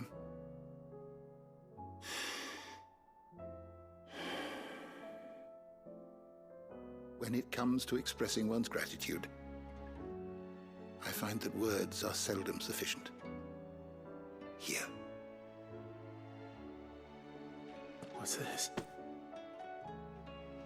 A stolas quill. Or more precisely, my stolas quill. 'Tis said that an owl's feathers are steeped in the wishes it hears over its long lifetime. All those words just waiting to pour out onto the page. So consider this my wish for you. That one day you may put down your sword and pick up that pen. Well, when that day comes, I'll certainly have a lot to write about. Thank you, Harpocrates. It shall have pride of place in my chamber.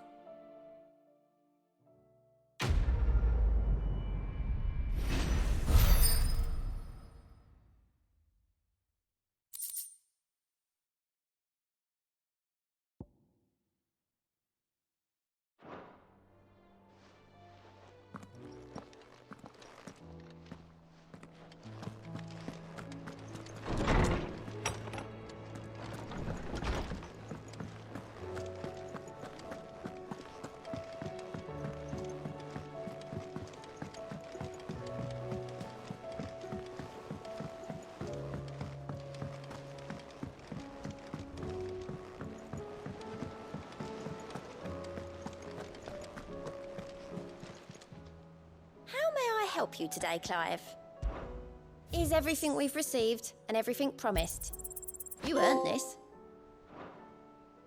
All done?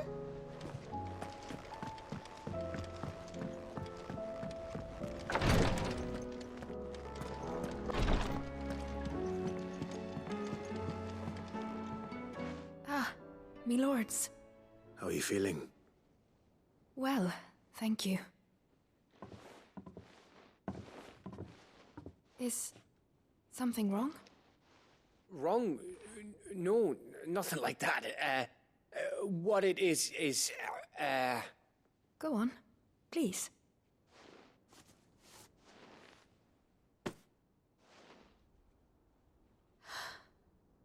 It's beautiful. Did you make it? We did, aye. It's from all of us here at the Hideaway. Your new family, like. It's a good luck charm. We may come up north when a band's on the way. I mean a baby. To let him know that they're part of the family too. Oh, I hope you like it. I don't know what to say. I thank you, my lords, for everything. If there's anything you need, just let us know. I will. Clive, fancy a swift off? I'm thirsty. I could be convinced.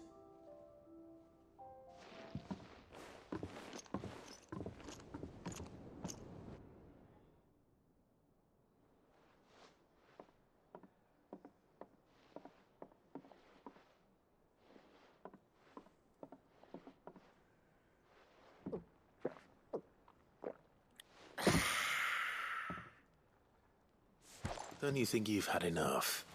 No, we're celebrating. I'm gonna be a father. I think Edda might have something to say about that. You know what I mean. Bit of light in these dark times.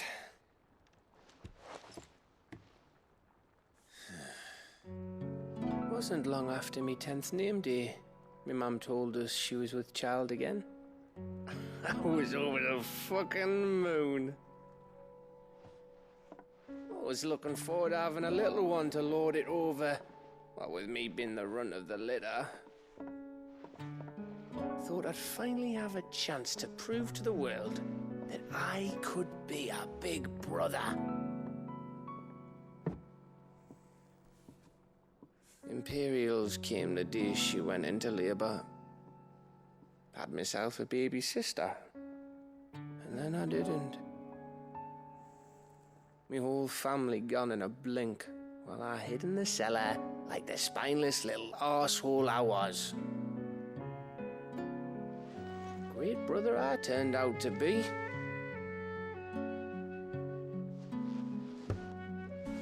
I'll never be a leader. And I'll never be a hero. I'm just a daft little dog who comes running when his master calls. I'll never be like you, or Sid, or Jill, or even Torgal.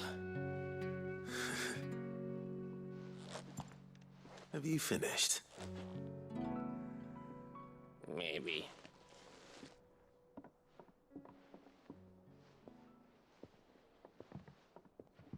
Do you know why you're our best scout? Because you don't need anyone to hold your hand.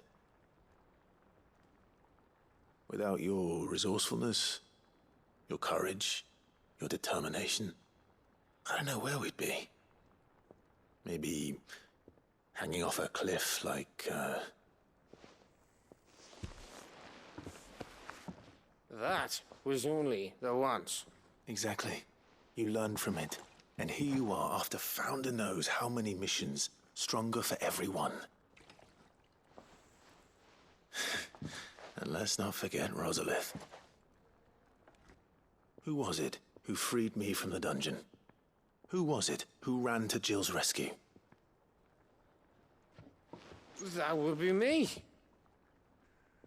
Because you're our brother, Gav. My brother.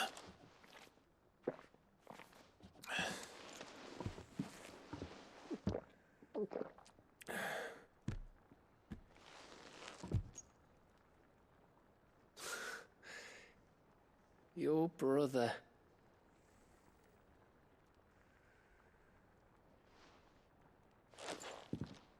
Which means that when the time comes, I get your room. And your sword.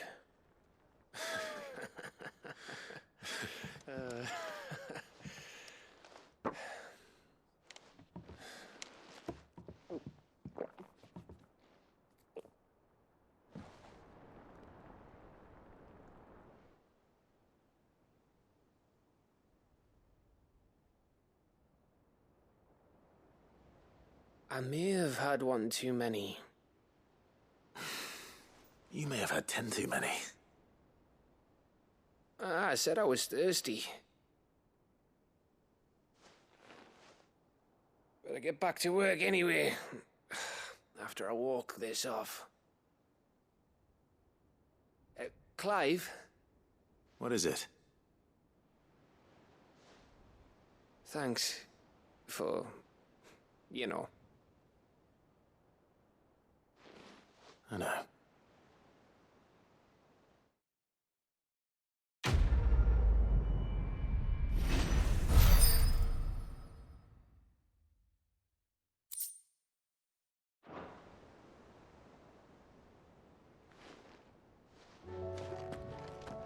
Do you think they'll come back?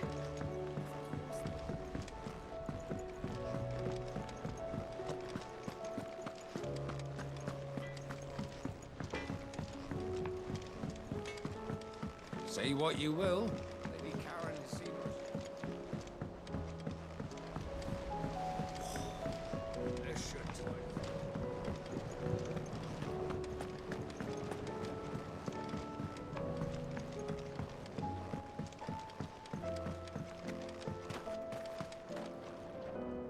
Oh.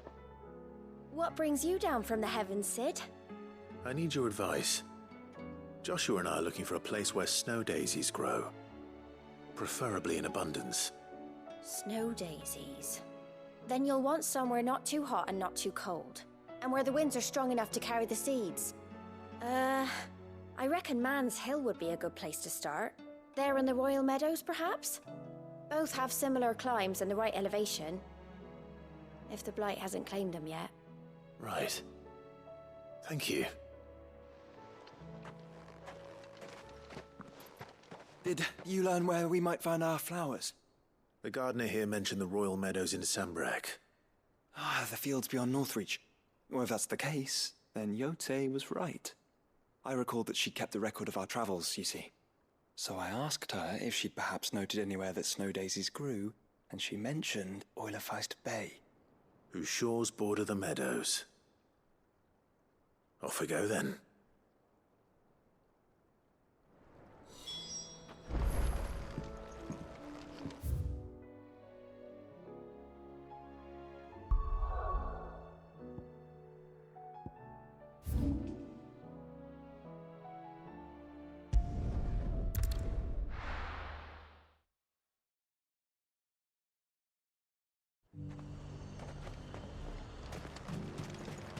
And how might I help the garrison today?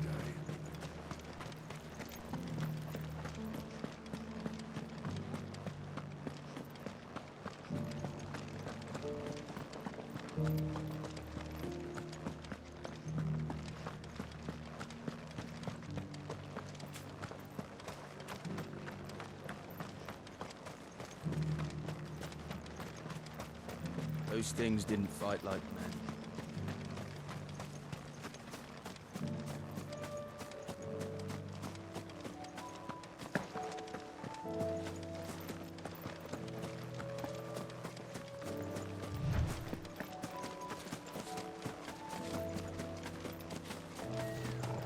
The meadows are vast. Where do we even start? Yote mentioned the coastline. We can start there.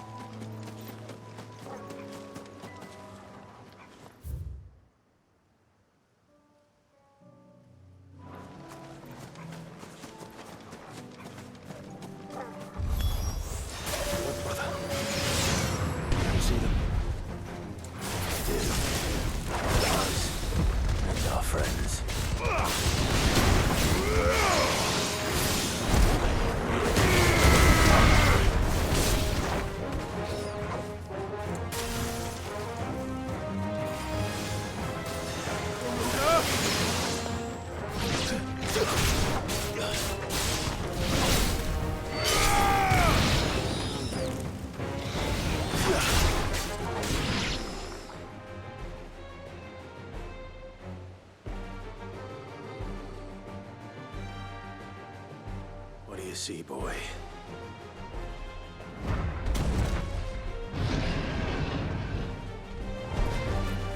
Let's hope this is the last one. Only one way to find out.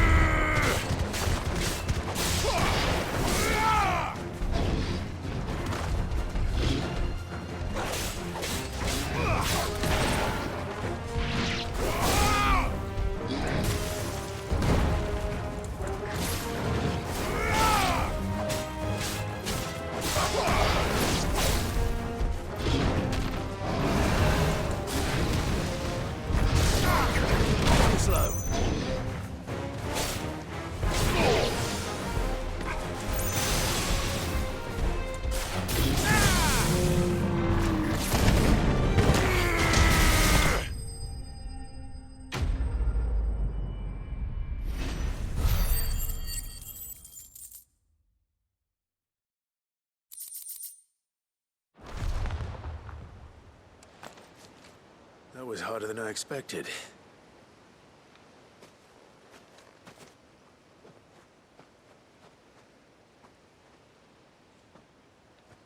But found her. It was worth it. They're beautiful. Do you think Jill will like them? She'll love them. Come on. Let's go.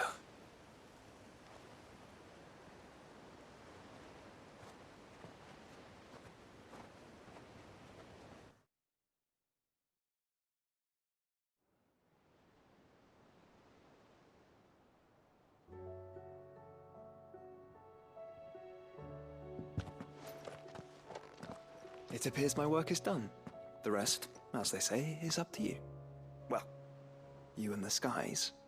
We wouldn't want another thunderstorm now, would we?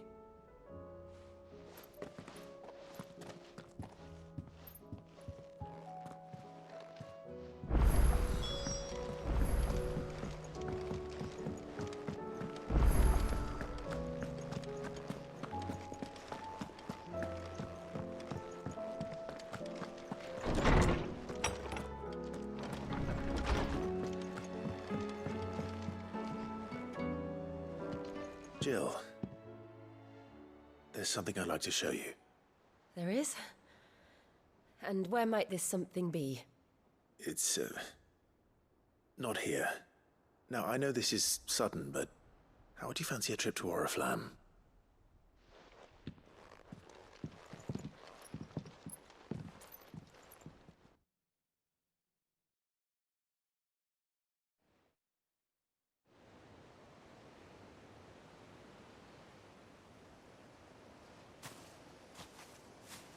There are so many. This is what you wanted to show me.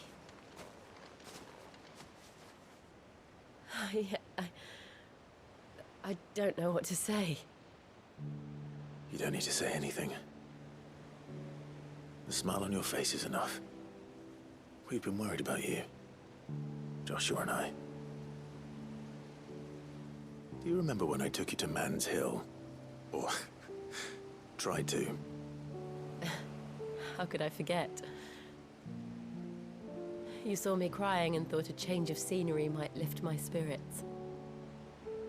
In the end, it earned me a nasty cough and a stern scolding from your mother. But I felt wonderful nonetheless. I'm sorry. I had no idea what I was getting us both into. But I couldn't bear to see you like that.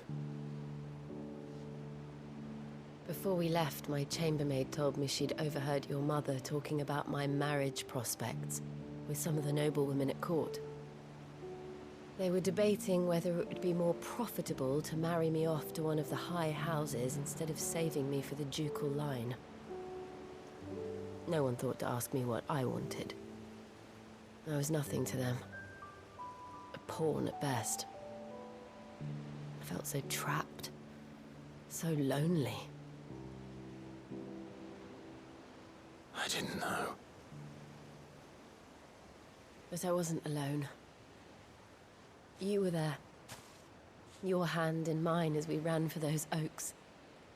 And I knew then, no matter what happened, I would be all right. I'll never forget that feeling.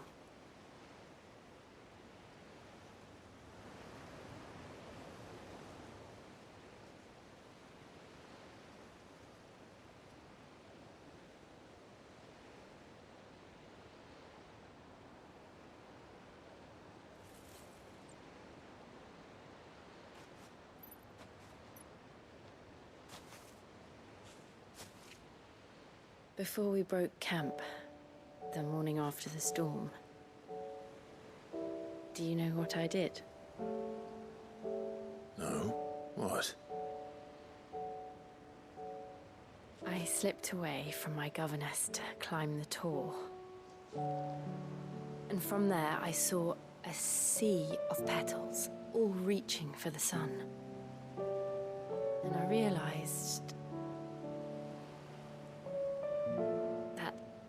no matter how terrible the night,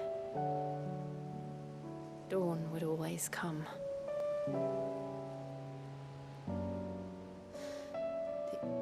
That you would always come for me. And you have. Again and again.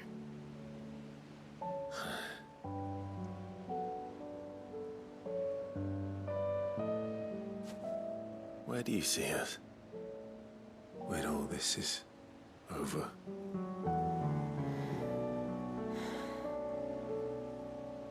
I don't know.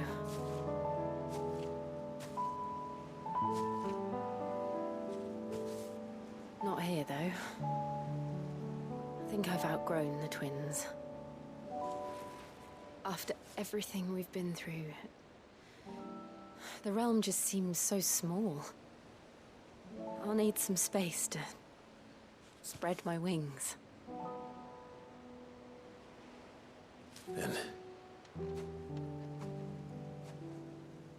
that's what you'll have. And I'll stop at nothing to see that you do.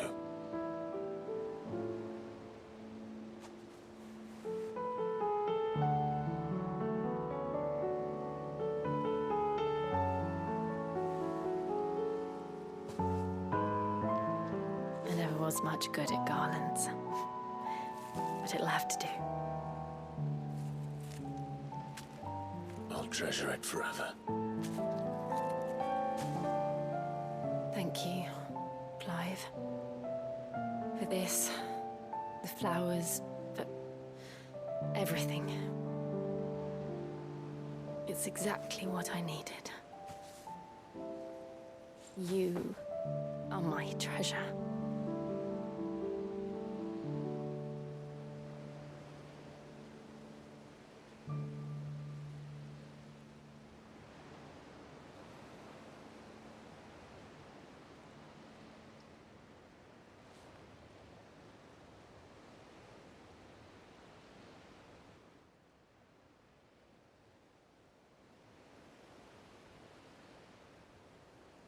We should probably be getting back.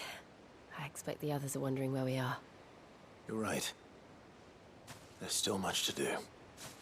And we'll do it together.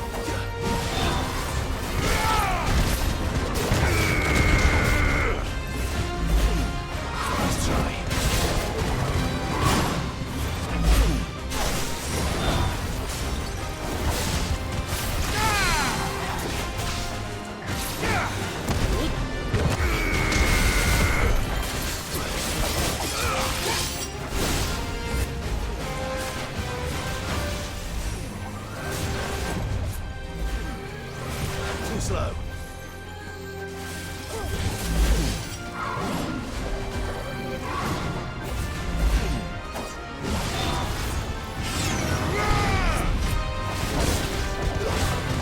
Let's try.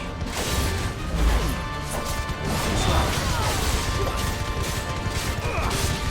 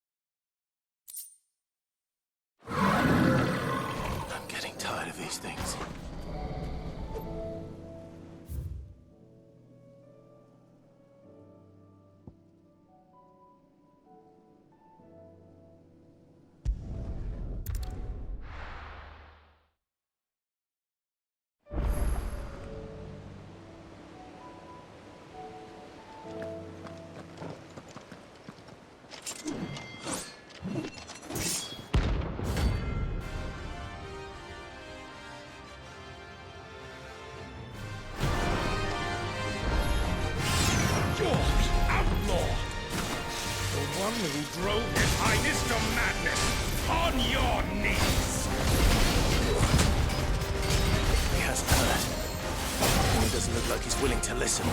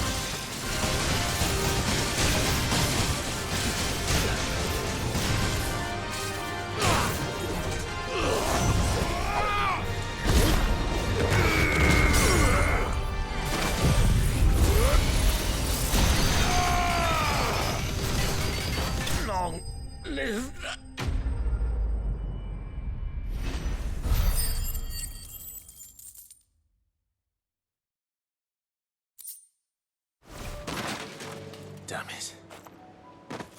Dion would have been glad to have you back at his side.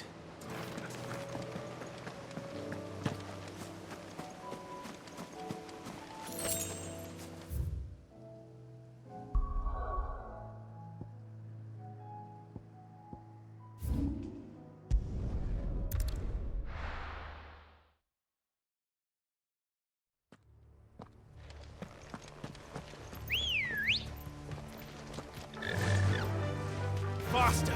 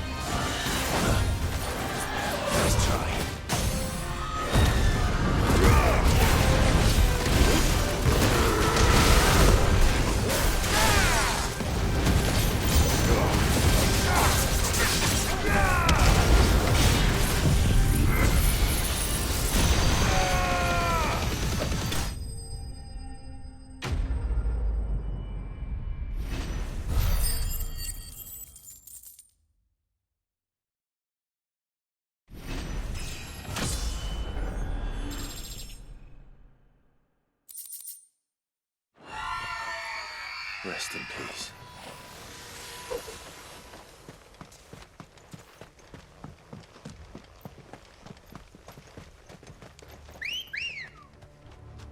Come on. Run like the wind.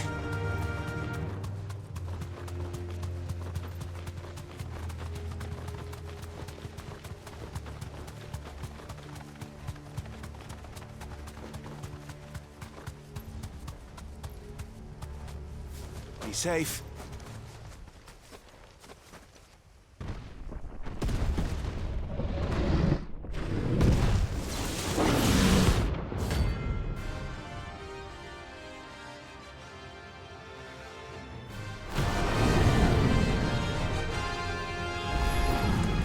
Another of the Royalist guard dogs.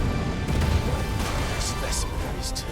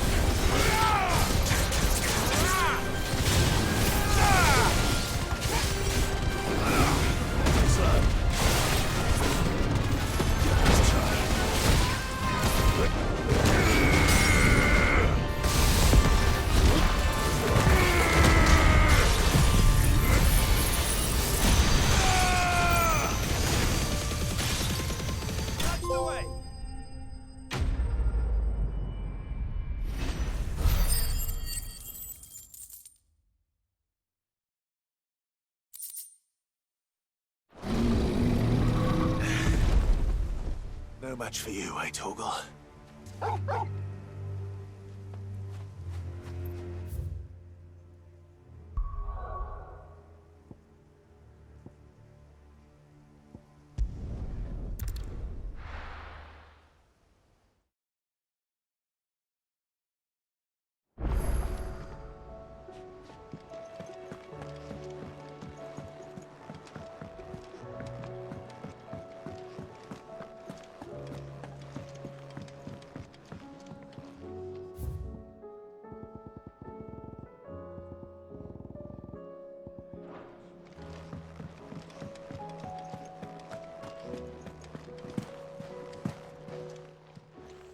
Aye, it's a dangerous world out there. Let's stock up.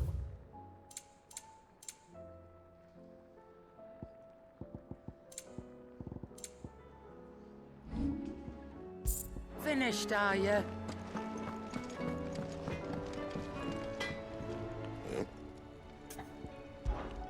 Not saying for you, do you? No scratches, right?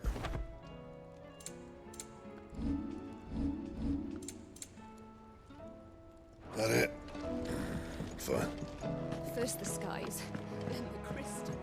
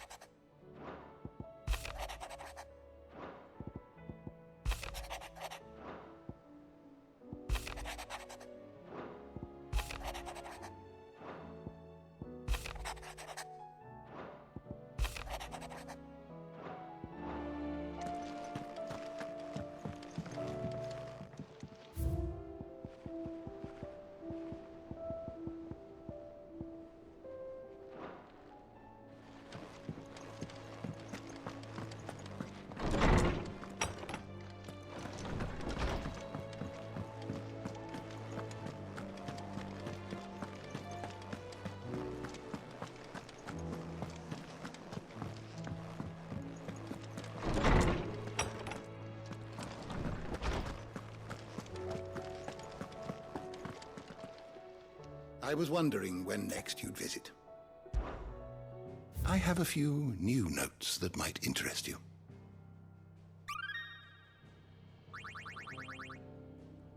You wish to study the tomes?